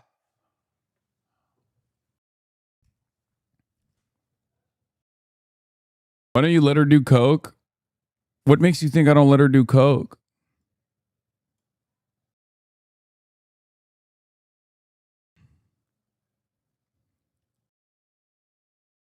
She protects you? Yeah. I'd love to see her there when I go to the UN in September. You know, I moved to Florida. Well, you know, you could take. Oh, he's not coming this time. He's going to come in September for the United Nations, he said. Dude, I feel like September is going to be a very different time. Remember, every day that Benjamin Netanyahu is around, every day, every upcoming day, Benjamin Netanyahu's popularity is diminishing. Okay? Every day that goes on, Benjamin Netanyahu becomes less popular. So don't know what he perceives he's going to be able to do in New York. I'll come up. Yes. You've come to Washington, so you Yes. can go there, but I'm definitely going there. I'm going to speak the truth in front of this.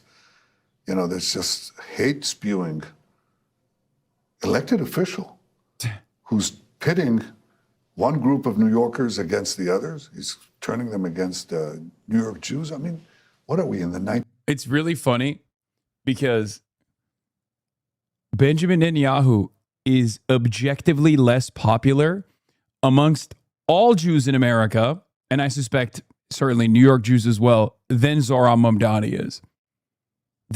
We've already polled this. We know that Benjamin Netanyahu and AIPAC are far less popular than Zohran Mamdani amongst American Jews. It's so funny. He's like, no, you don't understand. This is really fucked up. He's being anti-Semitic. He's being anti-Semitic. He's being anti-Semitic by coming after me. One of the least popular figures in the world right now. 1930s? What is this? You know, so much hate, so many lies. And you know, the big lie is about the ICC, the International Criminal Court, so-called. That's a corrupt, evil organization. It had a prosecutor who issued arrest warrants against me and our former defense minister as war criminals, supposedly for starvation, starving the people of Gaza. We gave 1 million tons of food for them, but he decided to do that. And we didn't know. Why did he do that? He was going to come to Israel, and he said, you know, we shouldn't rush to judgment. Israel has an independent judiciary. And then, bam, on the day that he's supposed to come, he cancels the visit. We didn't know why. Turns out that a few days before that, his chief of staff said, you know, there's this female member, employee of yours that is going to charge you with sexual assault. And this corrupt prosecutor, his name is Karim Khan, he decided the only way he's going to get out of this is to do, forgive the expression, to do. You know what's really funny about this, by the way? Oh, yemek geldi. You know what's really funny about this? This is an admission that... Peki, niye kötü? Sosları verir misin? Hayır. Niye? Ya saçmalamayın ya. Allah Allah, bir şey yok. Allah Allah. Allah Allah. Tövbe estağfurullah. İnanamıyorum yani. 35 yaşında adamım ya. Okay, so one, as we talked about, the timeline of this, the events do not add up. One, Israel approved of Karim Khan, okay, initially, after they harassed Karim Ben-Suda for years and years and years. Israel found Karim Khan to be an acceptable substitute that would follow along Israel's interests. That's number one. Number two, the accusations came after he charged Bibi, so that's also bullshit. Number three, perhaps the funniest revelation here is that Benjamin Netanyahu is recognizing he's so deeply unpopular that people actually boost their profile by dunking on him. So even if like everything he said was real, even though it's not,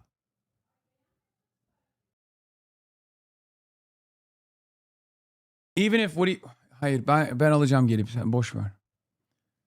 if what he was saying is real, even though it's not, it's very funny that the admission here is that he is just a deeply unpopular guy. Nobody fucking likes him. That's the admission here. A con job on the international community. Let me bash Israel. Let me cancel my visit, cancel all the good things I said about Israel's judicial capacity, and let's be careful about rushing to judgment. Rush to judgment, accuse the Prime Minister of Israel with war crimes, and that way I'll be protected by the anti-Israel crowd that populates the international court and a lot of these international institutions. Well, guess what happened? Another female employee came out, also charged him with sexual assault, and he's been removed, he's been fired. So he thought, if I issue these charges, I'll be safe. Well, he issued the charges and he's not safe. But it still shows you how corrupt, it's corrupt. How corrupt and how vile this international court is. But it scares me in this sense for you. You travel internationally. Yep. God forbid you had a medical emergency and you need to land.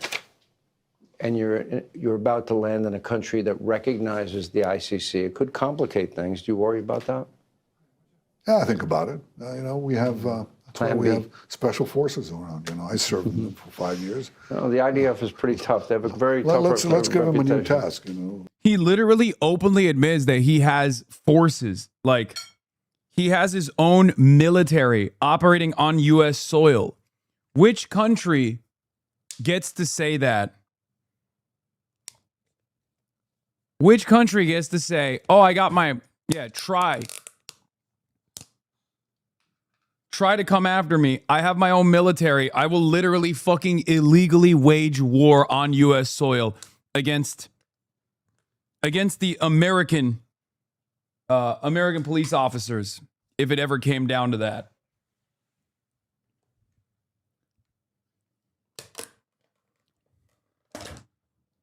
Let me tell you one country who can't do that. Estonia. Okay? Certainly not Estonia. I'll tell you that.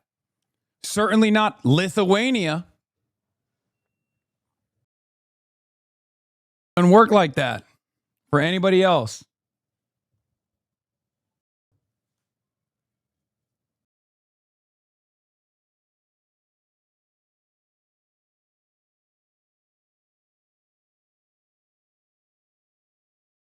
One country on the world gets to do that. What about Singapore? Nope, not Singapore. Not the beautiful city-state of Singapore.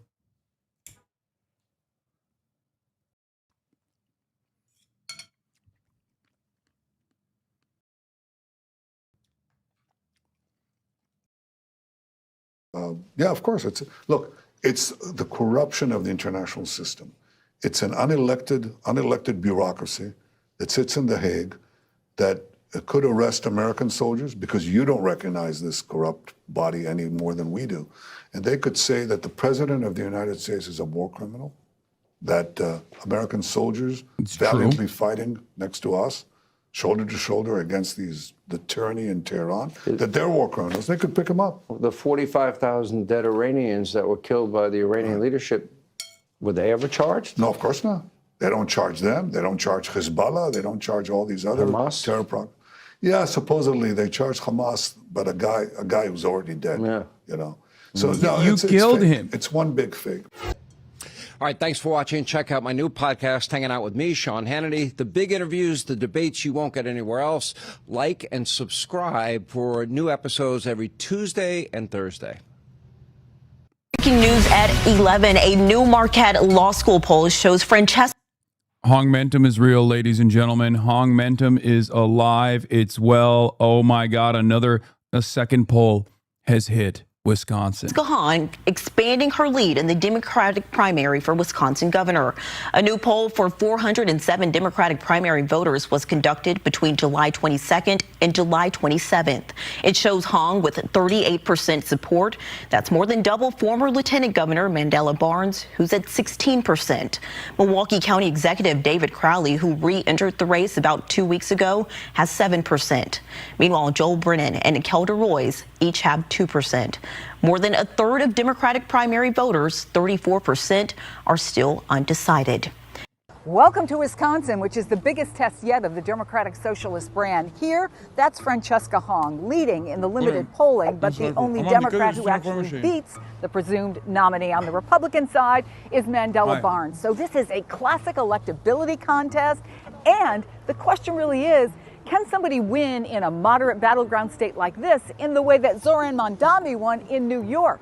Here's what voters told me. Yes. It should give the Republican a better chance. We should have nothing to do with Democrat socialists whatsoever. The country has no room for it, no anti-capitalism. We just don't believe in that. That's not America. I think a couple of the Democrat candidates who don't poll well are probably stronger because they're more midline. I'm still watching the Democratic primary side of things. I was a big Mandela Barnes supporter, the last time around. Not for governor, but Hong has really caught my attention. I mean, she seems to have the momentum right now and the actual bluegrass groundswell support going on. So that's very interesting to me. I think that a lot of people are looking around now, especially younger people, and saying, well, if this is capitalism, it isn't working. So if it's not working for me, maybe they're going to be open to something else. I'm voting for Francesca Hong. I mean, it seems like everything now that's been happening in the country for, since 2016, and in the state, what they're trying to do around the governor's office isn't working. I don't want to pay taxes so some rich person can get a tax break, and some person I walk by in the street is starving and can't feed their kids in the morning when they go to school. That's what I would like, and that's what Francesca Hong talks about. 13 days until Election Day here in Wisconsin. And today we have a new snapshot into the race for governor just hours. The first guy was so funny.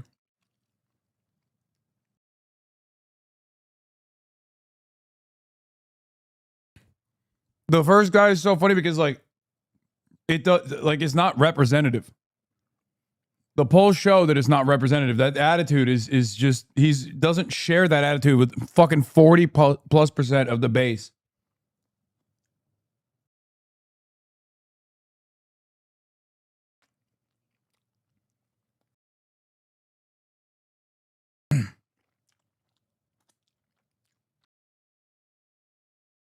After our exclusive primetime Democratic debate, political director Matt Smith is back to break down those new numbers. Matt. All right, guys, it is all in the new Marquette poll and a widening lead for Francesca Hong, the Democratic socialist in this Democratic primary.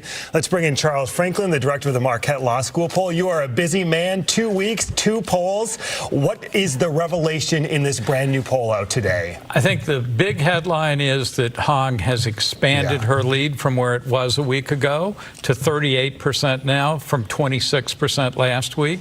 And if you put in the people who lean to a candidate, that goes up to 46%. She's up across the board in every demographic. So as we look at this, yes, there are 34% undecided, but this is a 22-point lead now between the #1 candidate and the #2 candidate. The other three, David Crowley, Joel Brennan, Kelda Royce, all in single digits. We're less than 2 weeks out. Can any of these candidates catch up to, or at least what we're seeing from this snapshot? What I think is lacking on the folks that aren't for Hong is that they've not consolidated around anyone. Mandela Barnes is consistently in second place, but fairly distant second, and Crowley in third place, again, a good ways behind Barnes. So if there was a chance for the other candidates to sort of get a new competitor, I haven't seen that happening in these data. We just don't see anybody making a big move up except for Francesca Hahn. You went into the poll because of all the chaos in this primary. The Lieutenant Governor, Sarah Rodriguez, getting out, David Crowley getting back in with the endorsement of Governor Tony Evers. And you asked people about it. It's so funny. I mean, Francesca is obviously a phenomenal campaigner. Regardless, she has a great platform. It's been captivating to the people of Wisconsin. Regardless, she's been the front runner from the jump pretty much. Even with the limited amount of polling that was available early on. A big part of that is the ground game, which is also part of the reason why I think this will be even more successful in red states as well, because there's not enough infra in these areas. There's not like, I guess, a well-oiled, well-established machine. I mean, Wisconsin Democrats are a well-oiled, well-established machine, ironically enough, and yet they've still flailed around. So that's also part of the reason why I think like this kind of candidacy could be successful in red states too. But we obviously have to establish a stronger foothold in purple states and swing states. Wisconsin being one. I don't even consider Michigan to be a swing state, but Michigan I see as only becoming a swing state due to the establishment incompetence. However,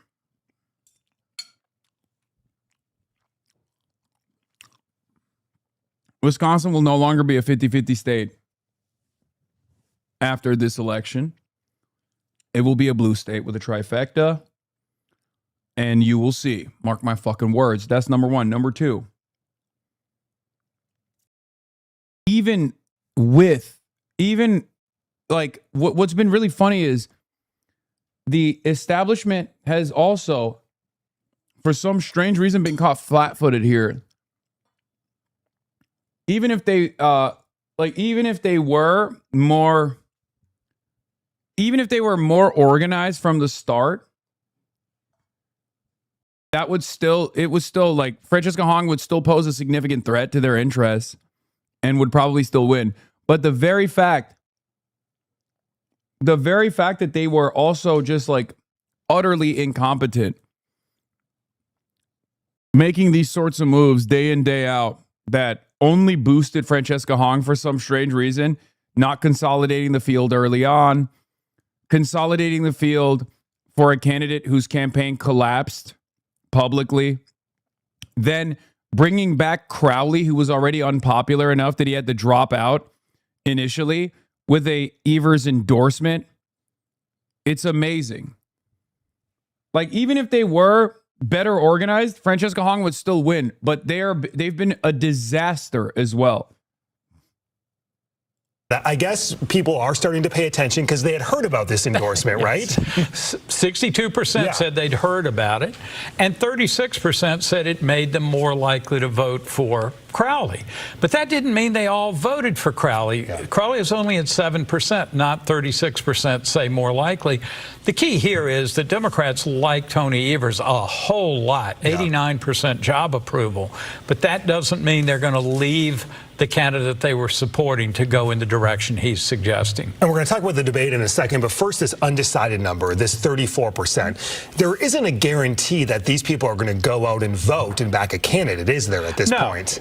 Less than 2 weeks to go, and you're still undecided. That's a pretty good suggestion that maybe you're just not into this race and you'll sit it out. Yeah. When we ask people if you had to choose, what would you do?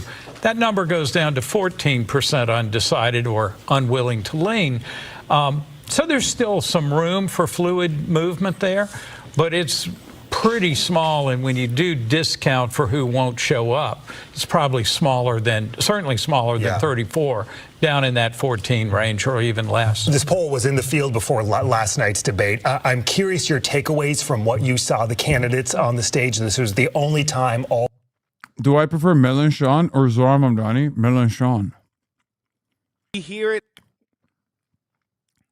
It's not even a question. Jean-Luc Mélenchon is probably my favorite politician in the West, even more than Claudia Sheinbaum.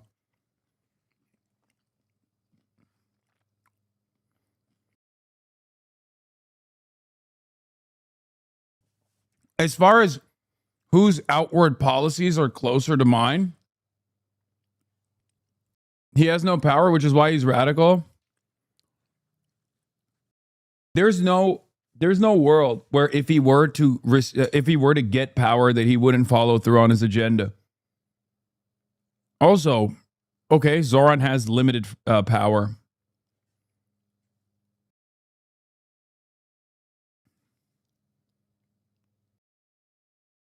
I wish I could convince the French to vote for him in the second round. Zoran was way more radical, but he moderated. Zoran has never in his entire career been as radical as Jean-Luc Mélenchon.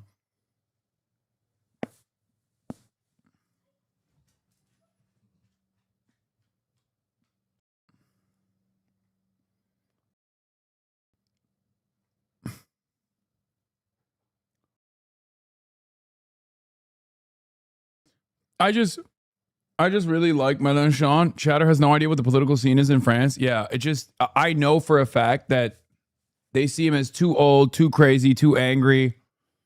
They think he's pro-Russia. It's like a lot of the shit that people say about me, they say about him in France. And it sucks.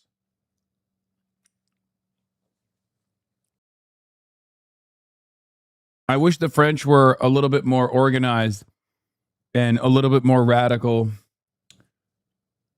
But it's clear that the only opportunity that Mélenchon has is if he can consolidate power on the left flank. And the entirety of the left flank, with the exception of LFI, basically exists to rat fuck guys like Mélenchon.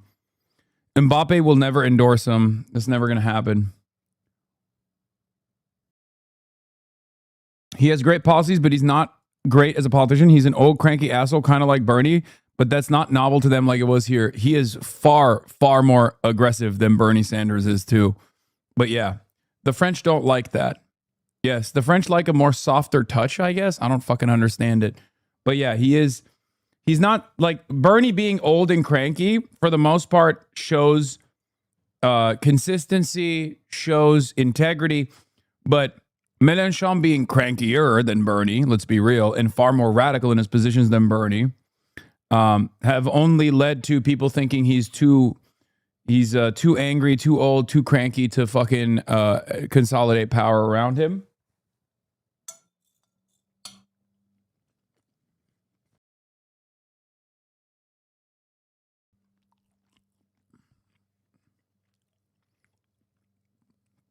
Wemby wouldn't endorse Mélenchon either. Guys, what are you talking about? All of these like superstar athletes, like I love Wemby, but let's be real. He like Wemby also is like, oh, I don't like the far left. Nothing to the too far left, nothing to the too far right. You know, we have to find something different. They don't like Macron. Here, okay, I will tell you.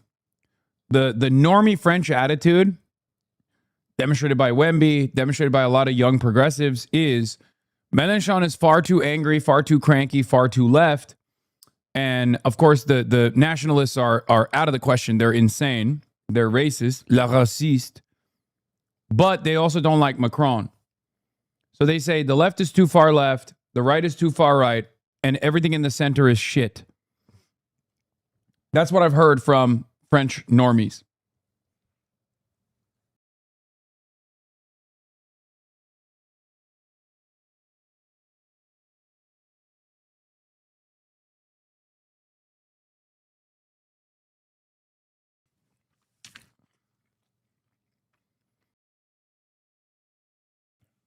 Why is Mélenchon more radical than Sanders and Zoran? I think Jean-Luc Mélenchon would pull out of NATO.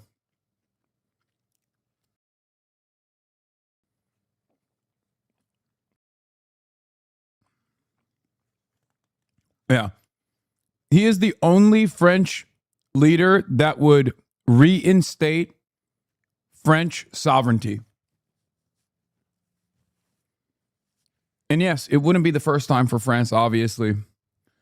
But I think he would be the only French leader that has any viability that's even remotely serious that would reinstate French sovereignty All of the other French leadership is they're puppets to America.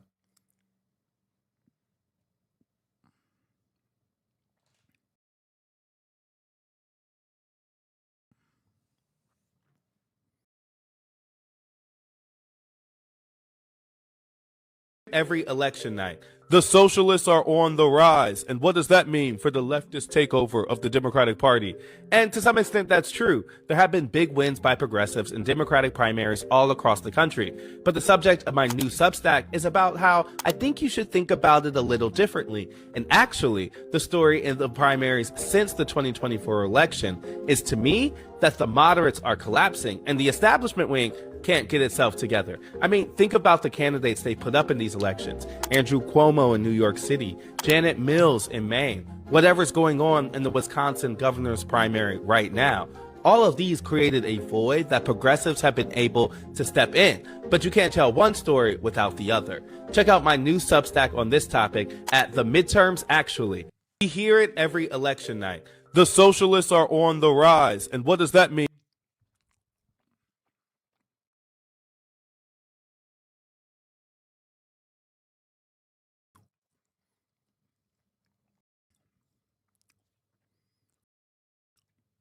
Okay, instead.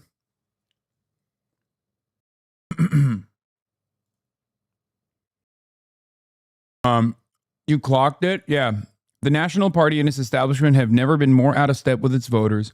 It's all because of Israel, Medicare for all, and data centers. They won't keep underestimating us after this primary cycle. We must be extra disciplined going into 2028. And the irony, of course, is they see the defeats that they're experiencing, and instead of trying to, and this is good for us, this is advantageous for us, the Democratic Party's center of power falling asleep at the wheel after years and years of incompetence is good for us. This will be the easiest, in some ways, this will be the easiest cycle to make as much impact as possible. The next cycle, either we will have to be completely ready to dominate, or they will have far stronger defenses. Because for decades, they've been able to eat off the they've been able to eat good off of the bullshit ass like pivot to the center electability arguments. And that caused them, that basically made them never really try to put forward strong candidates, never really forced them to try and change what they're doing. What would stronger defenses look like? Better candidates in general. Anyway, my point is this. In some ways, this is going to be the easiest cycle for us, for the insurgency. But in other ways, it is the most difficult one because we don't have the numbers yet. But slowly but surely, we've been able to build a strong movement that is mobilizing. First, it's Zohran Mamdani. Then it's the DSA slate. Then it's Chris Rabb. Then the DSA slate in New York City. And these candidates that win keep feeding into one another, right? Chris Rabb is all over the country. Adam Hamawi is all over the country. Then it's Melot Quiros. And, with Melot Quiros, you had Claire Valdez and Daria Liza also phone banking for Melot. Now, we're sending all of those winners to every other market. This is how we establish a organized front. The excitement carries on to other races. You know what I mean? So think about it this way. With 2028, we will have a far stronger set of talent. A far stronger set of talent that we can mobilize in the direction of newcomers.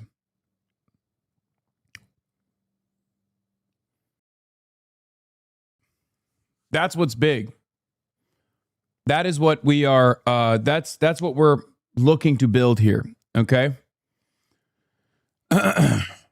However, the establishment will inevitably have to recognize their failures and will do their very best to try to design better talent. They will adopt our talking points with no real intent to follow through on that agenda.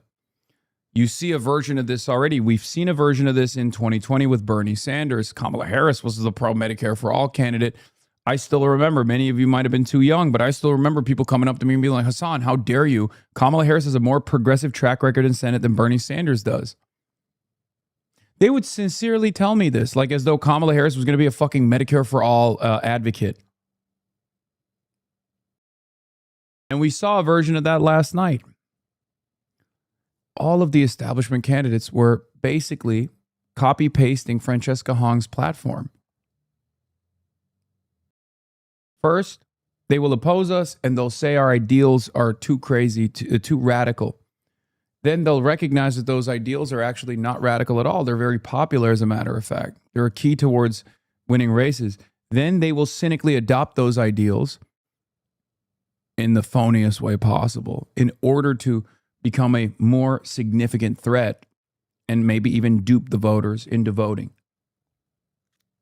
for these establishment Democrats, only to maintain the same do-nothing posture.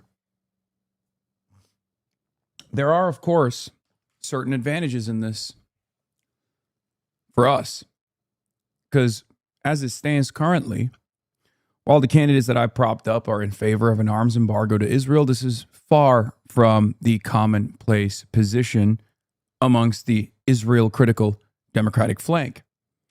So the more they adopt our talking points, the more they say, oh, I say no to AIPAC.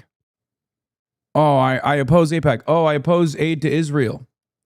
Yesterday they said they oppose AIPAC funds. Today they say, I'm opposing aid to Israel.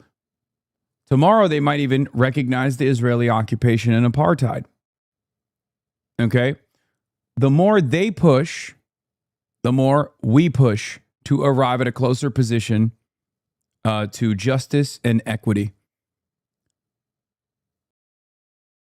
You understand?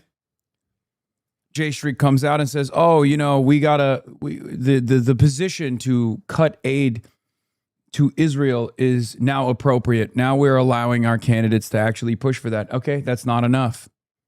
Do you recognize the Israeli apartheid? Do you recognize the Israeli occupation? Do you want to end and abolish that apartheid, that occupation? Are you willing to commit to an arms embargo? Are you willing to commit to sanctions to hold Israel accountable? Are you willing to hold Israel accountable? So there's still plenty of room to grow. Understand? This is a Stevens event.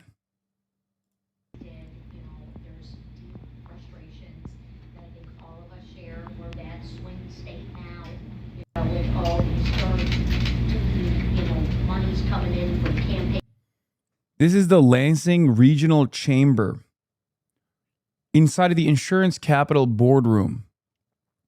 And the first question she's asked is about outside expenditures.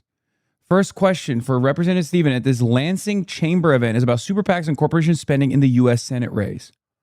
Oh my Lord, she's so fucked. This is a conversation she does not want to be having with this audience. It's not just a Stevens event, it's a corporate Stevens event, yes. This is the last room where this kind of question is supposed to be asked of Haley Stevens. So if they're asking this shit. You know, I am not getting self-enriched while I'm running for office. My opponent, hundreds of thousands of people voted in this race, and maybe. Someone's got to give me a better video of this, like the C-SPAN footage, please. Someone send me the C-SPAN footage of this. I want to watch it. Clearly the RNC has it. This is impossible to understand.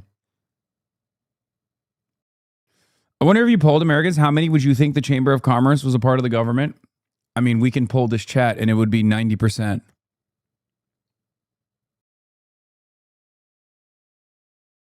Probably 90% of this chat thinks Chamber of Commerce is a part of the government.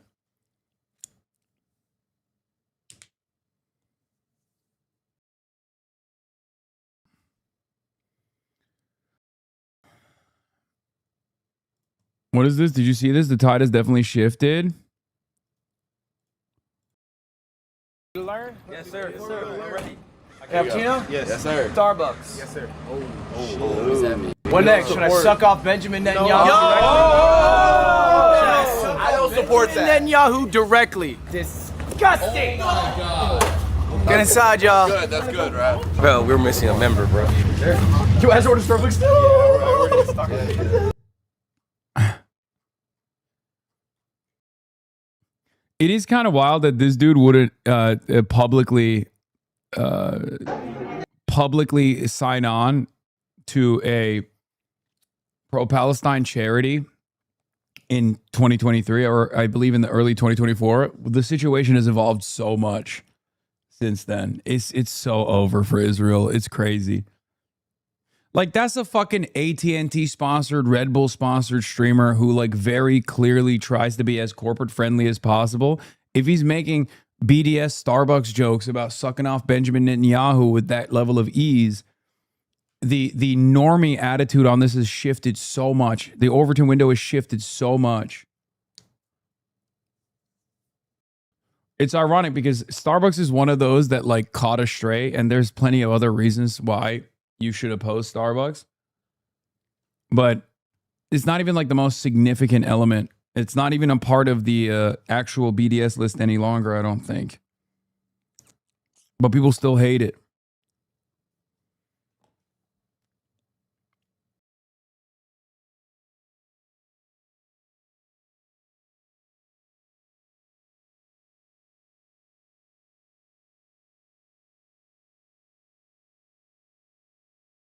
Maybe you'll get the Streamer Games invite next year. That's probably not going to happen. Let's be real. But maybe. One can always hope.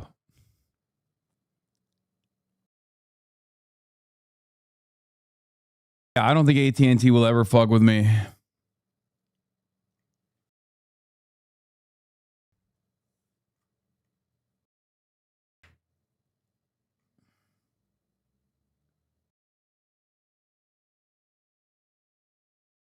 Veteran, asked me if he was still going to get his benefit check from the VA. A fully paid.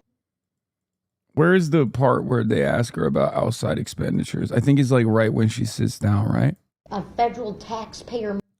I will tell you, rescue, I also worked because I don't just need, which was place, Economic Development Administration. There's a really talented one in this race. Nationalize our elections, redraw congressional district lines that are held by black members of Congress weeks before elections take place. I was in the Capitol on January 6th, all right? Now, I'm such a nerd, I looked it up. Did the markets move? Not much. Our Speaker of the House, Nancy Pelosi, she brought us back into the chamber. We voted to confirm the elections, and I fuck with you heavily because you're not taking all these sponsors and staying brand friendly. Ludwig showed how subs and views went downhill for him after the coworker gate and Kaya gate. Yeah, I don't know why he just it came out of the gate swinging like that. Only to then turn around and be like, actually, my bad. I don't think that's what happened. Making 0 people happy in the process. Sometimes you sit on the fence and the fence shoves itself into you.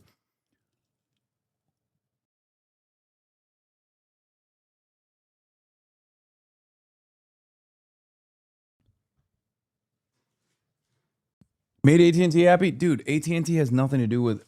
AT&T can demand a blacklisting of me from their events, but that doesn't mean that AT&T is like, you need to fucking lean into this this growing movement that declared Hasan to be a dog abuser. What are you, crazy?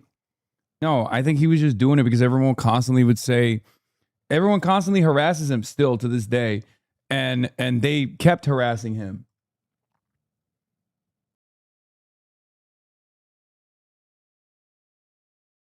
They kept harassing him. They said, like, he's my dog, that I abuse him like I abuse Kaya. And he wanted to probably just, like, cut through that noise.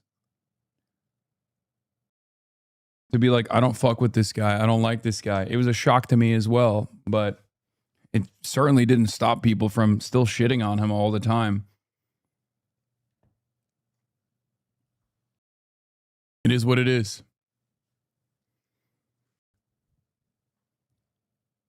But yeah, this is unfortunately a thing that happens so much in this space, and people just like feed into it. A lot of large content creators feed into it. The mass harassment.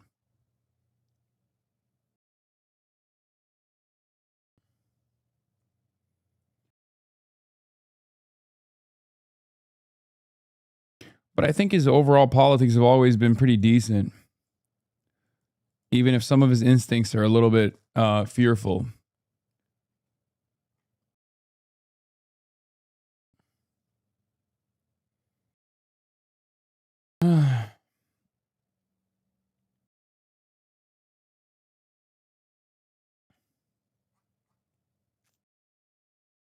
Adam Friedland, Don Lemon, your two rivals? Yes. My real rivals. You may have lost a friend, but you gained a coworker that day? True.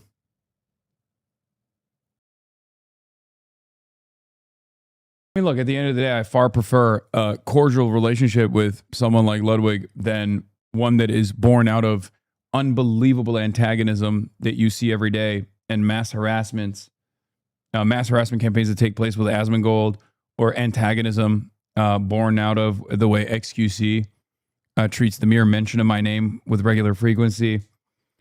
So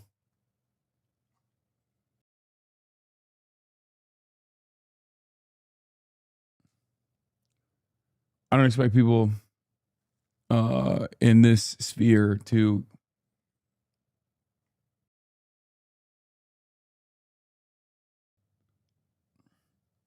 do anything but keep it cordial.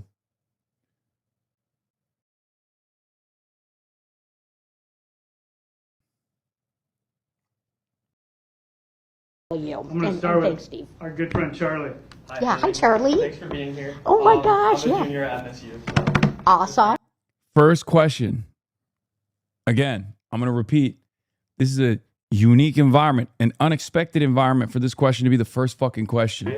Just a quick question. So, throughout your campaign, some questions about campaign finances have Sure. come up. So, you've received like tens of millions of dollars from corporations and super PACs such as AIPAC and other super PACs. Yeah. Your opponents kind of challenge you on that, and especially some Democratic voters who are shifting more progressive. Like, what's your thoughts on that? And what's Look, that's such a good question. Yeah. And, you know, I think there's a reason why Governor Whitmer, Senator Stabenow, Senator Peters are endorsing me in this race, because I'm fundraising, you know, in the exact way that they always did. You know, there's some deep frustrations that I think all of us share. We're that swing state now, you know, with all these darn tootin', you know, monies coming in from campaign committees and the party committees and things along those lines. But it's really important to recognize, you know, the record. You know, I am not lip service. I am not slogans. I want to overhaul our system. I'm the only person in this race who has an A grading from End Citizens United. I have a record of, you know, taking on this dark money. And in fact, I'm also the only person in this race who isn't a multimillionaire, right? And part of the frustration folks have is the only... I like that there is no answer to the question, but zero answers to the actual direct question. One darn tootin'. Respect. I like that she dropped a darn tootin' in there, but she couldn't drop a fucking, you know, serious response to that serious question.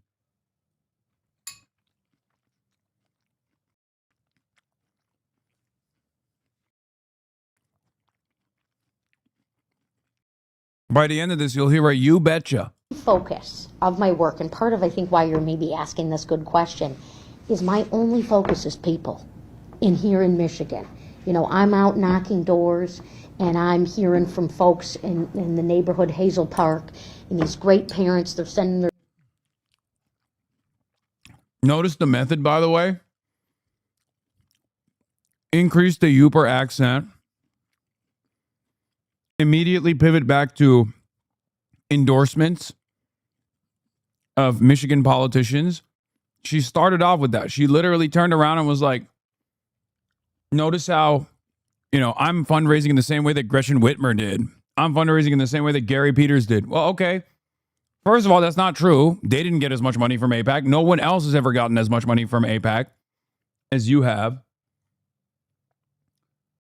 And then immediately hit some yokel fucking language, tuned it up, and then pivoted back to Abdul, pivoted back to how much she cares about Michigan. No answer to the question.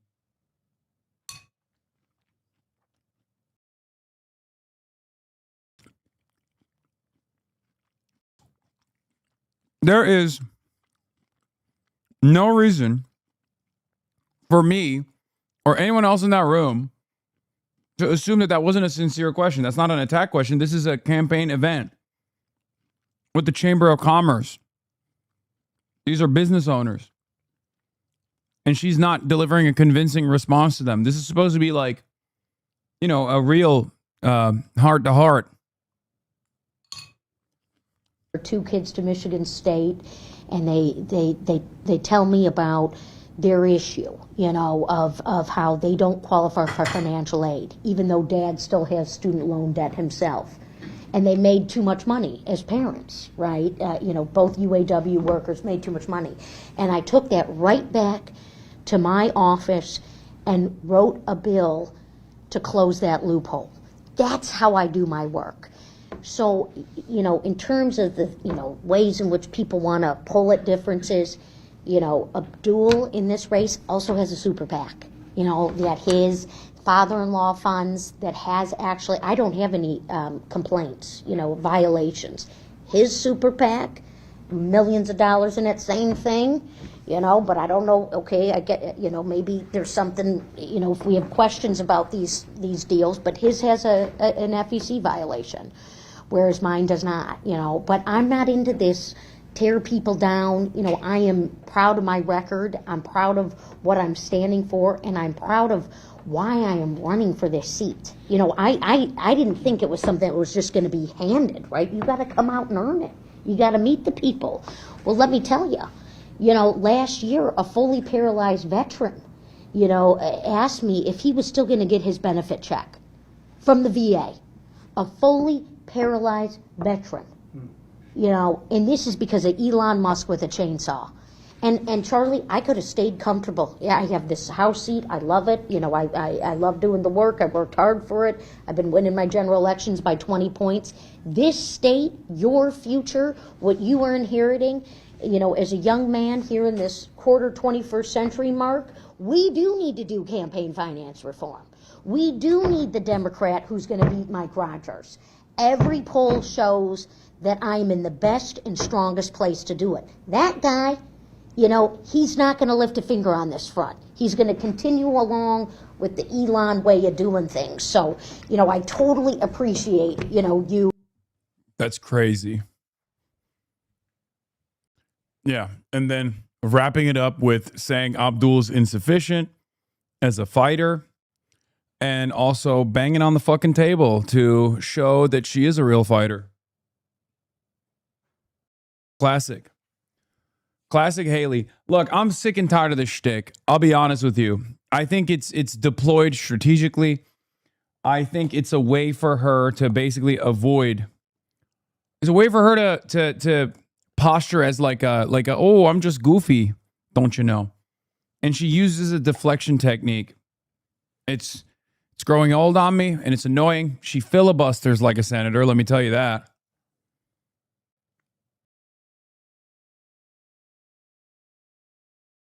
Haley Stevens meets a voter. How'd you know I'm Jewish? Volunteer. What? I know how much you guys love Israel, almost as much as me.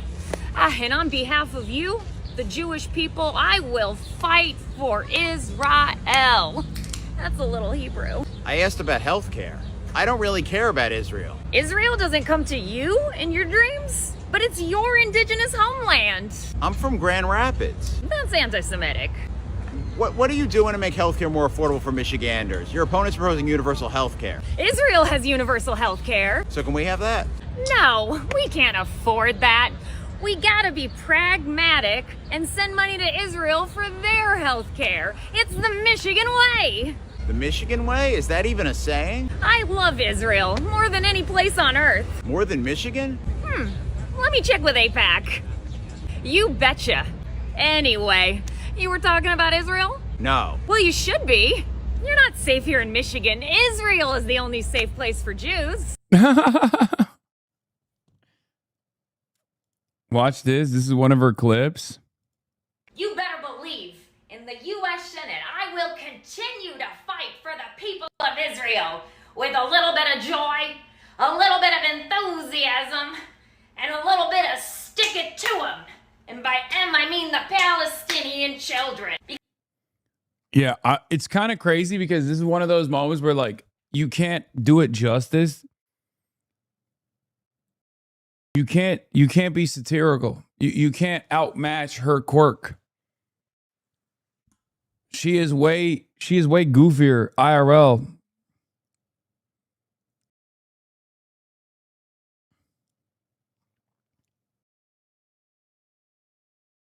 I mean, this alone is just this clear as any satire. What gives? Israel comes to me in my dreams. That's it. There's nothing. You can't out satire that. That's insane.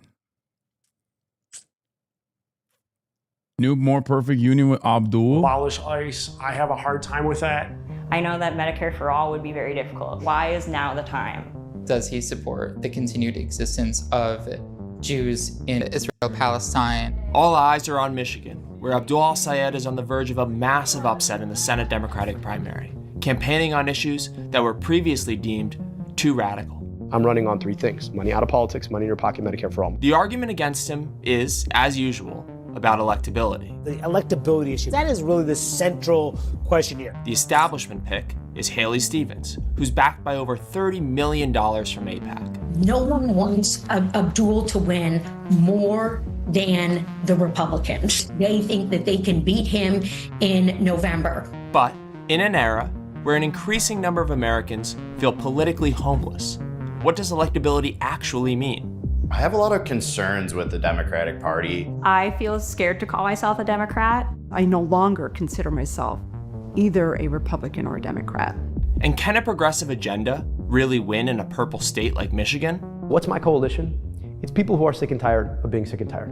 We gathered voters with diverse political views to put al-Sayed's message to the test. I come from a fourth generation auto worker family. A lot of what we hear from Democrats is like a lot of lip service, when in actuality they don't really follow through on anything that they really say. I am a service-disabled veteran. I would previously describe myself politically as more Republican-leaning.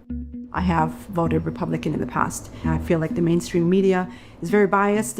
Dude, I don't understand people. I just don't. I don't understand people. Like, I don't know how. I mean, good. I'm glad that these guys are Abdul curious.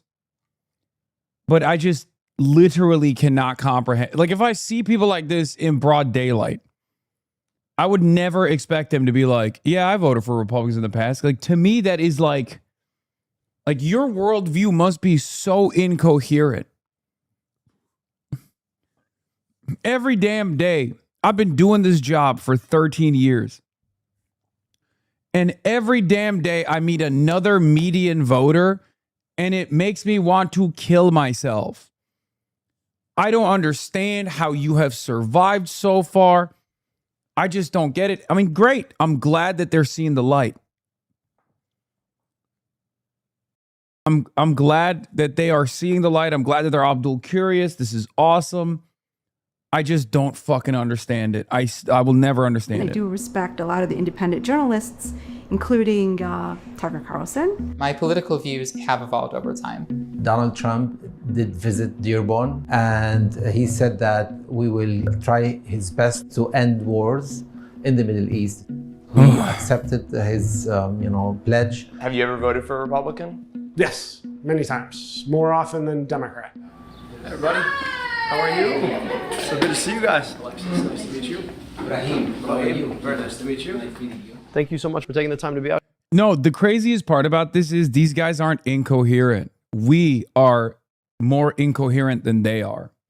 Or incoherent is not the right word for this, but like, we are not the norm. They are. Okay? I need you to lock in and understand that unfortunately, guys like this unironically are more commonplace than you would think.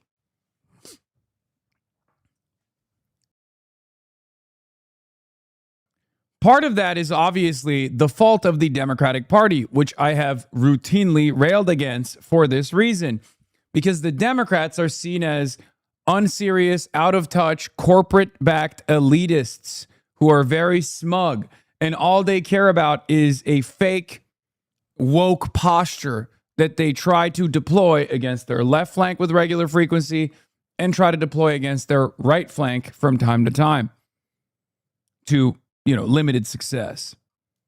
Do you understand? That is part of the reason why these guys are always lost in the sauce. Obviously, if there was better party branding, if there was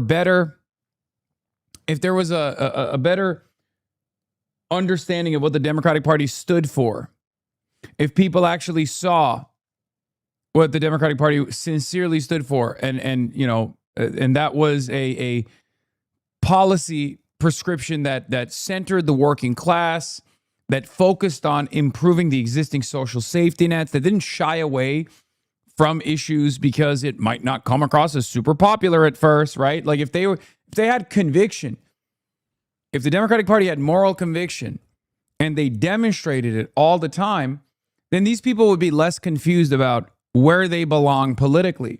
Abdul al-Sayed in this video, I suspect, is going to show that reality because he has very clear moral convictions, whether it be on the issue of Israel-Palestine or whether it be on where he stands on the issue of healthcare. He defines himself. He defines his own policies. He is not definable by the opposition for that reason. This is a real strength in theoretical democracy. So guys like this that otherwise would look to every politician and be like, I don't really know what they're for. I think Democrats are for gay shit, which is fine, but I don't really care about it as much, and for nothing else. And the Republicans are, a little bit crazy, but also at the same time, they're going to cut taxes, and that's good. And they're going to be strong on security. They're going to be strong on national security. They're going to be strong on crime. That is the reason why these people are constantly lost in the sauce. Okay? I do not fault the voter. I fault the system. I do not fault the voter, even though sometimes the voter will make me want to kill myself. Yeah, really appreciate you. Let's begin with Medicare for All, because that is one of the most important issues in this race. I went to medical school, and I've spent a lot of time thinking about the system. Wrote a whole book on it. And ultimately realized that the biggest challenge is not making the math work. The biggest challenge is not architecting the system. The biggest challenge is creating the political will to get there. I want you to imagine that next to your insurance card, you had another card. And that card was your Medicare card. It came to you the day you were born. And it didn't matter if you turned 26 or... I'll be honest, I'll start blaming the voters when there's a clear-cut, discernible platform that is unbelievably good for the working class, and the voters still oppose it because they're just reactionary babies. Okay? That's when I'll start blaming the voters. Because the reason why a lot of establishment Democrats blame the voters is because, I guess, from their calculation, the Democratic Party currently presents a fantastic policy platform that they do not oppose. I will start blaming the voters when we have puppies for everyone versus infinite diarrhea. Because right now we have vomiting every Thursday to infinite diarrhea, and people are choosing infinite diarrhea at times or choosing not to be a part of vomit every Thursday. If we get to a position in American politics where it's puppies for everyone versus infinite diarrhea and people still choose infinite diarrhea, then I'll fucking start blaming the voters. You understand? Or get married, or get divorced, or get a job, or lose a job, that you could get healthcare with it. That's what Medicare for All is. My uncle, he had a precarious healthcare situation, and he put off getting treatment for a while, and he ended up passing away from stomach cancer. I just think that really goes to show how far gone this system stands as it is right now. Most people just put off having to do anything because the financial burden of actually getting the healthcare you need is more anxiety provoking than the possibility of being very sick. Now, the current system that we live under allows all of the corporations who make money off of our healthcare system to spend money to elect people who will then turn around and protect the industry. And they've, in effect, manufactured a bipartisan consensus that tells us we can't have guaranteed healthcare through Medicare for All. This is the question I always get. But doctor, how are you gonna pay for it? Just remember, we already pay for it. Every single dollar that goes to the back pocket of an insurance CEO, every single dollar that goes to a pharmaceutical company, every single dollar comes from where? One of our pockets. Every single one. And because you don't have to worry about that health insurance CEO's exorbitant salary, now all of a sudden the overhead off that system goes down. That's the vision of Medicare for All. We could have it if we actually were willing to fight for it. My name is Lena Saad. I'm a clinical pharmacist. There's one patient that was not able to afford her oral therapy at the time, and we relied on giving her samples that we would get from drug companies, and I would literally take it and drive it to her on my way home. So how can we incorporate the pharmaceutical aspect into Medicare for All as well? So one of the most important things we could do is negotiate prescription drug prices. Medicare becomes the buyer of all prescription drugs on behalf of all of us. And so it can use its power purchasing on behalf of the 350 million people in this country to start bringing those rates down. Here's the other crazy thing about pharma. Almost every pharmaceutical that has come to market in the last decade has had its roots in NIH-funded research. You know who paid for that? We did. Then some private company comes and buys the rights to this thing. Then they get to sell it back to the taxpayer at a ridiculous rate. I mean, that's insane to me. My mom's from Canada originally, and it seems like the motive there is to keep the people healthy. Clinical pharmacists voting fucking Republican is insane. I know. Brother, I don't understand. So what we really want is prevention. I'll be honest with you, I actually agree with Maha on a lot of things. Most people are like, wait, what? They're right about a lot of the problems. The solutions are batshit crazy, but they're right about a lot of the problems. I think we need to stop selling huge amounts of ultra-processed foods in ways that have us subsidizing them via a whole bunch of programs, when what we really want is people to be eating healthy foods in the first place, right? Like in our current system, let's be clear, a lot of people make a lot of money off of people getting sick. I've been working for Ford Motor Company for 31 years now. I've had it nice being a UAW member that I've had health insurance my entire career. I find myself as a parent of a child with autism. I'm coming towards the end of my career. So that's one of my biggest fears, where the care will be in place for him. I typically hold more libertarian views on. Look at him, ultra instinct. Republican UAW member is wild too? No, it's not, dude. So many rank and filers are fucking reactionary. It's fine. I mean, it's not fine. Obviously, these labor unions should probably be doing a lot more political education, but again, it still goes back to the party. In some ways, it goes back to the years and years of embedded corruption and nepotism that existed within the UAW. This is pre-Sean Fain. So, you know, that's going to take a long time to fucking fix. But ultimately, rank and filers are always going to be, you know, all over the place with their politics. And in the past, the reason why they were much more organized and voted consistently as a bloc was because it was, you know, there was more motion from the Democrats on trade protectionism, for example.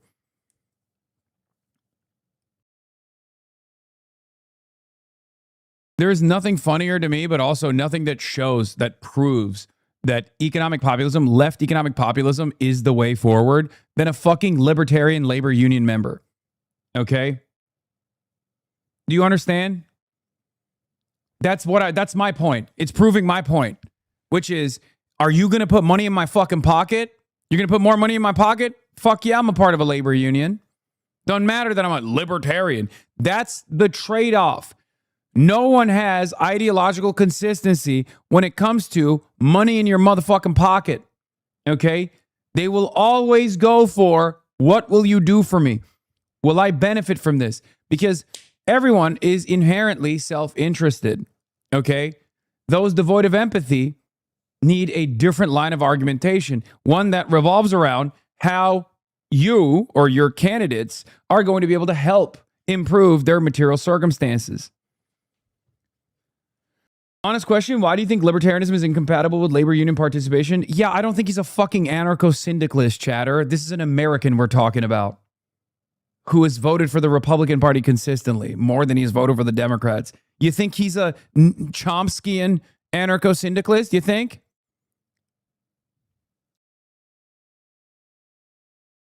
Yeah, he's a lipsock, dude. He's a libertarian socialist, actually. He's literally about to start talking about how, you know, it's his anti-imperialist framework that helped him arrive at libertarian socialism as the real solution. He's going to tell us all about how libertarianism means something entirely differently in political theory as opposed to what it means in America.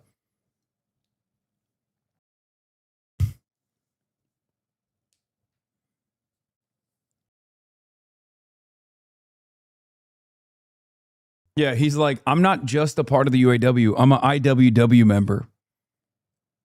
Something like this. So would we be doing like a single payer system? It would be single payer. And what I want is that the government basically guarantees your health insurance. And that allows the healthcare providers to go out and say, look, if I can provide a better service, then I should win more patients. But it shouldn't be that your health insurance says, no, here's who's in network and here's who's out of network. So you're going to go here and you're going to like it. And I think there's a couple of pieces that we need to institutionalize. Number one, the governance of this system can't just change on a dime because you have a new president, right? And so the governance would have to live somewhere similar to the kind that we offer in the Fed, right? So the governance would have to sit under but separate from the executive branch in a certain way. We're the richest, most powerful country in the history of the world. And, you know, we fight wars for no reason. But whenever we talk about providing healthcare, everyone's like, well, I don't know if we could do it. Well, it's a choice. These are policy choices. I would rather not spend $1 trillion on war. I'd rather spend Yeah, resident union charter. It is not, chatter. We've had 6 out of 10 UPS Teamsters vote for Trump. Yet if you tell them we're losing our healthcare and pensions contributions next contract, we could not only be striking, but there'd be guys ready to kill for it. Yeah.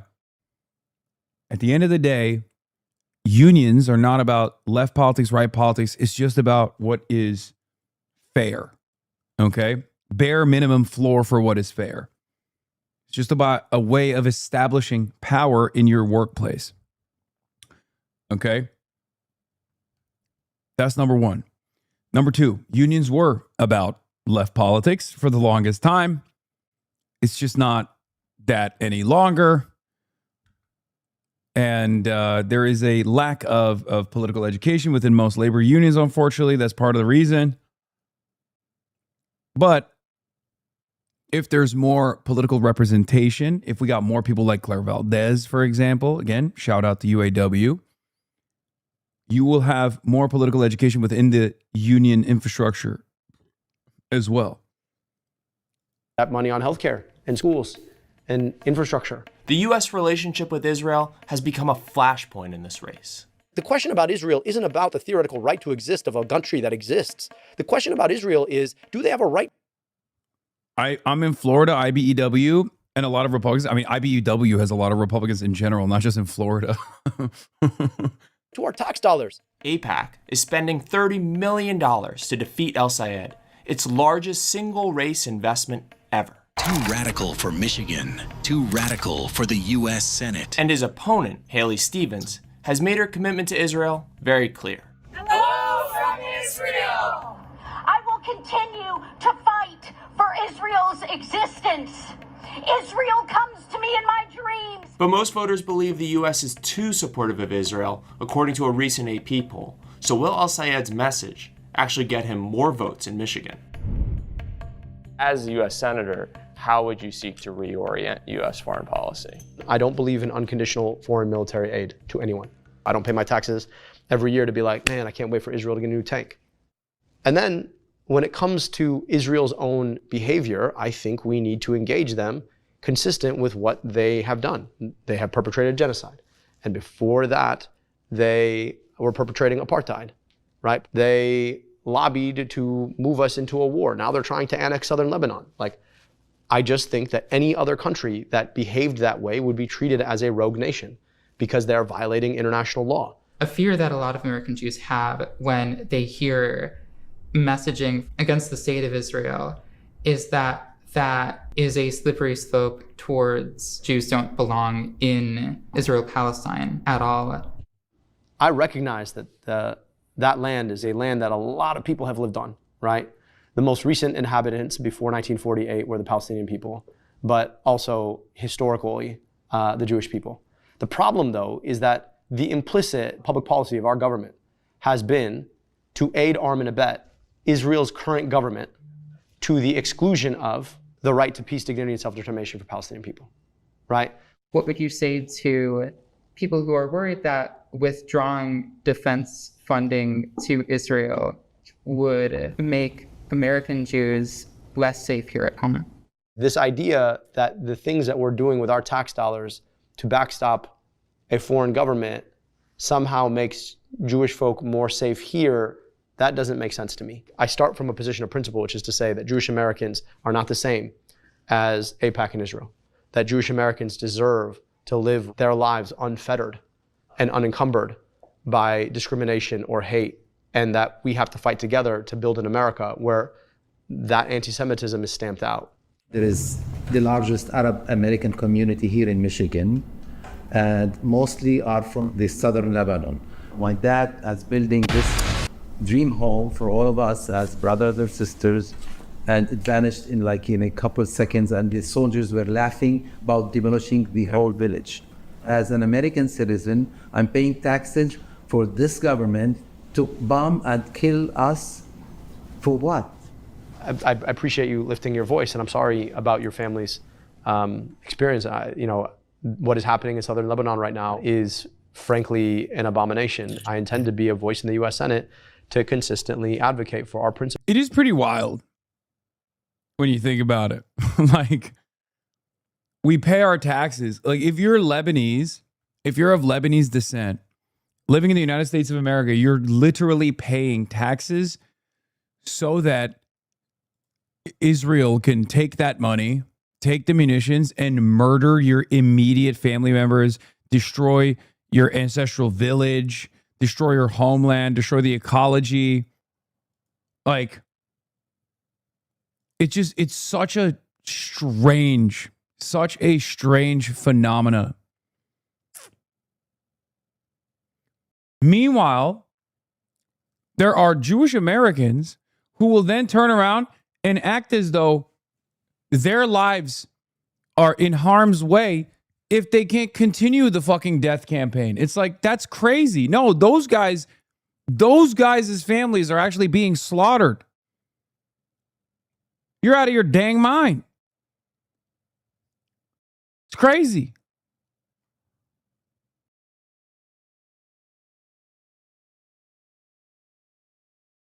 Anyway, hold on. I'm closing all my fucking tabs because I've had a lot of tabs open.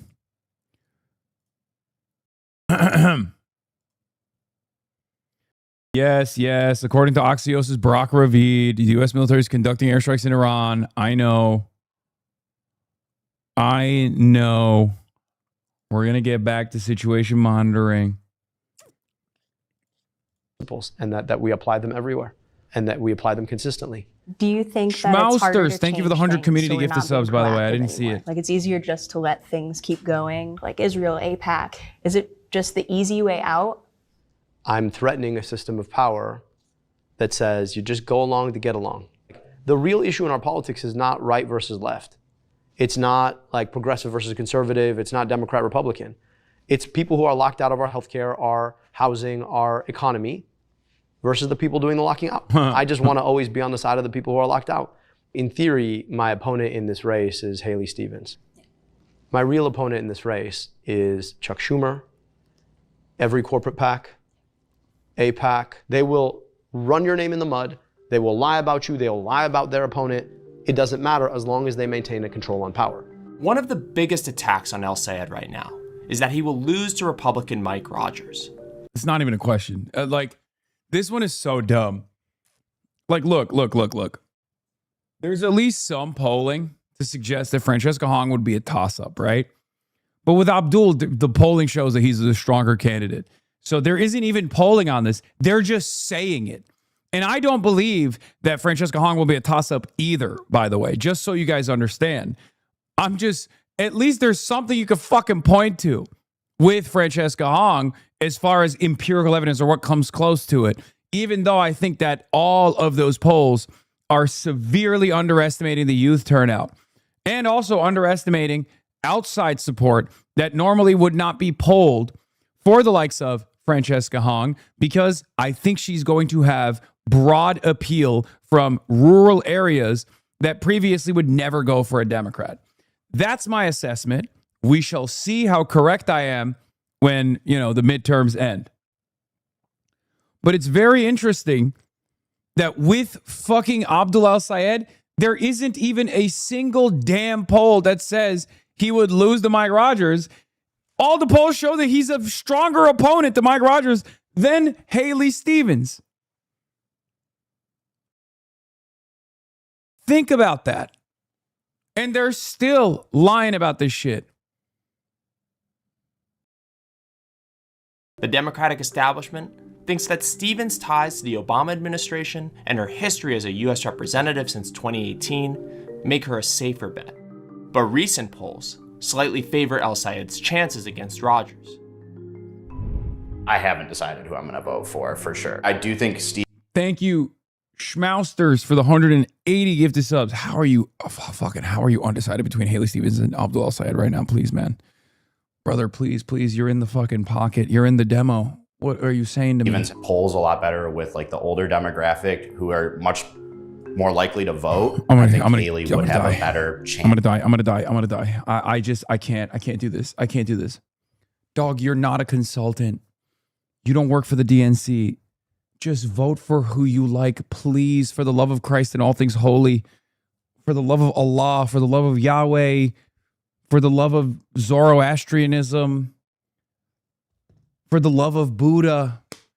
We must do away with this centrist consultant brain, pundit brain, mind virus. What the fuck? For the love of Yaqub. What the fuck? What the fuck is this? What is this? What is this? I don't think there's any, what I don't understand is we are supposed to live in a theoretical democracy. And the whole point of theoretical democracy is that you vote for who you think is best, not for who you think others will find to be the best. Okay? Perhaps it's a part of the problem with the two-party system that we have, where you're always engaging in this weird defensive posture. You're supposed to vote for who's going to win. It's gambling brain that takes over in primaries. No. The purpose is to vote for the candidate that you like. That's what democracy is. Okay? Democracy is about voting for a candidate that you have extracted sufficient concessions from. Okay? Or a candidate that already was there on the values, on the positions that you care about. Okay? That's what democracy is about. Democracy is not about trying to make this weird calculation about harm reduction and then making an assumption about what other voters are thinking. Because what that creates is a tendency to be manipulated and duped by centrist, moderate candidates, which are objectively weaker candidates overall. This is the problem, okay? This is the motherfucking problem. People think, oh, I like Abdul, but Haley might be better because other people might vote for Haley Stevens. And then everyone keeps thinking that, and then they vote for not who they want, but for who they think others want. Stop voting for other people. You don't know what other people think. If anything, other people are probably making the same dumbass calculation you're making.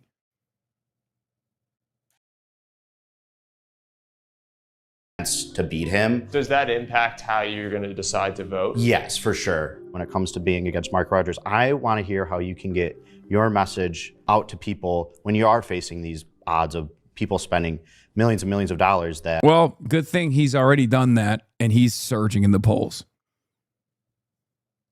Good thing that is already happening.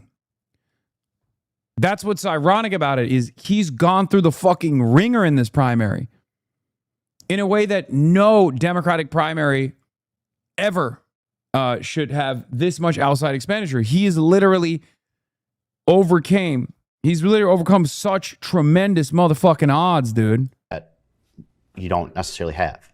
You beat Mike Rogers because you build something that embodies the hope and the joy that you want to have for the future. This is a guy who voted to raise prescription drug prices I don't know how many times.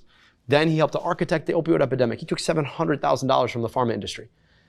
They're going to spend a whole lot of money trying to call me some combination between a communist and a terrorist. And I'm going to sit out there and be like, yeah, well, he's corrupt as hell. Now, I get it. I'm brown. I'm Muslim. I got a name you probably can't pronounce, right? But I was born and raised here. And I've taken the time to serve and listen. So I think that's how we beat him. I do question his ability to win against a Republican. I feel that some of his beliefs turn off a large portion of the population. Listening to his comments that he would like to abolish ICE, I have a hard time with that. I'm Abdul Al-Sayed, the only Senate candidate for abolishing ICE, and I approve this message. That's awesome, by the way. Libertarian union rank and filer who is very angry at the concept of the abolition of ICE. What is the libertarianism then? Like, even from the American perspective, libertarianism meant, not a different kind of Republican necessarily, but one that actually, cares about anarcho-capitalism, free of the market, free of the people, but also is like definitely in favor of unrestricted immigration. That's what the Cato Institute is about. It's anti-police. It's pro-migration.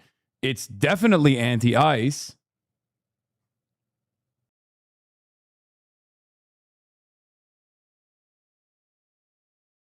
A lot of people in this room, abolish ICE is one where they are a little bit confused about what it means. Lena, you expressed some questions about what Abdul's immigration policy looks like. I think we can put ICE to better use to protect our borders and protect Americans. How can we draw that fine line between utilizing this federal agency versus allowing them to go rogue as they've done recently? Here's the thing. So I've run government agencies, and once they take on a certain culture, it's really hard to change the culture. Really, really, really hard. So under Trump, he started to recruit people who specifically came to ICE, not to specifically...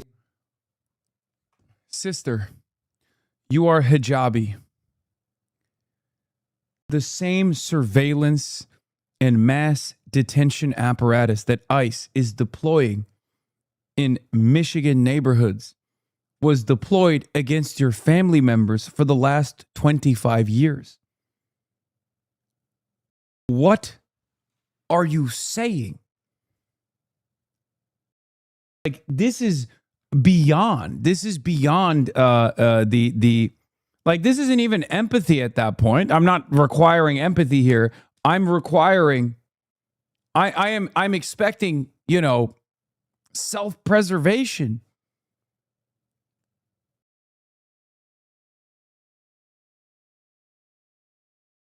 ICE was created in the same package after 9/11 to mass surveil you.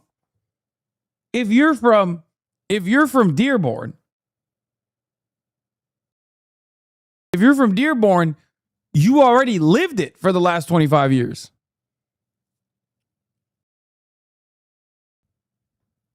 What the hell? I think we're all understanding now how swing states exist. That's how I feel about my fellow transists being pro-Israel. Yeah, I didn't want to say anything about that, but it is actually kind of shocking because I feel like a decade ago, every trans person was like straight up communist. And nowadays, although the conditions have worsened for trans people, now you see a lot more liberal trans people, which I don't fully understand because like it's not like the conditions got better for trans people. So now you can be like, well, I'm a part of the normal political process now. Like, I don't really care about any of this other shit. Like, it doesn't, like, how did you move rightward while trans existence came under the crosshairs even further? Like, it's not like there's more acceptance now. Cause like you see this with white gays, right? Like there was a point where there were a lot of cisgender white gay men that were like, oh, well, I kind of like Trump. I'm rich, you know, whatever. Because like Trump wasn't expressly anti-gay. Well, Trump is himself a bit of a queen, but you know what I mean. And that is because like, you know, pro-gay marriage, it's now established law. People are much more open-minded to, you know, gay people existing. I think it went from gay acceptance went from like 20% in the last 2 decades to like 73%, right? It's insane. So like that makes a little bit more sense if you're like a white gay guy and you're like, I'm rich, I like Republicans, I don't want these fucking immigrants in the country. But if you're trans, if you are transgender, it's not like acceptance skyrocketed for trans people that you're like, you know, I'm a little bit more comfortable with less radical ideas now.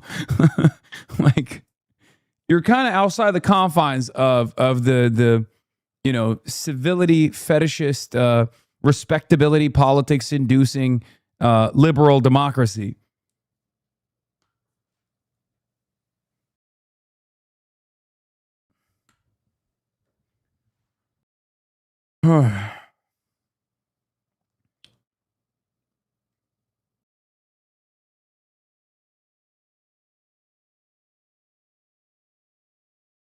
As someone of the MB community, there's always been a ton of conservative trans people, and some of them shifted to being liberals.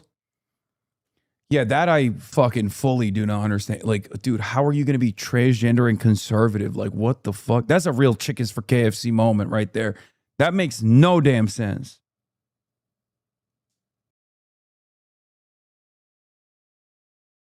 That makes even less sense.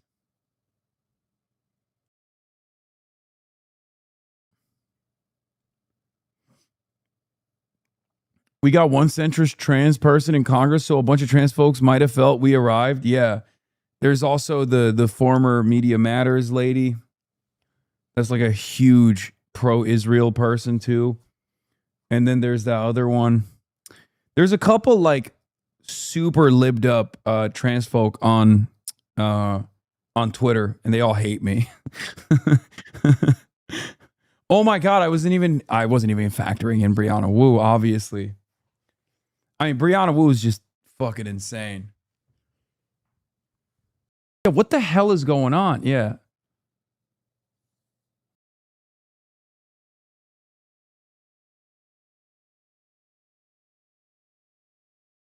Yeah, no trans person likes Brianna Wu. You're thinking of Stacey K, yeah.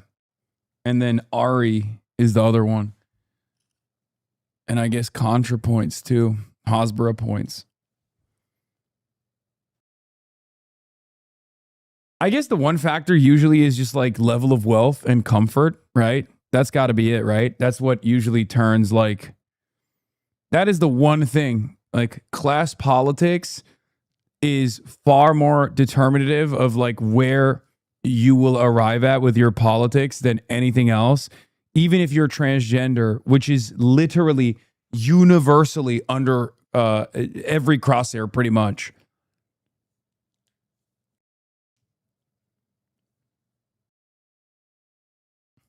Liv Agar and Juniper both like you though? Yeah, of course. I mean, plenty of trans people like me. I'm just talking about like some of the more popular trans content creators who have pivoted towards liberalism in recent years, and it's just like shocking. I don't understand it.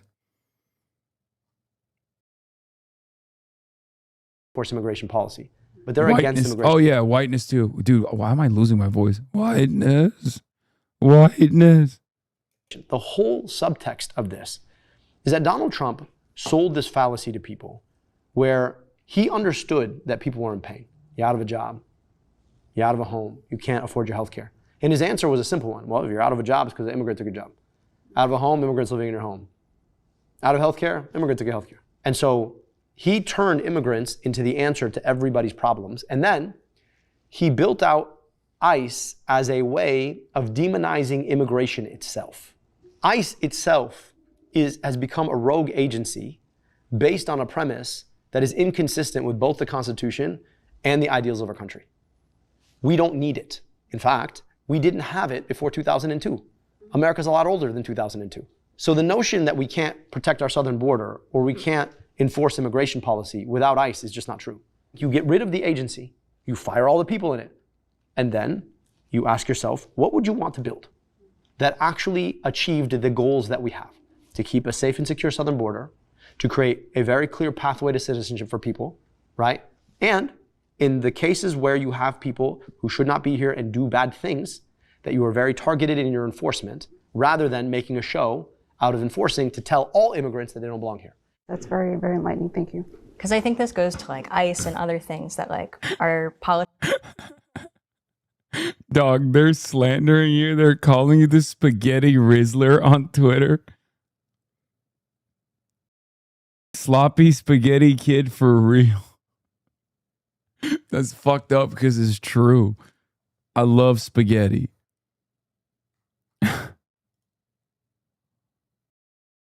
No.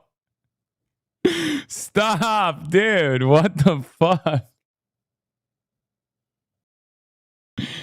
Y'all see a white chubby boy and immediately say, oh, that's just like the Rizzler. That's just like, what's his name? I forget. Oh my God, he's kind of washed now. Jesus Christ. Suit guy from the beginning. Yup. Big Justice.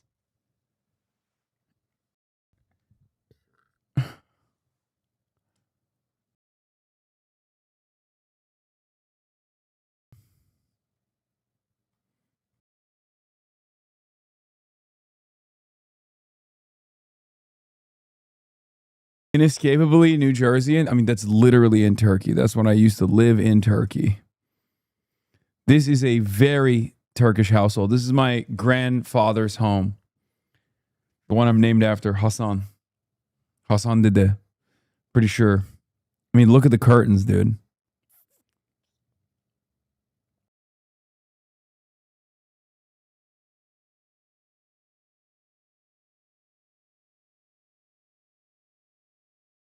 MashaAllah, tesbih rosary. Yeah, I got the tesbih in one hand. Kafir around the neck. Throwing up the one. Same aura. Same aura. Different day. Different time. This photo was taken in 2004, chat. 2004. Which is like, what, 10 years ago? You know, maybe like 6 to 10 years ago. I'm not very good at math.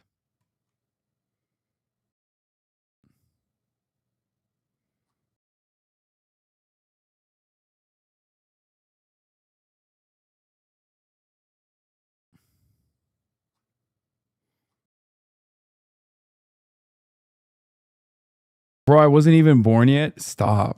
Stop. That's not appropriate.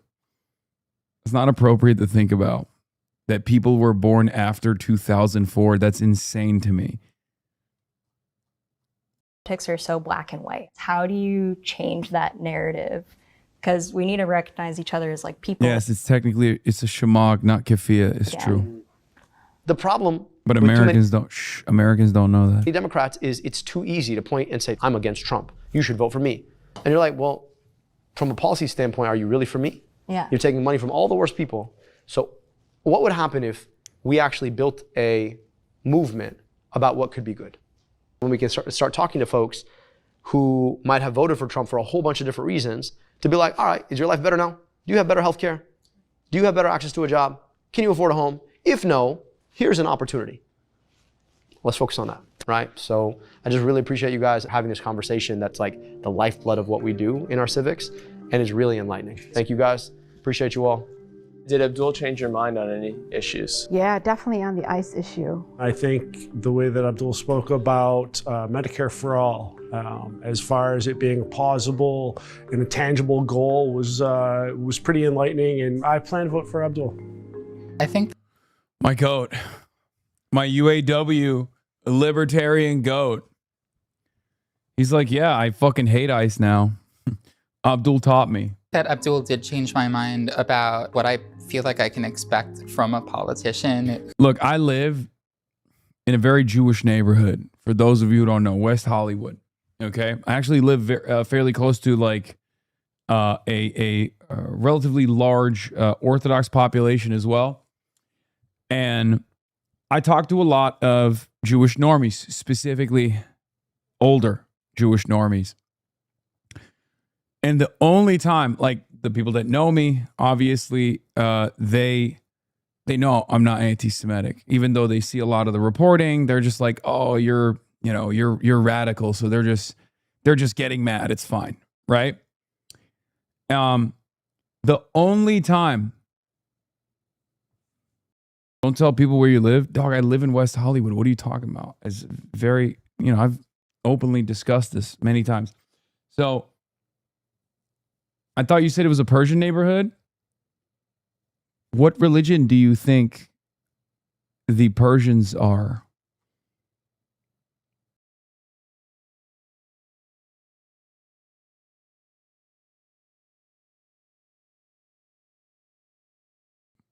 Chatter.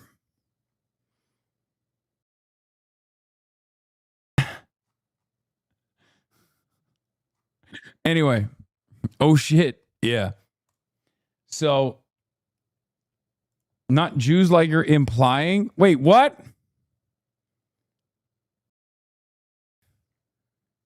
In West Hollywood and Beverly Hills?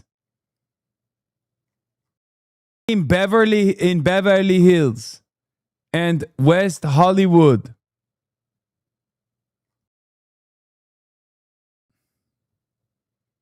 Anyway, so what I was saying is the only time I thought the West Hollywood Jews were from Russia. Yes, there's a lot of Ashkenazi Jews as well. Anyway, there's a big conservative Jewish community. There's a big Orthodox Jewish community. There's a Persian Jewish community. Anyway, it's part of the reason why I say it's a very Jewish neighborhood, Beverly Hills, West Hollywood. So the only time where people have been like, I'm actually a little bit worried about this was with Abdul. I don't know what the fuck is going on with like Jewish Insider and the newspapers they read or the conversations the older normie Jews are having in the synagogues or whatever. But they were literally like genuinely for the first time ever. And I've been receiving these like anti-Semitism attacks for so long. And that has not shaken their faith that I am not an anti-Semite at all. It wasn't Zoran. It was Abdul. They were like, he's so scary. Like he wants to, he wants to destroy Israel. He wants to like purge all the Jews from Israel. I was like, no, he's a fucking sweetheart.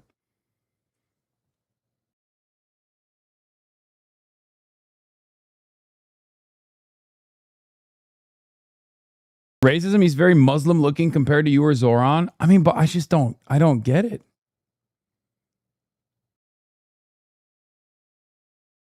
Maybe because he's Egyptian.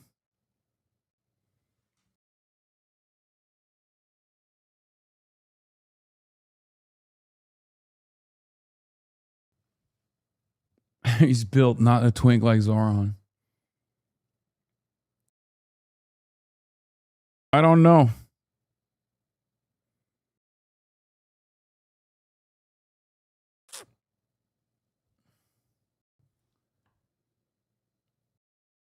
What is this bitter ass fucking loser still standing her though? WABI, Wabi.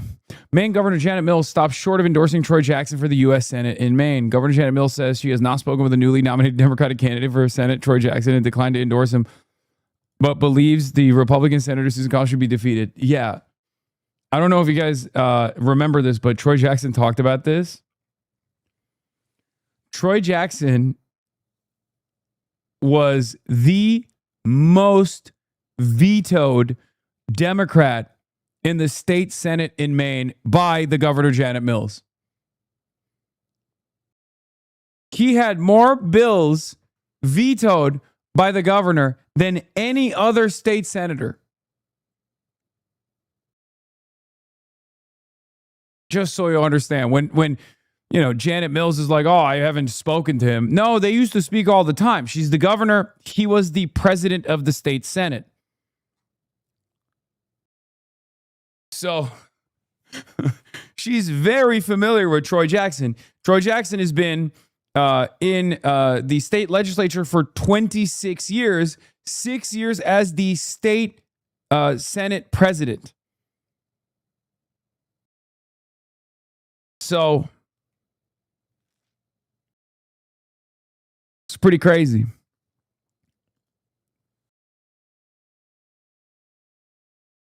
New races outed themselves in the Abdul race. Yeah, I know. This is not a new race. These are old races.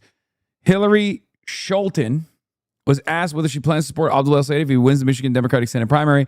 I will not stand beside someone who has allowed distinctly anti-American sentiment to enter our public dialogue. More details on the interview will be published on Semaphor's website this Thursday.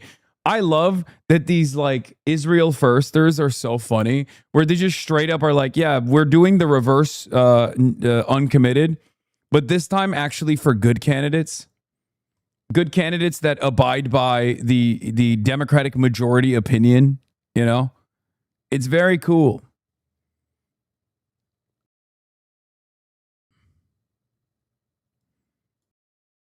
Sorry, but when the world does this mean? Abdul allowed distinctly anti-American sentiment to enter our public dialogue. If you're going to make an accusation like that, one, be specific, speak English like a normal person. Yeah, no, she's just racist as fuck. She also implied that Abdul was a sexist, was like misogynistic in the same vein as like Graham Platter, which was disgusting. Yeah, centrists in Congress anonymously threatening to leave the Democratic Party. James Carville calling for a schism. Pouty, also anonymous. Pro-Israel donors in Michigan calling for a donor strike. I wrote about the emerging centrist uncommitted movement.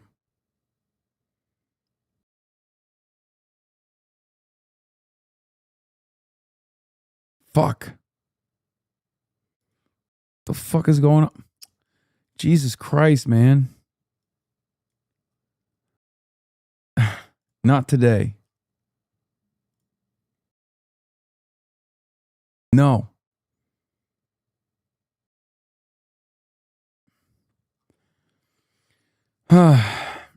Loyalty demands only go left, never right.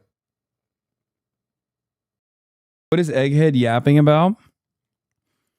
Across the past 10 years of advocacy for Medicare for All, we've gotten more political clout for M4A proponents than ever before, but seem to be further from a situation where it's easy to envision broad-based tax increase to pay for more public services. This is bad. What is Egg Boy yapping about?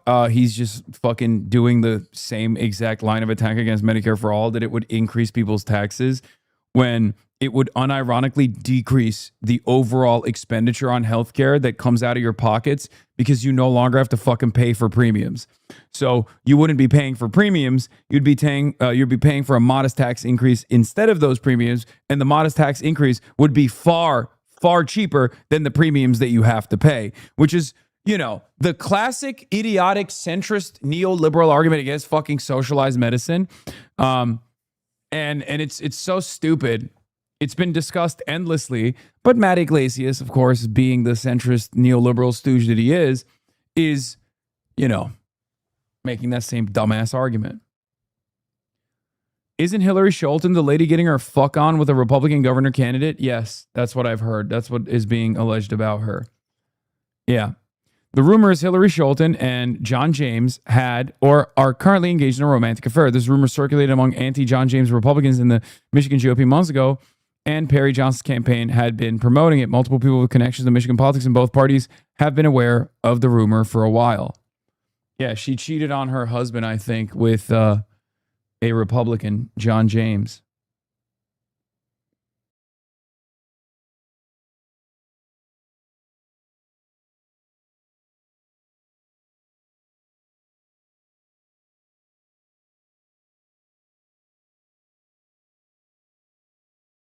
Yeah, this Rahm Emanuel story is really funny. You had a Rahm Emanuel recounts what he told the Mamdani regarding his Israel stance. Anna Barr, Zoran's comms team, came out and was like, this did not happen. I don't know why he's lying about this. Where quite strong words were spoken between you and Mayor Mamdani in New York. I said, when you're mayor, time goes faster and you got to make choices. What's an A, what's a B? When we got to the Middle East, I said, look, you are your father's son. I'm my father's son. You chant a river to the sea. And that means there will never be a Jewish homeland for Jews.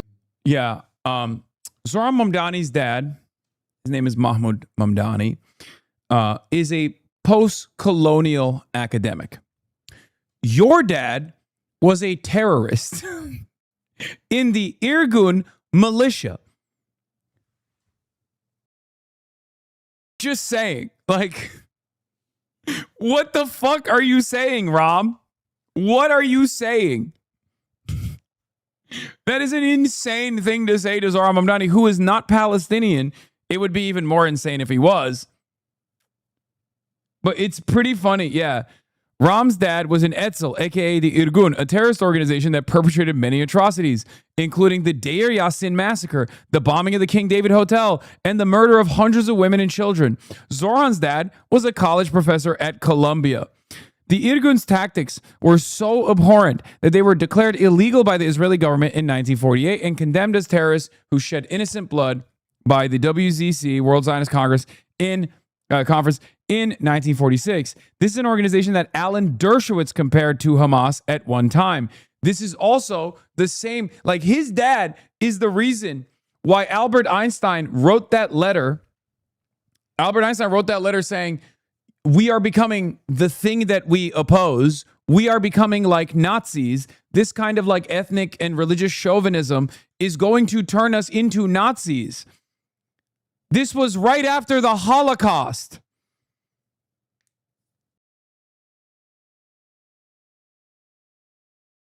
Which, of course, the militia members ended up getting formative roles in what is now known as the Israel Defense Forces. And also, many prominent members ended up, I think, folding into Likud. Yeah, this is an organization that Alan Dershowitz was compared to Hamas at one time. Even among many Zionists, the Irgun occupies the same place as Al-Qaeda. Of course, much of this is a way to separate itself from legitimate arms of the Israeli militias and military, all of whom also use terrorism to murder innocent people. So, as I've said before, it's Haganah, Irgun, and Lehi, Stern Gang, which is, of course, Menachem Begin, one of its founders, was also the founder of Likud. Exactly. Emmanuel apologized for his father's anti-Arab comments.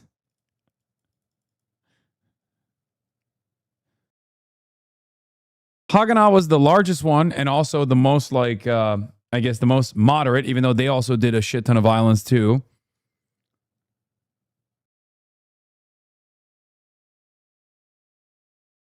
But, yeah, Stern Gang was so openly fascist that they openly collaborated with the Nazis and also fascist Italy. Stern Gang did. So to varying degrees of insanity. Stern Gang also, I think Stern Gang was the one that openly called themselves terrorists as well. But yeah, Anna Barr can confirm this did not happen.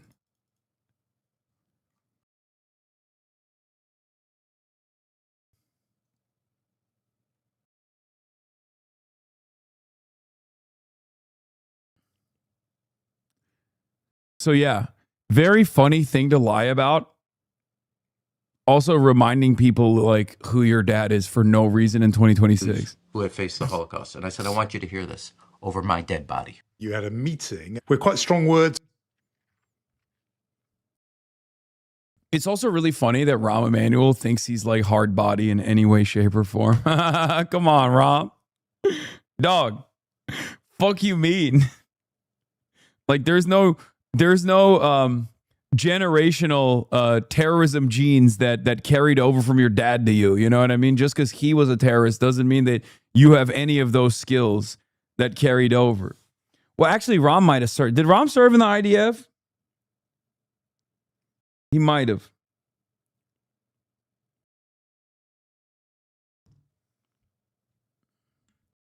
But yeah, he's still a fucking fake demon. Finish the video? What? I just finished it. Oh, you mean the other video, the video with Abdul. I thought we ended it already. Who really believes what they say. Him taking a stance on something, even if it's strong and people consider it maybe too strong.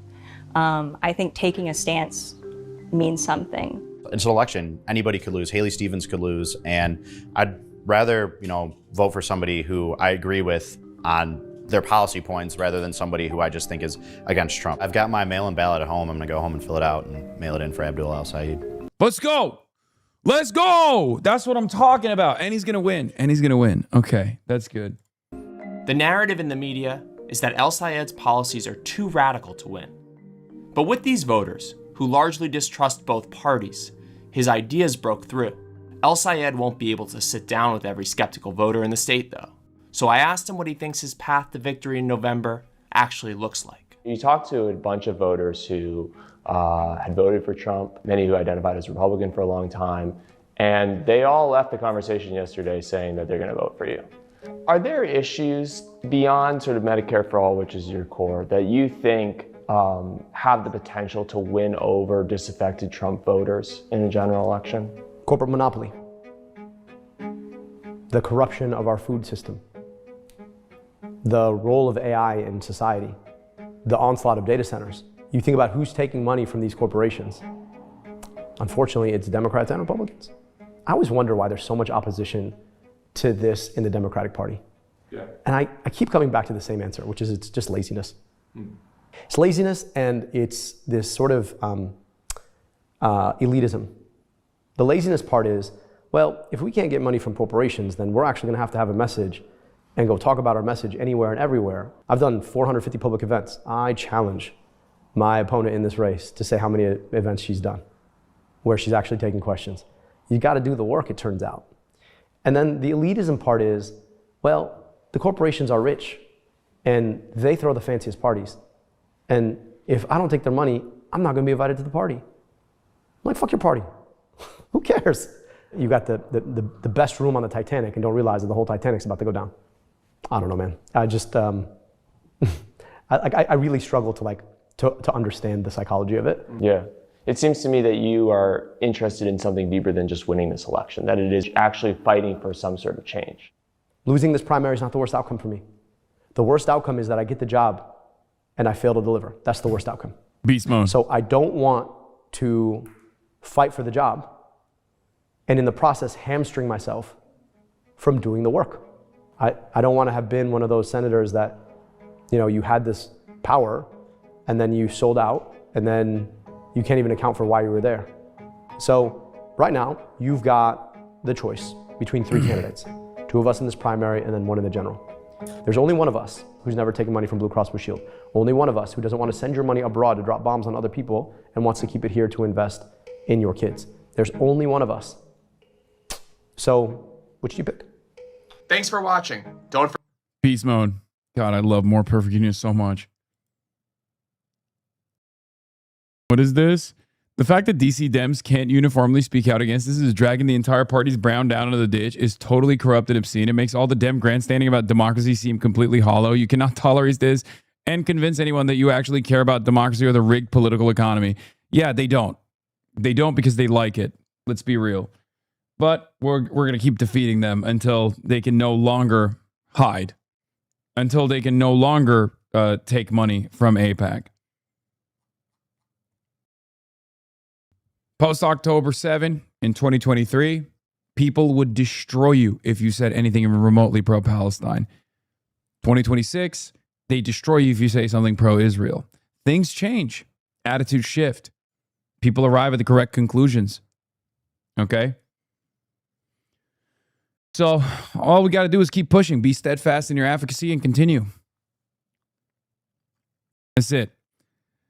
The Chinese Communist Party, once famous for pillaging from the natural world, has set to protecting parts of it, but the country's eco-authoritarian approach deserves scrutiny.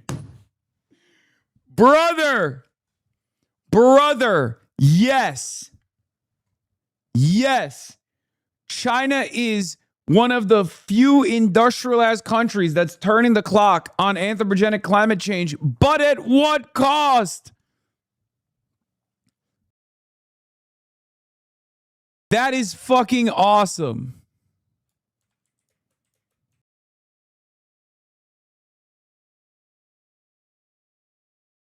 That is fucking awesome. Every China story is like a capital's hellhole ruined China's mightiest rivers, but then they fixed it with climate Stalinism, but at what cost? I don't know what the cost is. I only know that the Yellow River has changed course 6 times throughout history and burst its banks over 1,590 times.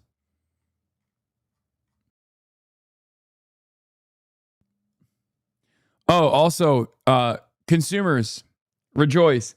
China has begun mass producing domestically developed immersion deep ultraviolet lithography machines, which is, of course, a technology crucial to advanced chip making, marking a key step forward in Beijing's drive to reduce its reliance on foreign technologies.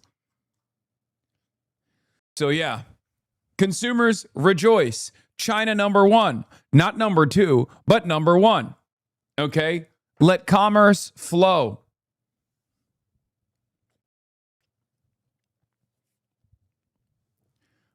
It's going to be really funny when they flood the American market with unbelievably affordable, like insanely affordable GPUs and all of these different like RAM, all this shit that you currently do not have access to because we're all full systems go on, AI shit.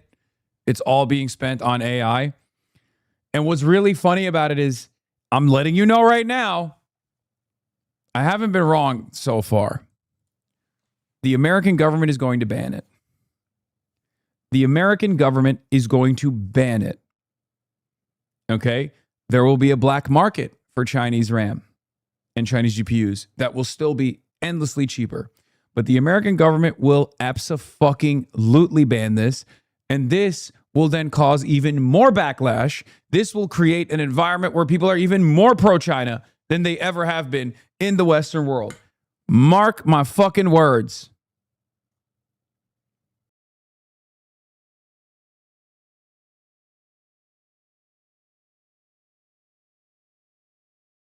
In just 2 weeks, China has broken through the 3 strongest fortresses the U.S. has built around AI. Investors have a right to be nervous. Remember when I talked about the Chinese AI initiatives being almost entirely... the Chinese AI initiatives have been entirely invested in putting a dent in the American stock market, pretty much. And everyone yelled at me and said, "You're wrong." Well, this is another aspect of it. They already basically did with the Chinese EVs by putting a massive tariff. Yeah, I know.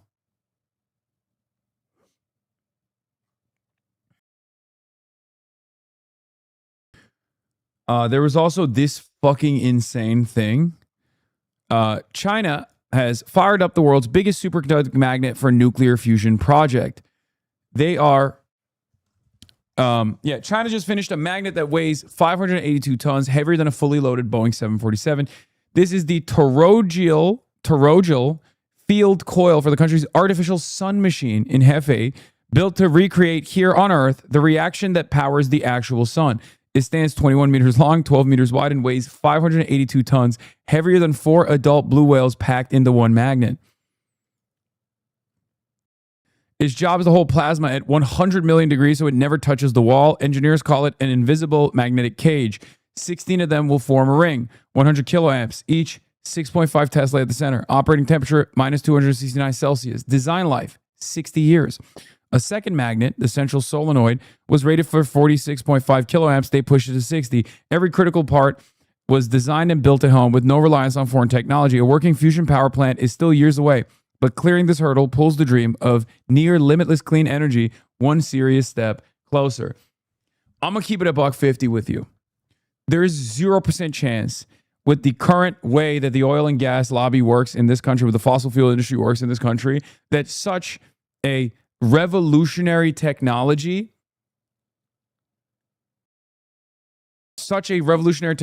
that would basically fucking wipe out the profits from this massively consequential sector in the American economy would ever take root, would ever get off the ground. They would probably assassinate you.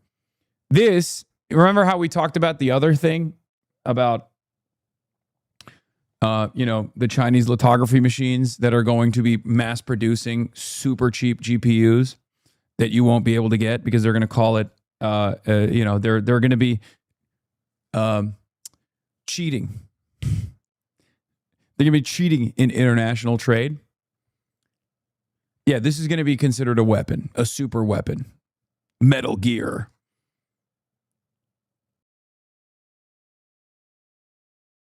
This is literally the plot of Spider-Man 2, but Chinese. Yeah, I don't know if you know this, American, but this is real life. It's not the plot of a comic book movie. Americans look at something that's happening in the real world in China and go, wow, this is just like a comic book story, which is the only thing that we create. Americans look to this and go, how many burgers can I cook up with this?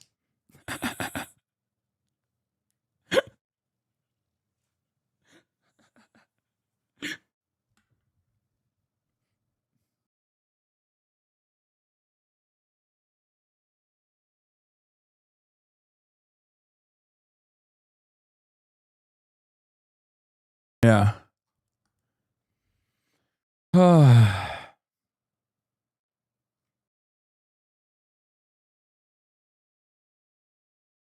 China has spent about $1.5 billion a year on fusion, double the US DOE fusion budget. Instead, America spends about $1 billion a day bombing Iran. So they get infinite energy while we get high gas prices.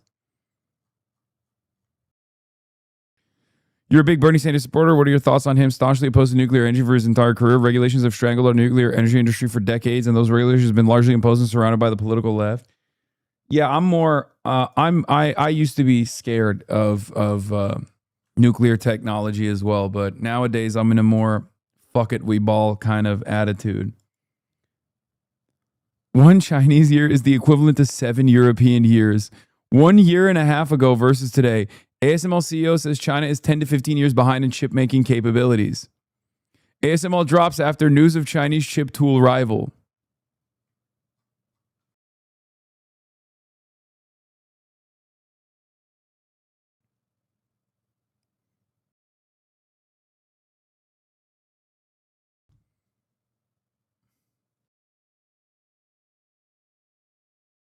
Leftist Johnny Harris vindicates Hasanabi's global energy predictions even before Epstein America theory. and China are in a new nuclear arms race, but this time it's different. We have an energy shortage in America. China is outpacing the United States by at least a decade in developing nuclear power. If American companies don't lead on this, then the jobs, the wealth won't develop here, they'll develop in China. The United States is currently the world's leading nuclear energy producer, with 94 operational I'm going to keep it $1.50. I don't think we're going to have to worry about jobs at all. If the way things are going continue that way, I think nobody's going to have jobs, let alone at the fucking nuclear reactor, okay? Oh no, we won't have the competitive edge in nuclear technology. We won't be able to have jobs in nuclear technology. Yeah, no, we're not going to have anything. We don't have anything. We have nothing. We just have bombs. And even then, we don't even have the bombs.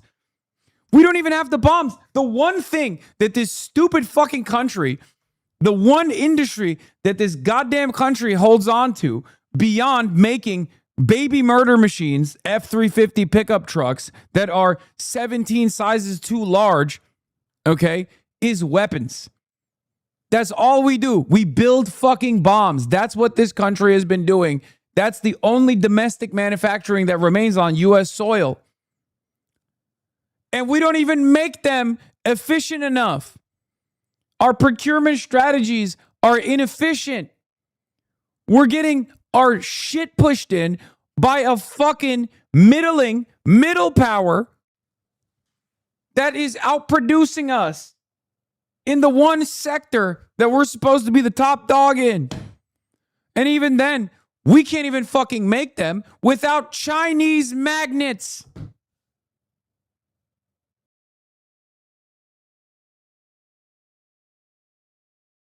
Meanwhile, you got dumb fucks in here who still yell at me for calling this shit out for the last decade, really. Dumb fucks who come in here and they're like, oh, shut the fuck up, Hasan, you fucking Chinese dick rider, you fucking piece of shit. Oh, I bet you love Mao Zedong a lot.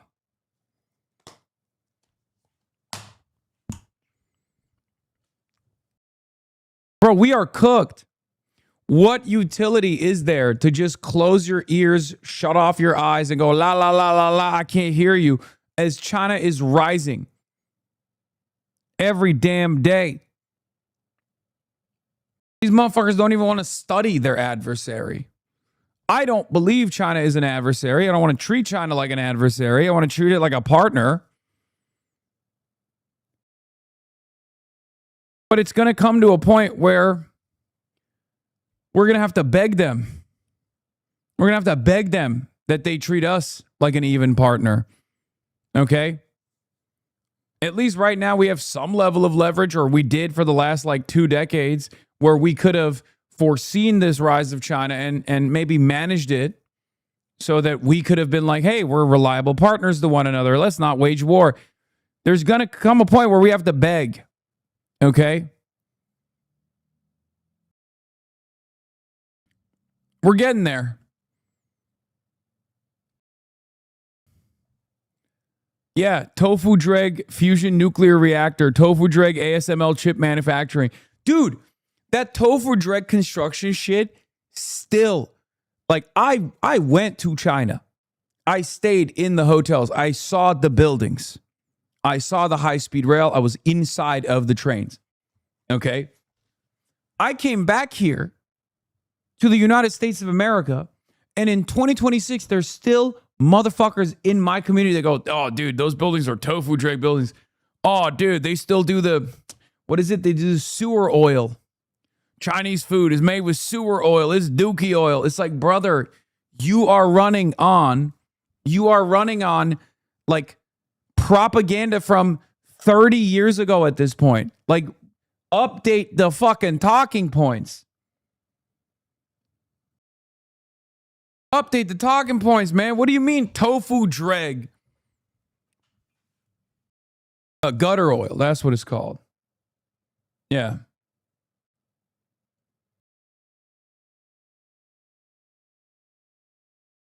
Like, the greatest, here's the thing. The biggest wake-up call should have been, and I remember this when it was happening, the biggest wake-up call should have been ghost cities. Okay?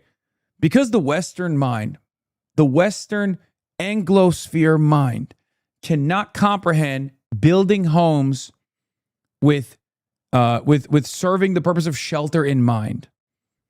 That they were like, oh, look at these fucking idiots. They're building ghost cities. And we did this to North Korea.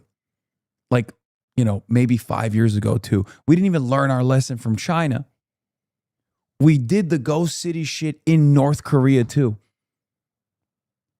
The Western brain, the primitive Western mind cannot comprehend a country that builds homes not as a speculative asset, not as simple economic activity, but instead with a long-term shelter plan in mind.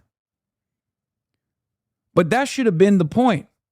When those motherfucking ghost cities turned into massive tier 1, tier 2, and tier 3 rapidly urbanized industrial hubs, that's when every American analyst, that's when every Western analyst should have been like, ooh, yikes, we kind of fucked up the ghost city thing. Maybe we should reconsider our approach to China, our analysis to China. No, we did that shit in North Korea.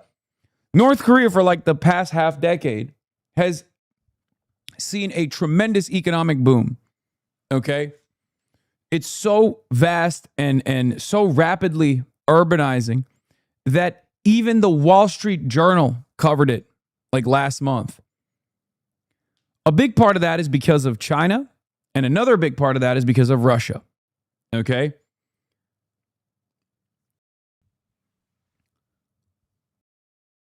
North Korea built more housing units in the last year than California did.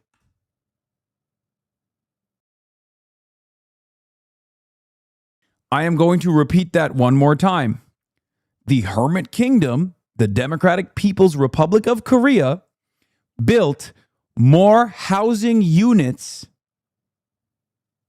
than California did. Now you tell me which of the two is a fourth world country, not third world, fourth world country. Which of the two? Which of the two is a fourth world country? Is it the fourth largest economy on the planet? Or is it like the smallest economy on the fucking planet that doesn't even have an entry point, a direct entry point to international markets besides Russia and China?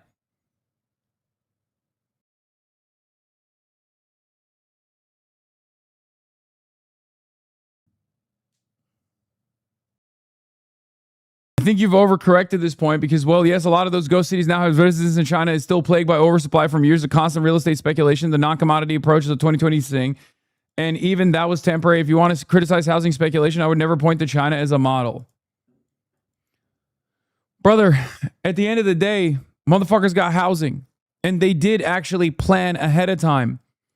It's both. It wasn't just for economic activity to show the Western world. Our criticism of China was, at the time, that they're just building these fucking ghost cities. They're building these ghost cities. And the only reason why they're building it is to flex on us, to like make it seem like they have, like Western chauvinism is such a fucking brain disease that people literally were pointing to it and saying, oh, they're doing this to, oh, look at them. Look at these small, tiny people that they're building housing to make it seem like they're modernizing. That's fucking insane. Also, look at what happened when our housing market crashed versus what they did. They created an actual soft landing for the speculative bubble that existed.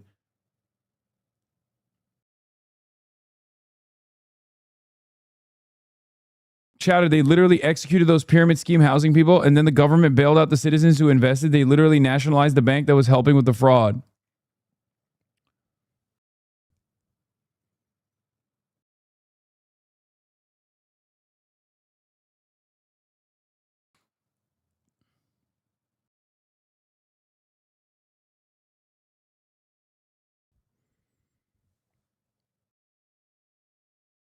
You show off your best. North Korea does that too. We're not interested in your best. What's your average? Go to the countryside or the smaller towns. Dude, this is the funniest argument. In the last decade, the areas that saw rapid growth and rapid urbanization are the countrysides. Those are the happiest Chinese citizens. This is just going down the copium ladder. Okay? Again, the rural countryside in China is on an upwards trajectory. It's actually the people in the fucking big cities that are not doing as well.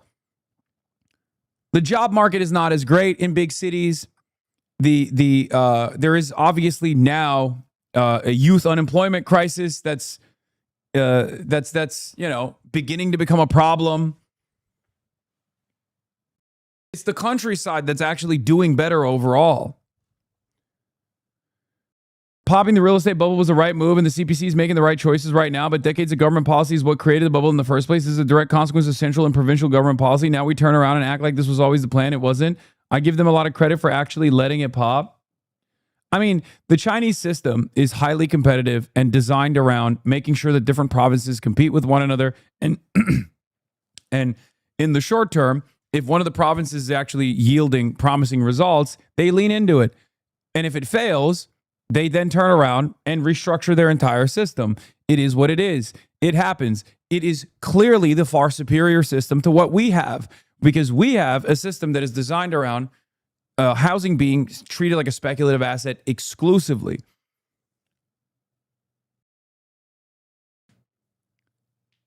Which one of the two is better? Theirs is clearly demonstrably better.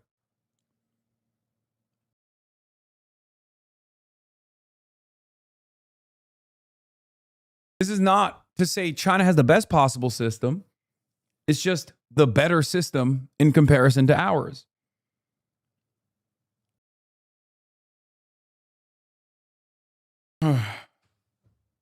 As a representative of the Chinese delegation of the Hasanabi community, I'm very glad that they're letting it pop, but there's also real pain that is coming with that. When you look at the Chinese economy right now, hopefully that rebounds soon with manufacturing growth. As a representative of the Chinese delegation of the Hasanabi community, I'm proud to announce that you are now in the green in terms of approval and appreciation in your coverage of China. Thank you for highlighting the prosperity of the People's Republic. You got it.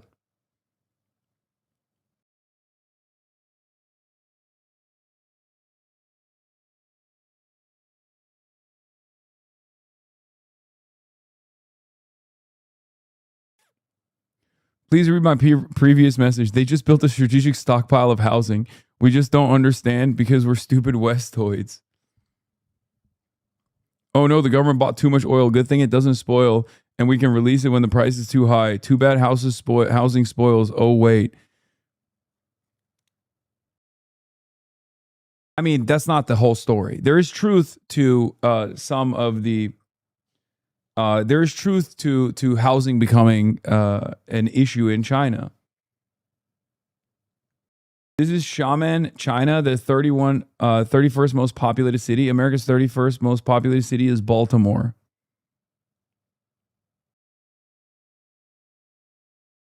Day in the life of me living alone in China's like ghost spending city. a day living alone in China's ghost city? Wait, this isn't even in China. Isn't this in Malaysia? Oh, this is Hainan. This was supposed to be like this massive business hub, and it failed.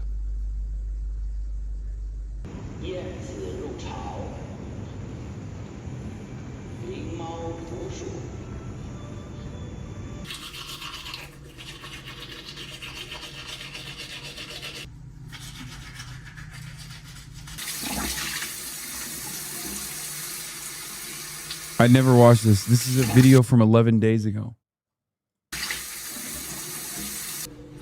My total monthly living expenses here are about $300. Compared with the city I lived in before, I'm spending about 30% less each month. The biggest difference is my rent. It's only half of what I used to pay. This apartment costs just $100 a month. The reason housing prices and rents are so affordable here is that there are a large number of vacant apartments, and there aren't many job opportunities nearby.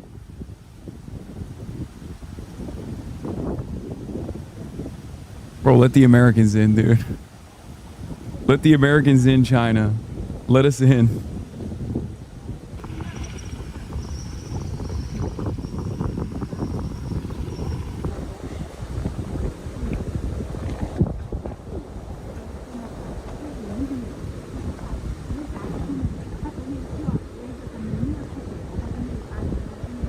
It is kind of funny because it's like there's obviously still, even in this like largely vacant city that they built, that was never populated. There wasn't enough like there wasn't enough interest from businesses. They're still picking up the trash. Like the streets are still clean. They're still picking up the trash. Are you fucking kidding me? He is working, running water. Dog, we literally have cities that are not vacant, that don't have these amenities all the time. Most of the people who live here year-round are retirees and children. Many of the retirees have moved here from northern China to escape the cold, and the main reason they choose to stay is the climate.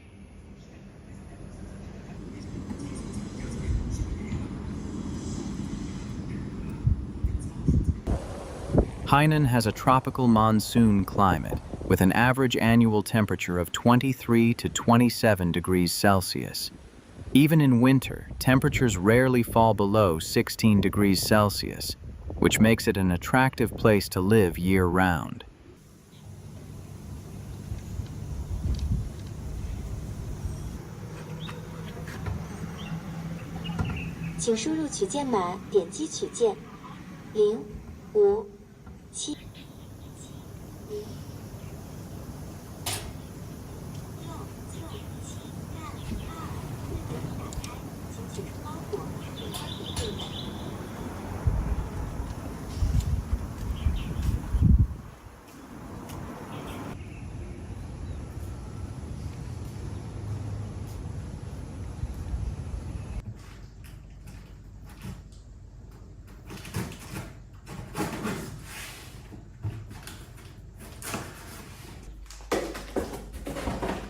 This is bullshit, bro. This is actually fucking bullshit. Straight up.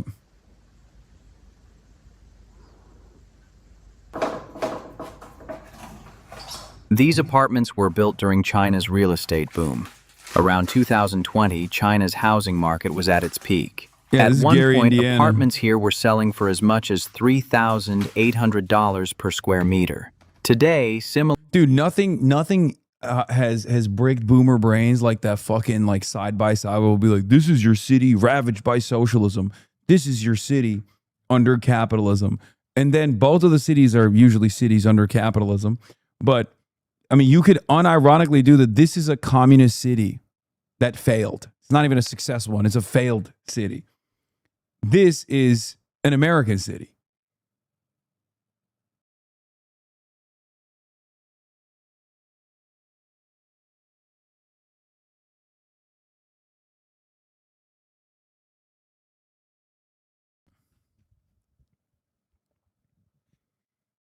But hey, guess what?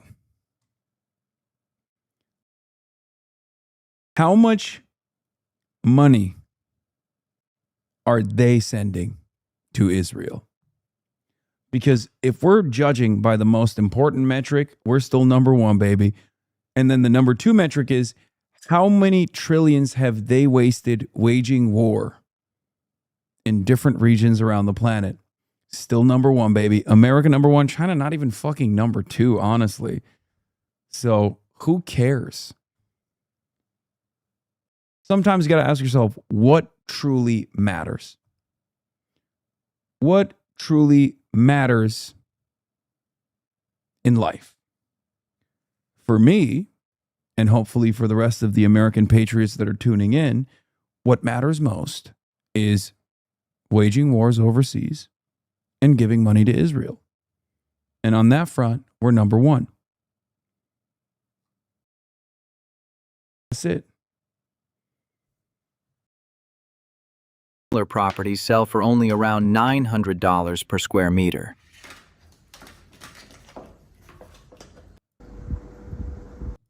After the pandemic, however, the housing market entered a sharp downturn, and home prices fell significantly across much of the country. The market has yet to show a strong recovery. At the same time, the Chinese government tightened regulations on the real estate sector, and many developers ran into serious financial difficulty. That's really fucked up, actually. Now that he brought it up, I'll be honest.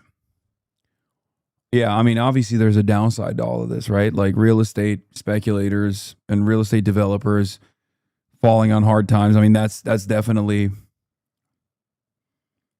At what cost, honestly? This is far too high of a cost to bear. Yeah. As a result, the market changed dramatically. Today, prices in the second-hand housing market have fallen well below their previous highs.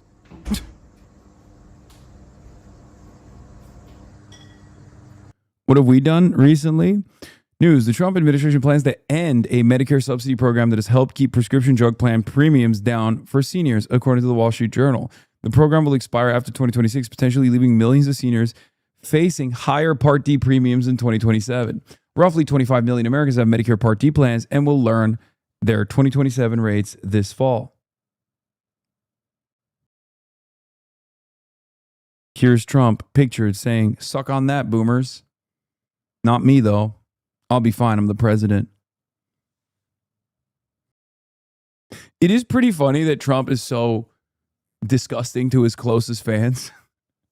Like, he literally is just like, he will just go on stage and be like, I hate the elderly that voted for me. I hate them, and they shouldn't be able to pay for their medication.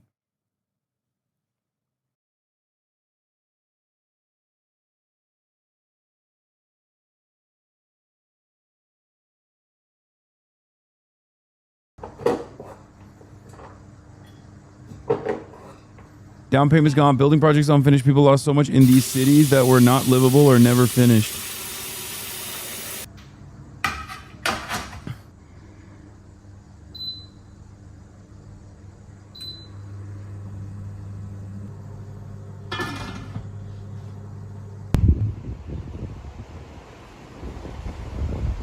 Hainan Island is the Florida of China. However, some local developers were overly ambitious and overbuilt certain projects. However, they are very successful ones near Sanya and to the south of the island.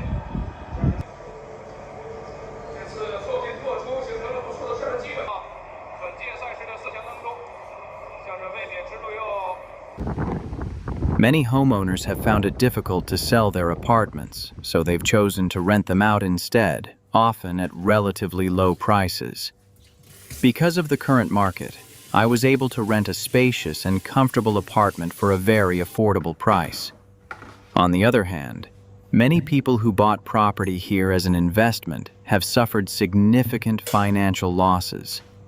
In China, residential developments with very low occupancy rates are often referred to as ghost cities. There are quite a few communities like this across the country.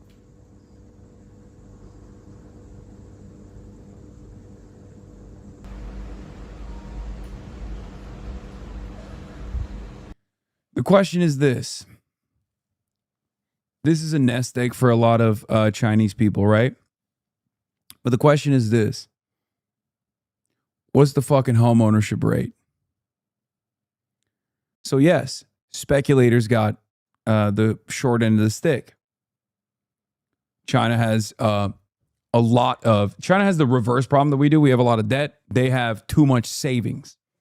Okay?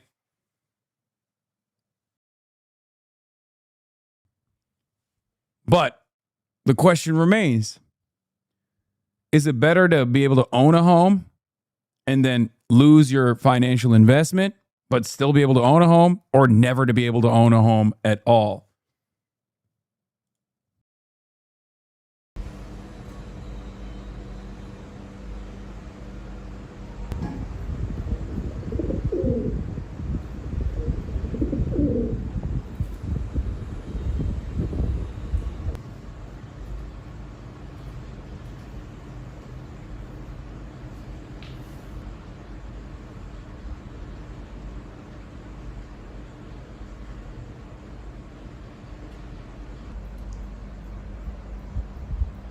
That's crazy. He just let the bird into his house.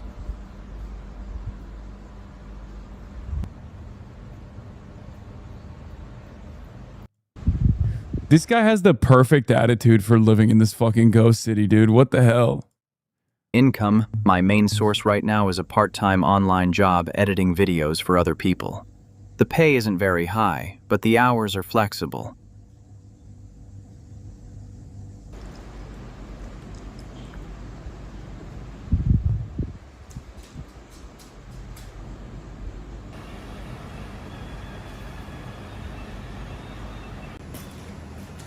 I'm 37 years old, and in China... Hasan editor? Yeah.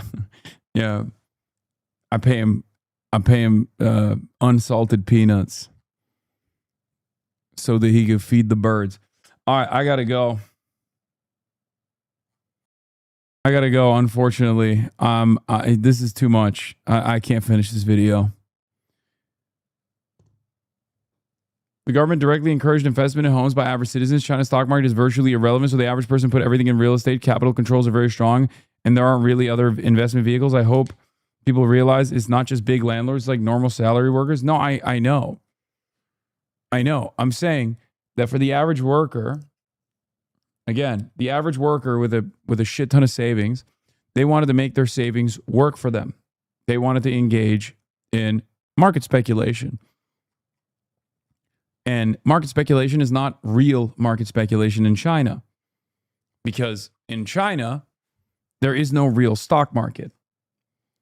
I understand that a lot of regular salarymen lost a big chunk of their wealth that they were trying to create, or they were trying to grow.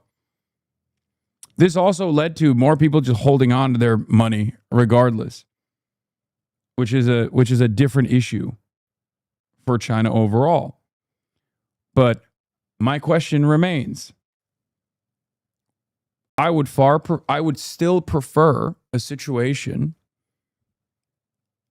I would still prefer a situation where I lose big swaths of my investments in the housing market while still having a home. That's it.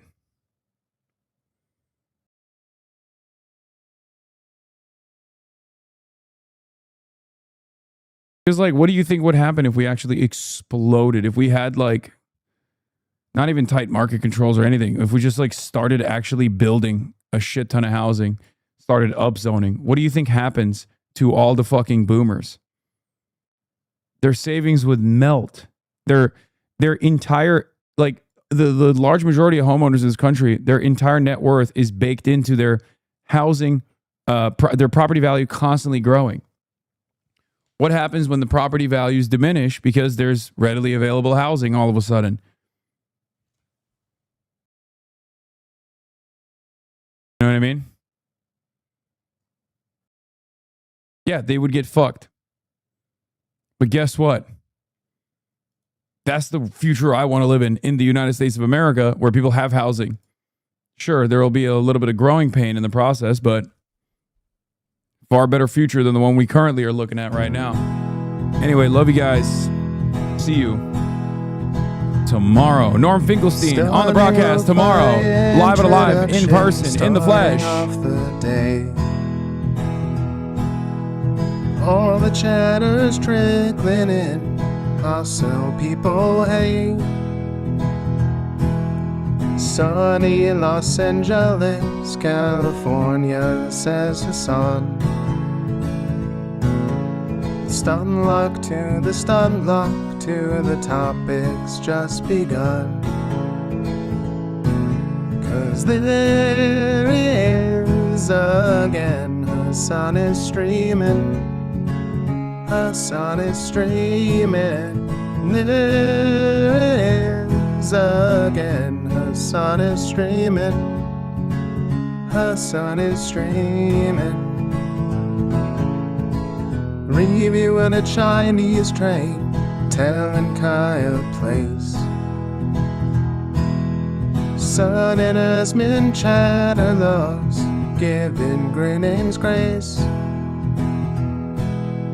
Zoran winning NYC, woke two back with the force. The Rogan of the left, to me a dumb himbo still of course. The Charlie Kirk assassination, the Fear and Online show. 8 full fucking years of this, and plenty more to go. Doing fun stuff tomorrow, throw PBS up on the screen. A man-made horror.